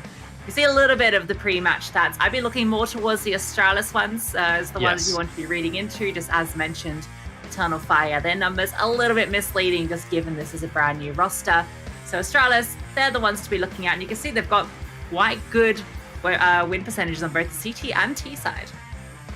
Yeah, they have, and I tell you what, if we take a look at Eternal Fire and we just spin it on its head and we say we take away the positives of yesterday against MOUZ NXT, kill distribution on the board, apart from Syzex, was actually just really consistent. You had Cyber, M-Star, Jota all putting up the numbers in terms of just being consistent kill performers all throughout that day. So hopefully, if they can all step up, they bring the same energy that they did to MOUZ NXT, they can really take the fight here to Astralis Talent. But in my heart of hearts, I feel like Astralis Talent should edge this one out, and they should put their first win of their WePlay Academy group stage on the board. Yeah, from what we've seen so far from them, some of those individuals have really stepped up. I mean, Fester is kind of the one that we talk about. He was, I think, the highest rated player of Season 4 in general, even though Astralis didn't even make it to the finals. And he's been looking in fantastic form. He had a great game against NAVI in that loss. I think he had 36 kills in that double overtime, which obviously there's more rounds at play, but still a very good performance and one of the top fraggers for them. And we started to see a little bit from Breezer as well earlier on Mirage, where he put up quite a solid performance, I think 22 kills over that series. Yeah, 1.26 rating on that man. So exciting times for Astralis Talent. If all of these individuals are going to step up and start to act more as a cohesive unit, it could be a very dangerous prospect for the Eternal Fire Academy. But we are seeing the graphics on screen. We are hearing this Mirage cinematic. And well, we're going to get straight into this one. It's Mirage again, a double header to end out the evening, but I wouldn't have it any other way. Eternal Fire Academy, Astralis Talent. Let's get this one on the road. That money from? Like, where have they robbed it from on Mirage? Part of the bomb. Don't you just get, anyway, into the pistol round. It's going to be a bit of a waterfall out towards Palace. Double set up here from the CTs in towards ramp, though, so it's a good position to potentially catch them off guard, particularly if they can catch them throwing this utility. M-Star, he's going to go down for free. No trade in response, and now this Palace play comes through, but both of the ramp parts, that prog attack, they have been removed. It's been neutralized. Now it's just 3 players swinging out, and all the CTs are here in response. The bomb does go down, so that's at least one small consolation, but they don't get a single kill. Oh, dearie me, Eternal Fire Academy came into that round with a plan, and then Breezer missed to shut it all down immediately. Bomb plant, at the very least. That's exciting to see for them. It means that they get a little bit of extra money in their pocket. Not quite enough to fill up the van, but it will still accommodate a buy. You can get some utility here and there, going into potentially round number 3. I wouldn't expect them to force into this one. So probably just going to see a couple of pistols for the T side. That 4 M4s coming out. That is quite the investment from Astralis talent, being able to commit to that early on. No MP9s here. They're here to play with the rifles immediately. There's some sort of knowledge there that you kind of get just from the fact that you know that they didn't keep anyone alive. They didn't find any kills. You know they're likely, well, not going to have the best situation going into this one. And, well, it's 4 Galils. So having the 4 rifles and the AUG. This is the second round purchase on the CT side. Yeah, this is stacked. And speaking of stacked, Eternal Fire Academy grouping towards B initially. However, trying to work their way for underpass, but Vessel lies in wait but can't get a kill. Wicadia will actually pick that one up. That's an opener for the Eternal Fire boys. Trade does come through though. Vigo finds one, misses another in Cyber. The trade in response. Kills come in quick succession from either squad. With Altex finding that kill in towards B, that's going to put the advantage now for Astralis talent. Rifle can be retrieved. A small upgrade there from the Galil. These 2 Ts have to piece this one together. They have mid control. The bomb up in towards short. Cyber's going to be grouping up, and Altex is all going to be on him here. Playing around Pillar. Might get caught off guard here, but is able to just convert the spray. Gets a little bit dicey there. Thought he had the kill when he didn't, but he is able to find it in the end. Cyber does get one in response and can recollect that bomb. Puts it now into the 1 versus 2.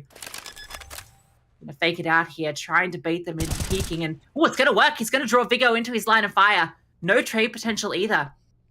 Breezer on the rotation, coming up through short. A bomb can go down, but look at the HP.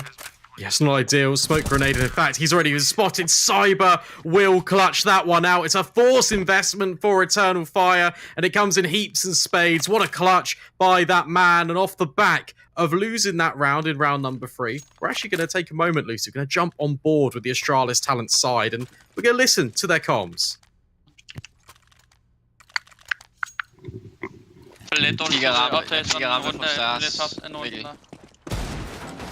Hvor skyder ham hurtigt rampe. Smoker insta. Midt i givet. Under kon. Så midt. Jeg har ikke rampe. Jeg hører dem ikke. Jeg er smuk sekund. Ikke fight på midt efter vinduesmokken her. Jo. Jeg sidder bare på A og Ja. Jeg sidder i vinduet venstre side her. De sidder bare højt. En rampe. På A, ikke sæk. Tæt kontrakt. 1 OP, 1 OP, 1 OP. Jeg ved ikke, om den er på ryggen. Er det helt ude, eller hvad? Ud af, tror jeg. En lille match. Tæt. Det var free kill, Alex. Ja, helt ude. Munder mig. Jeg strafer på dig. Nu går mig op, bror. CT low.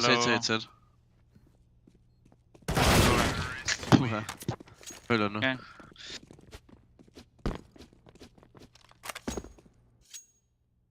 Well, another 3-piece from Cyber to close that one out. That's off the back of that 1 versus 3 that put them into that position where Astralis talent didn't have the weaponry going into it. You can hear there's a little bit chaotic on the comms at the beginning.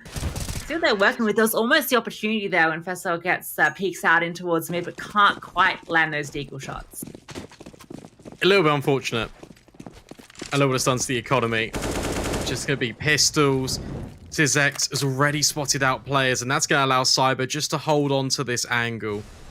Can't imagine that Astralis talent have got anything to say in this round, especially with the openers fall in favour to this T side.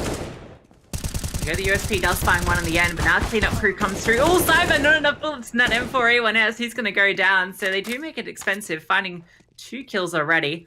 Chance for a third from Breezer is unlikely, particularly with M-Star dodging that flash. So they are able to clean it up, losing 2 players in the process. But still, 3 rounds now for Eternal Fire, and off to a great start here on the T side. Yeah, I saw this against MOUZ NXT. Really solid start. It's just whether they could be consistent across this entire half. Guns will now come into the pockets and the hands of Astralis talent. M4s across the board. No AWP for the CT. Syzex will have one of his own, however. He's going to peek in straight towards ramp. But the Molotov will obscure the vision. Astralis talent, they'll cross in towards connector. 2 players up in towards Palace for the He is suggesting they are interested in this A site with that lurking towards mid. Breezer playing with his crosshair a little bit there, jiggling on the angle. Just keeping his aim active as things go quiet at the moment. No info on any side of the map. So peeking in, but not spotting anything so far. That bomb's actually been dropped back in towards mid, and looks like they've called off this strong lean towards A, trying to spread out the map a little bit. I like this.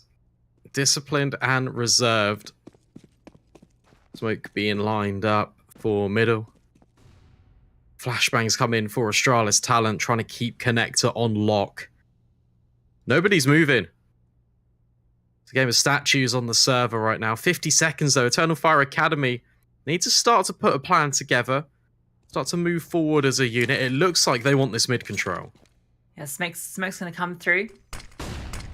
Flashbang to set up the peaks, but no one's on the other side at the moment. Fester's going to drop a late smoke of his own in towards connector. You can now use this as a little bit of a one-way.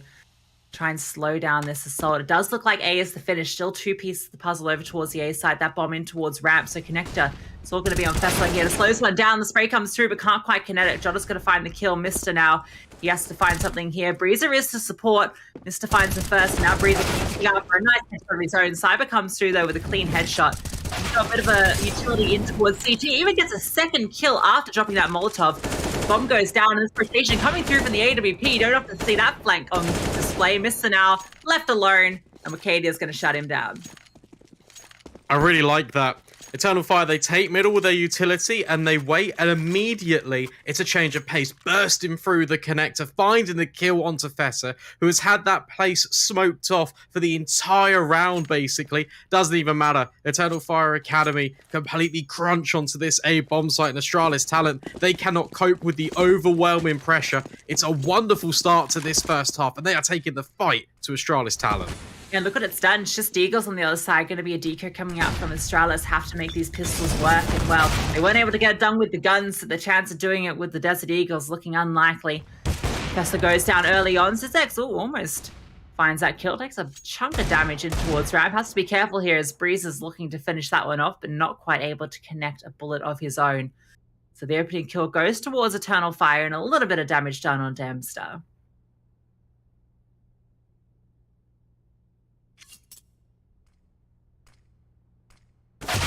Violence on the server until Cyber finds Vigo. Mister trying to creepy crawl his way in towards Palace, trying to create an off angle to maybe shut down this attack. Eternal Fire Academy. Love this A bomb site. That much is clear. Look at Cyber. Look how much ground he's gathered as well. It's all on Mister. What can he do in Palace? Well, actually, there's a bit of a distraction coming through as Apeks finds kill, but Mister gets shut down before he can do anything. Breezer has found one. That was onto Cyber in towards window. Going for the spam here through the double box, but not able to do enough damage to get it done. They could get this one a look in, or they might just want to recover these rifles to save and hold on to if they can. Cyber, his AK would have dropped nearby. See if it can be retrieved. Breeze has gone all the way through to T-spawn to try and catch off any retreating terrorists as they avoid the bomb damage. But it looks things should be an easy one for Eternal Fire. That bomb ticking down, and they're just playing for exits.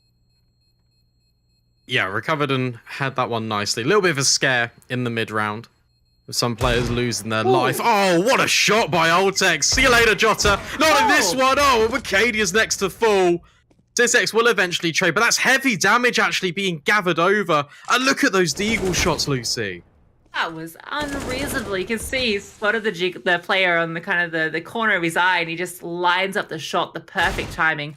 There's that first kill from Breezer to get that AK recovered, but fantastic double deagle play there. At least keeps the economy a little bit honest. It's a consolation towards the end of that round, but at the very least, the full rifles come out into this one. Breezer going for the jump up in towards Catwalk with that AWP. Can play around the smoke, knows that no one is peeked in towards top mid. So over towards B, the T's are currently set up. Katie has gotten deep ground in towards B apps, but they haven't fully committed yet. Oh, they're going to go now, though. Here comes the smokes and the supporting cast of flashbangs. Breezer needs to support Oltex, but might not even be needed. Vigo will swing out from the back lines, and all the kills were falling Astralis Talent's way, and that's set to be the case. Breezer eliminates Syzex on the AWP battle. And the B bomb site, it's under lock and key. And now, Lucy, we've heard from Astralis Talent. We're here. And now I want to jump on board with Eternal Fire Academy and see how they're getting on after losing that round.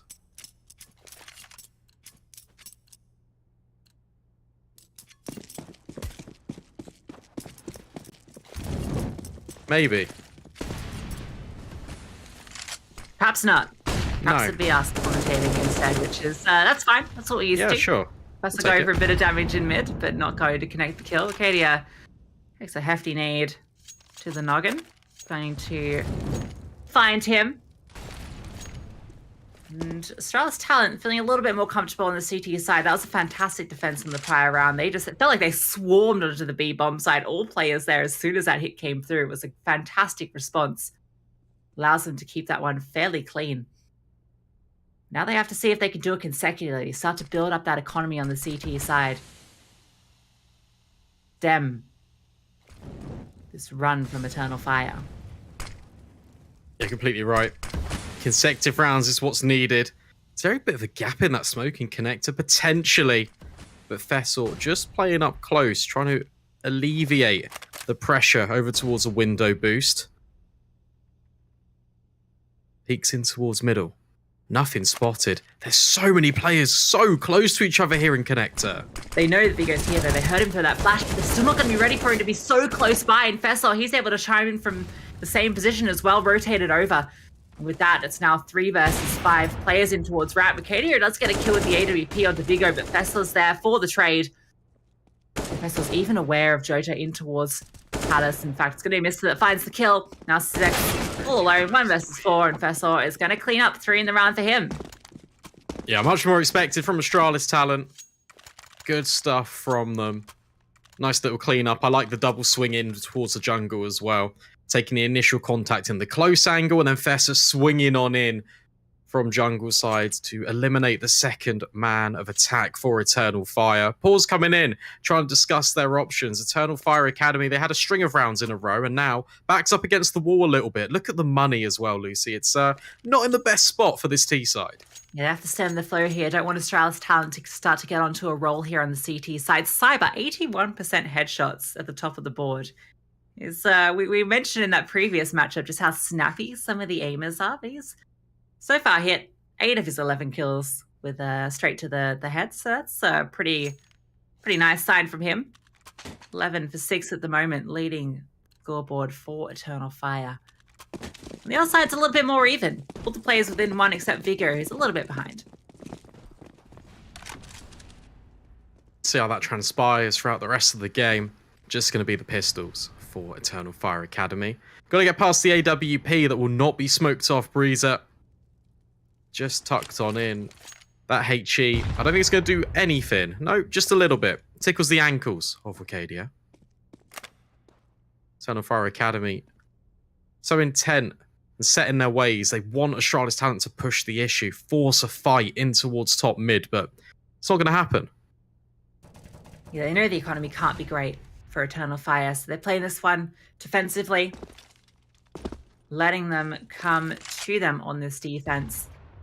Great setup in towards mid as well. They've got 3 players ready to respond. Breezer, he's going to be the first point of contact here as they get ready, going for the run boost here to try and catch off his aim. Bit of a cheeky play here. The shot does go astray, but Vigor, he's there for the trade. Cyber does get one, another headshot from him, and a second. Cyber with the Desert Eagle is doing it all. Syzex finds one as well. This is getting very scary. Ultex trying to even things out here, and between him and Mister, they're able to get it done. But, Cyber, you cannot let that man get away with a few frags. You really can't. And just in general, Astralis Talent, you can't peek these players one by one. I understand the intention. You've got players on short, players in connector, trying to crunch onto the position. But if you're not swinging as a cohesive unit, that allows Cyber and his Deagle to strike. It was a little bit scary. But Astralis Talent, they bring the round distance that one step closer. The buffer reduced to 1 for Eternal Fire Academy. Professor, even running through the Molotov, wants to take the fight up middle. Look how quickly smoke's coming out in towards B. It's a bit of a misdirection though, trying to draw the attention of the CTs over there, and it has kept 2 of them interested. Professor's still keeping his eye in towards mid, and that could be the critical difference here. They're going to be accelerating up to his position. He's just tucked in. Him combined with Mister able to spray them down for the double, and he's still stayed alive. The bomb is dropped, even drops out of smoke to obscure the vision. Jota trying to get something done here, but he is being pinned in from every angle. Here you go. On the other side, can't quite hit the full flick, does do the leg, and Fesser's able to finish it off. Playing such a critical position in towards Cat, and he gets it done. Much better from Astralis Talent. Completely shutting down this mid. Arcadia, though, his position's gone unnoticed. But realistically, how much can he get done? Well, the answer's 1 kill, and that's about it. Syzex, last alive. No bomb, no chance, no hope. 45 seconds. Got an AK, trying to hold on to it, potentially. Yeah, Syzex, he's here because he was the flank that would come in as soon as that short hit made its way through, keeping all of them distracted in towards short as you see them barreling down. Then Syzex, he can activate in towards B apps, swing out and try and catch them unexpected. But when the rest of the mechanism falls apart, he is just the axle with no wheels. I don't know cars. That was just that was a good analogy. Yeah. Can't get the getaway car with all the cash without wheels. Ignition doesn't work. The bonnet's up. I'm staring at it going, what's going on? Strange Nothing's black working. Smoke coming out of the exhaust. Yeah. What's that about? Why is the check engine light on? Yeah, I've checked the engine. It's in the car. Why is it not working? That's what Eternal Fire are asking in that round. And well, not going to have a great economy into this one either. The full buy. They have the AK that Syzex saved over, and he's going to have to hold on to that one just because he has no money to invest, and his teammates are going to half buy into it. Some upgraded pistols. There's still a chance into this round, but it's not what they wanted to be working with. There is. Double AWP as well. If they can get up close and personal towards Astralis Talent, which they look set to do, working their way up towards B. They've run the gauntlet, and now they're chilling. They're walking their way over. Smoke's being lined up. This one's for the window. M-Star deploying the utility, about to send Eternal Fire down into the depths of this B bomb site. Vigo's holding though for the window. Will miss the shot, but it allows Ultex to strike nevertheless. This defense is holding firm, and as I say that, it's always Cyber reliable for this Eternal Fire Academy side, but that might just be it. He has to do the 1v3 now. We've seen some heroics from him, but speaking of heroics, this B-site defense from Altex is fantastic. He gets 4 in it, gets the opener as they enter into the site, stays alive that entire time, and even closes it out with the double. So exactly what you want out of your B-anchor players. Cyber almost gets away with a bit of a cheeky play there. It came down to M-Star in that duel. If he's able to find that one onto Altex, in fact it was, then that would have been a change in the situation, but can't quite find it. And fortunately, that leaves Cyber in not the greatest position. We are back out with the guns. Breezer being aggressive. Double AWPs have got potential to really snowball this defense for Astralis Talent, so Eternal Fire need to watch out. Currently, they're waiting for potentially a push towards this ramp side. 3 players strong, and that's where the bomb's located, so a bit of control can come through over towards underpass, but the utility is going to be lined up, and Breezer and Mister will be tested here. Breezer close combat with the AWP. The smoke starts to rain through. The flash comes through, but doesn't quite blind him, but he misses the shot. Has an incendiary that he can drop to at least slow things down, even the HE to follow up. Professor, he's going to spot on the jiggle as well, so they know what's happening. They know what the play is.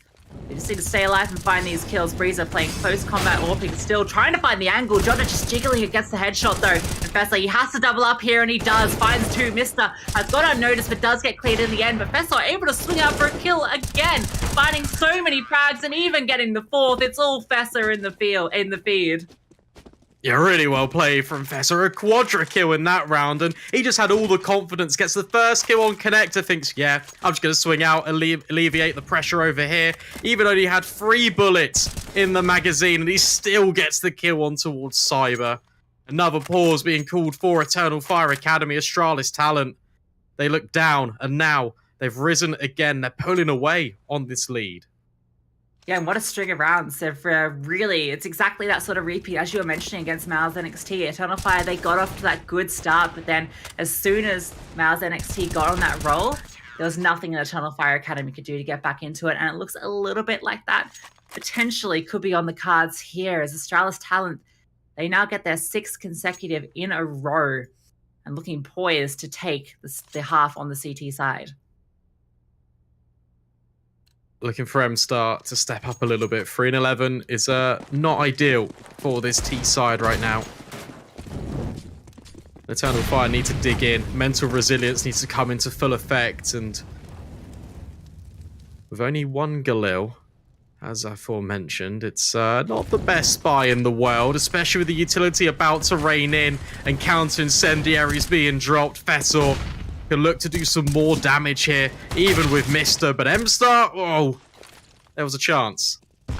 Don't peek into Fessor, he will find you in the nades. They find Jota, Mister, but just find a kill eventually onto Cyber. Now Syzex and Wicadia, they're all that's left. A nice deagle shot, and a second. Syzex finds a headshot. Those are huge kills to find, but Vigor able to get one with the AWP, so that's Wicadia left alone. They're not spotting each other. Oh, it's weird. Wicadia gets the kill, but now he can get swung on. There's just so many players. The headshots, oh my god, for a second I started to believe that Heltex does close it out eventually, but geez, that was costly. That reminded me, the situation reminded me of like a mini scaled down version of the twists dropping from Silo onto main, turning around on Electronic, and then Wicadia's just like, no, that's not happening again. Gets all the deagle kills and nearly drags Eternal Fire, kicking and screaming over the finish line, but not to be. Astralis talent survive, but look at all these smokes. What is going on? What? Someone just yelled smoke window and all 3 just rose to the occasion. I've never seen something so smoked in my life. Whatever the strategy was, it doesn't pay off. Apart from the huge thick grey screen in towards window, but the nades, the utility, it's just so much better from Astralis. And Cyber, he's left alone and well, he's gonna get cleaned up. I still can't quite get over what we just saw then. I've never in all my life seen a triple smoke nade to window on Mirage. It looks like they wanted to go short, like fast mid to short to B. But instead of the 2 short smokes, we just had 3 window smokes. So yeah, maybe need to go and back to they the were drawing instant board. as well. Like maybe they had 3 spawns do instant window smoke, because someone said instant window smoke and everyone threw them. Nevertheless, look, it's done. Astralis talent, 9 rounds on the board in the last round of this first half. AKs across the board for Eternal Fire Academy, with a couple of Galils sprinkled in for that extra flavour. Speaking of flavour, Figo pushing up with the AWP, eliminates Wicadia, and will even escape. Never mind, he's going in for more. Second, oh, but not the third. Cyber with the Galil, but immediate trades fill the feed. It's been so fantastic for these trades, although it does come slightly out ahead of Astralis this time. Kills are good in response, damage done on the Mister, but unfortunately Syzex can't get that one done. Now it's all on to Jota, 1 versus 3. One of these players is low, he'll have the comms from that damage being done. He still has to isolate and find all 3 of these players, win all of these duels. Alex could be the first one here, going to peek on him, do a bit of chip damage as well. Keeping him on notice, has to find the perfect headshot here, can't quite line it up. Trying to bait it out. Now the AWP's rotated over Breezer. He's holding the angle. But seems semi-aware of it. Tries to peek into it, but can't quite hit the shot. And Astralis, 9 consecutive rounds to get them to a 10-5 half on the CT side. And this all came off the back of Eternal Fire, taking that advantage. 5-1, they were up. But not to be. Astralis talent, they completely collapsed upon them. And it was only Cyber. That was the only positive I could really take from that T-half. He was finding all of the impact, all of the shots. It was back-to-back multi-kills for that man as well. Yeah, he was looking fantastic. So, you know, great signs from Eternal Fire here early on in the WePlay group stages with Astralis. You can see they've been practicing against two of the best teams. They've definitely come to play. They want their first win. But hey, let's see if we can listen to Eternal Fire on the TeamSpeak this time. Kırsana lan.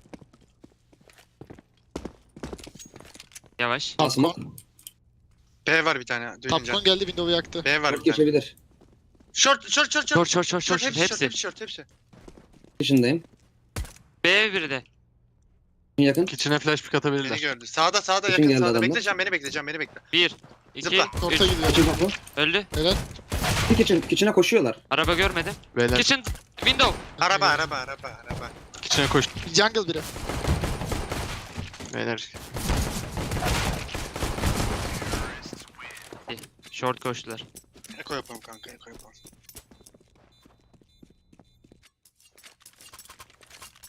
It was the right idea for Eternal Fire Academy. Double push, underpass, gets the information short. All the rotations come in, but it's just the Glocks at close range. Astralis talent just win out the engagements, and it's as simple as that. They take the pistol moving forward. That's both pistols being picked up by this Danish side. See if they can convert it. They weren't quite able to last time on that CT side. We'll see if they could do it on the T side. In a good position to do so, given that it's not an investment from Eternal Fire. They've just got a couple of upgraded pistols. They don't have the full weaponry for the job, and Viggo, he has a chance here to make some serious cash. He pushes forward with this Mac 10. Oh, actually not going to be clearing the close angle, so MStar's going to get himself a Mac 10. Not the best upgrade, but it is a weapon. This bomb can make its way onto the A-bomb side. There's no one to contest the plant, so it's going to go down, and despite the numbers advantage, it should be Astralis taking this one, but it's on a fire. They may as well give this one a look in. They have nothing to be saving. Yeah, for sure. And Altek's about to be tested. Past the first hurdle and the second, can continue the spray, but it's the SMG of MStar to find the damage. At the very least, that's money being injected into the Eternal Fire bank balances, but hang on. Mr. 1 versus 3 reveals his position, and MStar, the hero that Eternal Fire Academy have so desperately been looking for. It's a quadra kill to boot, and the defuse comes in as well. No way they still at one away. That felt like it was unlosable. There was no armor in the round for the CTs at all. Nothing in play other than pistols, and they managed to find that kill with the Mac 10, and it's the Mac 10 that gets it done. He doubles up in towards CT, and then they get that little boost up towards Firebox to find that last kill. Critical stuff, and a huge round. Force Spy comes back in for Astralis talent. Force Spy Wars will continue. Consecutive rounds in a row for one of these teams will typically break that streak. AWP on Syzex as well is uncontested, quite obviously, because Astralis talent, they just do not have the funds. It's only 2 AK-47s. They've got good real estate in towards middle, but Wicadia is kind of holding for this boost. Vesor needs to be a bit careful, needs to hold on to his angle, and in fact, only takes 11 points of damage. Yeah, that felt a little bit misleading. Like right. A little bit more than he did, but going to get away with his life relatively unscathed, although he gets into that one-shot headshot territory of those M4s. Given there's only 2 on the other side anyway, it's probably not as big a deal, those retrieved AKs. Astralis are going to be grouping up back towards A. They've got a player in towards Connector and Fessa. He's stayed close by, managed to get fairly deep there. So they have got a great setup here. Jota, he's going to be the key man to watch, tucked in here in towards ramp. Good for the second. The spray on the 2. That's fantastic. Done all he needed to do there. Cyber on the side, good for 1 as well. Tries to sting out and find Fessel, but Fessel's good for it. Does take so much damage in the process, though, and he's going to get cleaned up by the AWP. So it's all on Breezer now. The 1 versus 3. That's the first. Going to go commit to the bomb plant here, and Ricadia's going to respect it. He's not going to swing. Not sure if it's the fake. And does allow that bomb to go down. The flash out, Breezer, he's going to find the second. It's now this 1 versus 3 turned into a 1 versus 1. Syzex on the other side with the AK, ready for this elevated position, and saves Eternal Fire. Nice job as well from Syzex to swap over to the AK-47 to give him a fighting chance of any potential off angles. Because of the AWP, 1 shot if he misses, potentially he loses his life. Instead, swaps over to that rifle, picks up the AWP. And Eternal Fire, they get consecutive rounds in a row. It's a strong start now to both halves for this side. It's now this question again. They're on CT, it's the defensive side. The pressure will now be on Astralis Talent to really take the initiative. But can Eternal Fire Academy survive? What a shot. Yeah, so far it's a repeat of the start of the first half, so we'll see if that continues as once again off the back of that bomb plan, Astralis Talent, they're going to fully invest into this one. They're able to get the 3 rifles out and able to get one of those onto Fessor as well. And well, as I speak his name, Sizek's going to find the kill. Oh, that's a cheeky one. Headshot through the edge of the wall there as he lurked into underpass. That's a great opening kill to find. No trade possible. Apeks creeping his way up towards middle. Sizek really wants to peek right back in. Joined in support by Cyber. M-Star's now considering the possibility of connector, but Apeks will still eliminate Jota, elevated up towards the firebox position. 3 versus 4, it's still doable for the T's. Yeah, it looked like they were going for a bit of an intentional crossfire there, but it's not quite the right millimeter spacing. And it allows that one player to go down. Apeks finds the kill. Now all 3 T is coming in through from T ramp. The smokes get deployed, a bit of utility to keep M-Star out of the equation. He's going to get smoked off, but he's interested in potentially giving this one a push through. Doubling up in here towards Sandwich. Failed boost though, going to get the sound cue off, and now they're just going to try and fight the M-Star, and he's good to double up. That's put Mr. alone. And Sizek, it's an easy AWP shot from him. Astralis Talent, they limp away out of this round. M-Star finds himself on 10 kills, and 7 of them have come in the past 3 rounds. So he's really stepping up here on this CT side for Eternal Fire Academy. They keep their money honest. They can build a bit of a bank balance. The only one really lacking funds is actually Jota and M-Star, but the rest of the troops, it's not too bad. Sizek, if he loses his AWP in this one, can definitely rebuy it. Might not even need to, though. Breezer hits the deck. It's just these Deagles for Astralis Talent, but I shouldn't say just these Deagles, because Fessor delivers a killing blow onto the AWP, and a second one onto Wicadia as well. Fessor showing us what he's made of. 2 huge kills, but now M-Star, he's here to continue this CT run that he's shown us so far. Doubles up. Jota finds Fessor as well before he can dome anyone further. And that leaves Vigo. Now, with a deagle of his own, but would need to do quite the highlight moment here to make this one work.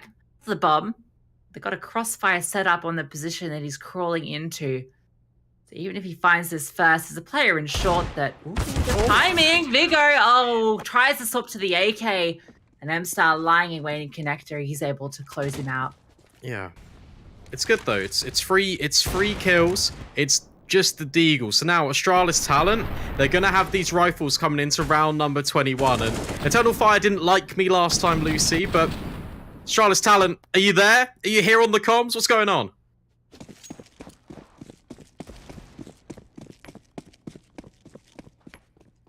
No. No? All right, never mind. They don't like you. They don't want to hear from you, Brandon. I'm sorry. Yeah, that's fine. I'll be quiet. You take over. Go on. Yeah, so Astralis Talent, we're not unfortunately going to hear them this round. Maybe they'll come through. We'll see. But it's going to be aggression in towards ramp this time from the CTs, taking a bit of ground. Deep in here, holding the crossfire, that AWP ready for this bait and switch play. But look at the aggression up towards short. There's a gap in the defense, and it's been exploited by Astralis. They've managed to get 2 players up into short early on here. Wicadia, the smoke is protecting him at the moment, but that's going to fade any second now. And that's going to be the go signal. Cyber is in a great position up in towards the balcony. Jota going for the info play here onto Breezer. Breezer spots him. Bit of an awkward duel. Jota does come out ahead. And that looks like it might be the go signal in towards the B site. Wicadia swings out, not ready for both those players, but now Cyber, it's his time to shine. Vigo able to find him after he gets the first, putting it into the 3-on-3, 3-on-2, I should say. But the bomb site, at least it is taken from Fessor, but his ally with the bomb is nowhere to be found. He's in a really good position, though. He can just sneak his way through, play with this smoke. Eternal Fire Academy have got no idea where both of the Astralis Talent players reside. Here comes the bomb. This is the important one, and Sizek will stand the call. And here comes Fessor, position given up after shooting towards market. and that means Jota can just walk his way in towards short. Well-crafted round from Eternal Fire. It's good mid-rounding, and they close the gap. 11-10. This one's a lot closer than first to 4. Yeah, I like the idea from Astralis talent. They're going for something a little bit funky fresh. They get those players up into short so early on. They abuse this gap in the timings. It's fantastically played, but unfortunately they just lose control of that B-bomb site. And the bomb was all the way back in T spawn. It took far too long for the rotation to come through from that lurk player, and in the end that's enough. Eternal Fire, they're able to get the rotations through. Vessa's not able to get anything more done. Now that's put Astralis talent into this pretty awkward half by just a couple of rifles, a scout and an AK. And 3 deagles, not ideal. Oh, hello. No, not quite. Interesting decision being made in towards mid. Vessel gonna try and capitalize upon it. Everyone's jumping in mid. It's a party. Wicadia doesn't really need to reveal himself. In fact, it's Cyber. Like one consistent pillar for Eternal Fire Academy doing the damage. Breeza will spot out Wicadia, but it's only a tag. Yeah, the scout not quite good for the shot. The flick almost does it. Not able to land it. Ultax, another great deagle shot, but there's just so many players. They overwhelm. Now evens it up, Brandon. 11-11. The comeback. It's happening. It's real. Believe in it. You got to highlight M-Star. I just have to. Absolutely incredible on the CT side. Multi-kill after multi-kill. Delivering when his team needs it the most. Especially against these lower buys. It's so important for Eternal Fire to keep this bank balance healthy. Making sure that they get out with not too many players hitting the deck. Because it's just good for their momentum. It's a good confidence builder. It's a best of 1. There's no second chances. Breeza with the AK now extending all the way over towards top middle. But here is M-Star. Call his name. Let's see if he can answer the call. Yeah, I can see a little bit of confidence it feels some of that utility is deploying, trying to flash himself in, but thinks better of it. Doesn't get too cocky on the peak. Cyber now. Ooh, it's a bit of an awkward engagement. The spray does connect. Ultex goes down. That's the lurk player out towards B. Apps removed. That does cause rotations from the CTs over to the B site. 3 players have rotated over, and it's not a committal from Astralis yet. So they have at least forced some of these pieces to move around. Oh, Wicadia, it's a perfect position for that headshot onto Fesso, using that smoke as a one-way. Easy as you like it. 3v5 now for Astralis. M-Star even going to spot Vigo jumping up. An easy kill from him from that boosted position. It just feels like it's too easy for Eternal Fire at the moment, finding these kills for free time and time again. Oh, Mr. has got a hell of a clear on his hands towards that ninja box. But in fact, the distraction's being created in connector, but Jota just dancing around this default position. Oh, Mister's got no idea, and the silencer will strike. Sizex reveals himself. And Breeza, 1 versus 4, doesn't look too great. Eternal Fire Academy, they take the lead again, 12-11 now. Yeah, look at the consecutive rounds that we've seen. You can see that huge swing of rounds, 9 in a row that Astralis put up on that CT side. But it's really the tale of CT sides, it feels, and Astralis talent, they're not having that early T side success that Eternal Fire had, and that's the key difference here between these 2 teams. Eternal Fire Academy now, they're in the driver's seat and in a really good position now, considering the economy, to get closer and closer to that map point. Yeah, they really are. Pause coming in. Astralis talent trying to discuss what's going wrong. Trying to figure out a solution. Maybe it's a pace change that's needed. Try and catch Eternal Fire off guard. They're getting a little bit too comfy in towards middle. But like how they were playing on the offense, they're really disciplined. They like to just sit back in. They welcome and invite the pressure. As Astralis talent try and take the ground, it's just these nooks and crannies that they're not quite clearing that are netted Eternal Fire these kills. This feels like an important match for Astralis talent to win. They're on a 0-2 in the group so far. Obviously, it was against 2 of the best teams, but the fact that they're struggling here against Eternal Fire Academy on this T side doesn't bode well for them, but still some rounds to work with. Vessel has gotten aggressive up in towards short. What a headshot onto Cyber, not quite ready for the second player to swing out. Can't connect that shot. Breeza trying to exploit a gap himself. Katie does spot a couple on the jump. He can now deploy some utility, drops in a sentry to play around. That's going to force Astralis off, but Breeza, he's found a timing here. The CT seem a little aware of it. Yeah. Yeah, they are. I'm gonna say it. They are aware. Sizex is holding. Mister doesn't quite deal with the ticket player, but it's space that has been gathered. Meanwhile, oh, Vigo, he hits 2. This is a bomb site, it's open for business. 3 versus 2 in favor of Astralis Talent. And as that bomb goes down, Breeze has yet to reveal himself, but look at the flank from Wicadia. Yeah, that flank's coming through, and it is being helpful though. Mr. holding the angle, gets the info, doesn't need to be re-peeking this, just needs to keep this player at bay, gonna try to swing and find the kill. Does a bit of damage. Vigo in this elevated position, able to get the first. Spray comes through, but can't quite connect the kill, but the damage has been done. Breezer just has to hit one shot with the deagle to do it. Stay alive, the defuse is coming through. Oh, the headshot through the smoke, Breezer. That was a one-shot or defuse. He had to hit it, and he does it completely through the smoke. That round was absolute chaos, and Astralis Talent thrive in it. Vigo just double kill onto the bomb site to open things up, then elevates himself on towards the triple for a third. All the meanwhile, Wicadia's having this weird little battle in between ramp, and then decides, okay, I'm just going to try and stick the bomb. And within the dying seconds, a headshot comes through, and Astralis Talent, let's be honest, they steal that one away. AWP thrust into the hands of Breezer, and M-Star going on a walk up top mid. What a round. I can't believe what we just witnessed. They couldn't get it done with the rifles on so many rounds, but it's the Desert Eagles that do it. What a beautiful way to cap off that round, that final kill. That could be the difference maker. That could be the round that haunts Eternal Fire Academy's dreams. As now Astralis Talent, they've evened it up to 12-12. They have the full buy going into this round. And a potential to stage a late comeback here on the T side. Here comes the execute. Jota not going to be... Oh, he will be Molotoved out, but it doesn't even matter. Mr. eliminated from Palace. But Breezer will hit that important shot. Oh, it's a little bit weird in towards mid.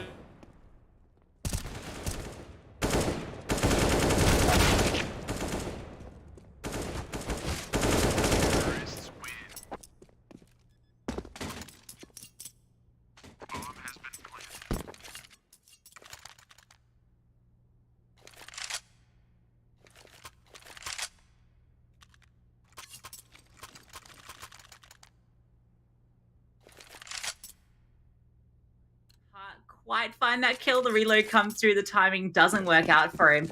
So he tries to just commit to the spray, and that's when the AWP player swings through, and he's able to find both. Fantastic stuff, and even swinging for the third. So great round from Vessel. Yeah, really well played from him. Trying to get this one done, but it's going to be a quick one. Right into the meat grinder. Old Tex will actually double up. Wicadia on the back, a triple with that MP9. Can he make it work? When does he reveal himself? Creeping in. There it is. And the bomb planter will eliminate him instead. Syzex is being held for in connector, and Vigo's doing all the damage. Breezer finds a kill too. And now through the smoke, Syzex has to be the hero, but can't get it done. Old Tex with 3 kills in the round saves Astralis Talent again. Where has this come from, Astralis? It just feels like out of nowhere they have managed to pull round after round consecutive now. 3 in a row when it matters most, when their backs were against the wall. Look at those consecutive rounds from Eternal Fire Academy. They were dominant on this CT side, but Astralis, they're the ones that where it matters most, they pull these 3 rounds together. Huge individual moments, and it started with that Deagle round, right, at 12-12. That was the tipping point, and look where they are now. Huge decisions to make now for Eternal Fire Academy. This is why we have this pause. Look at the money on the screen. It is not good at all. Do they play for overtime? They know they can get it done with the guns, or do they invest in heavily? So they try and take the fight and do it in 30. Choice will be the former. A couple of pistols, but that's it for Eternal Fire. Look content to potentially give 15 to Astralis Talent. We're seeing what Deagles can do. So I wouldn't count Eternal Fire out of this one yet. M-Star trying to make something done here. Mr. gets the push in towards Rab, but there's that Deagle. Does find one onto Vigo, but they're aware of his position now. They can try and pinster him in, but he is able to escape. Altex trying to hunt him down. The spam not connecting. But Breeze's AWP, it does. Cyber is on a push with a 5-7.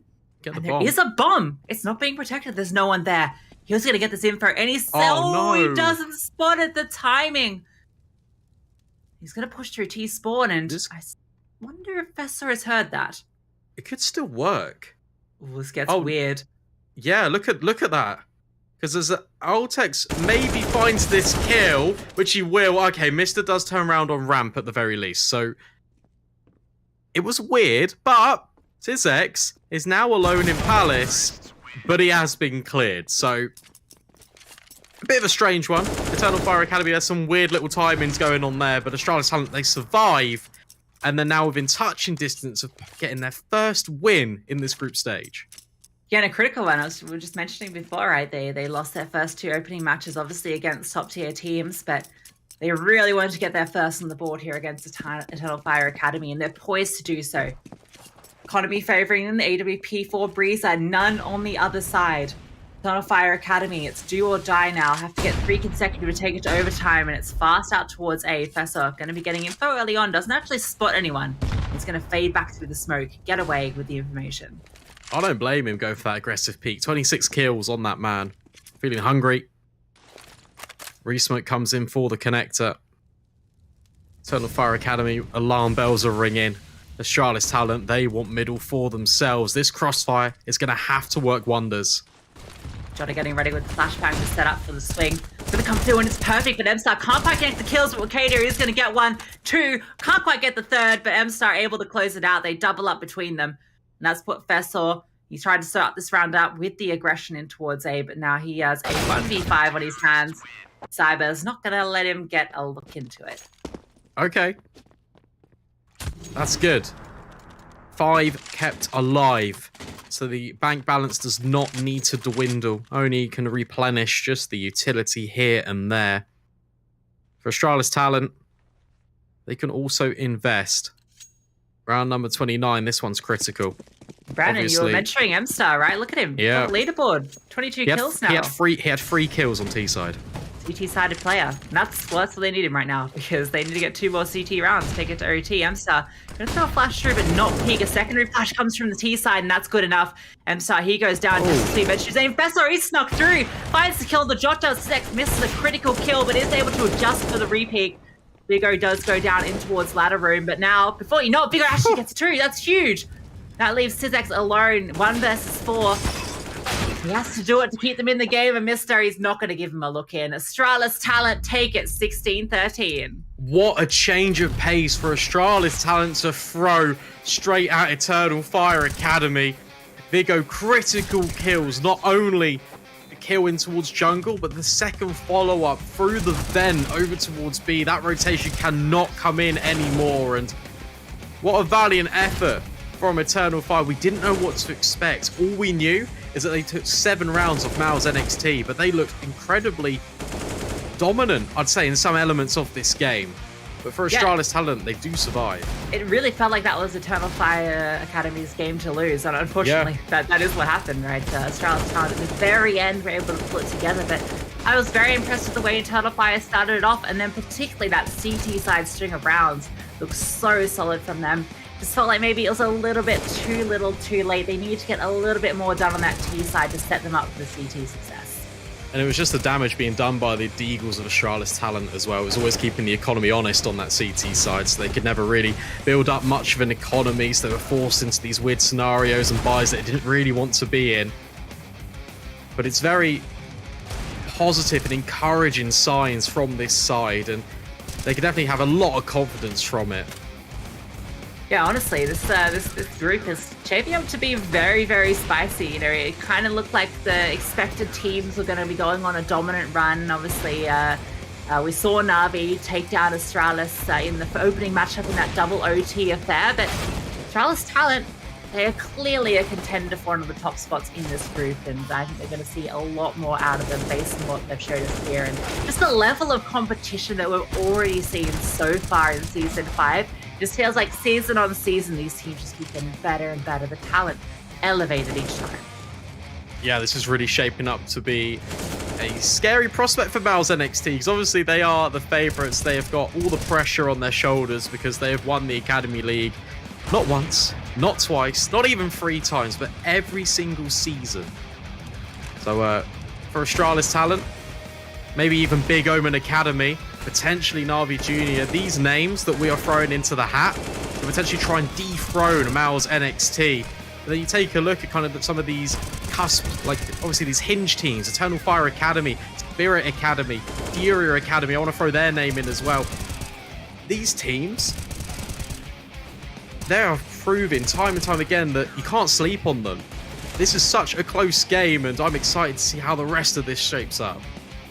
One or two teams that are kind of dominating everyone else in like a very one-sided affair. The academy scene has just grown so much thanks to these 5 seasons now that we've had, and well, fantastic series in both these teams. I think they should both be happy. Fess are obviously top of the leaderboard, 27 kills, 105 ADR and 63% headshots. But I mean, honestly, on the Eternal Fire Academy side, I know MStar is there at 22, and we saw him really good on the CT side, but Cyber felt like to me he was the man that got it done on those T-side rounds they did get, and he kept it consistent throughout the entire game. So fantastic early signs from some of these Eternal Fire Academy players.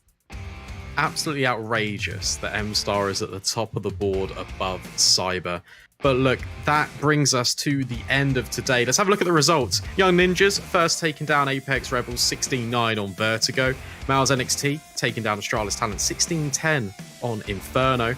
Big Omen Academy, they edged out against Young Ninjas 16-13 on Overpass. And then some of the games that me and Lucy have covered today, NAVI Junior beating out Prospects on Mirage, and Astralis Talent, it's a close nail biter, 16-13s across the board against Eternal Fire Academy, again on Mirage.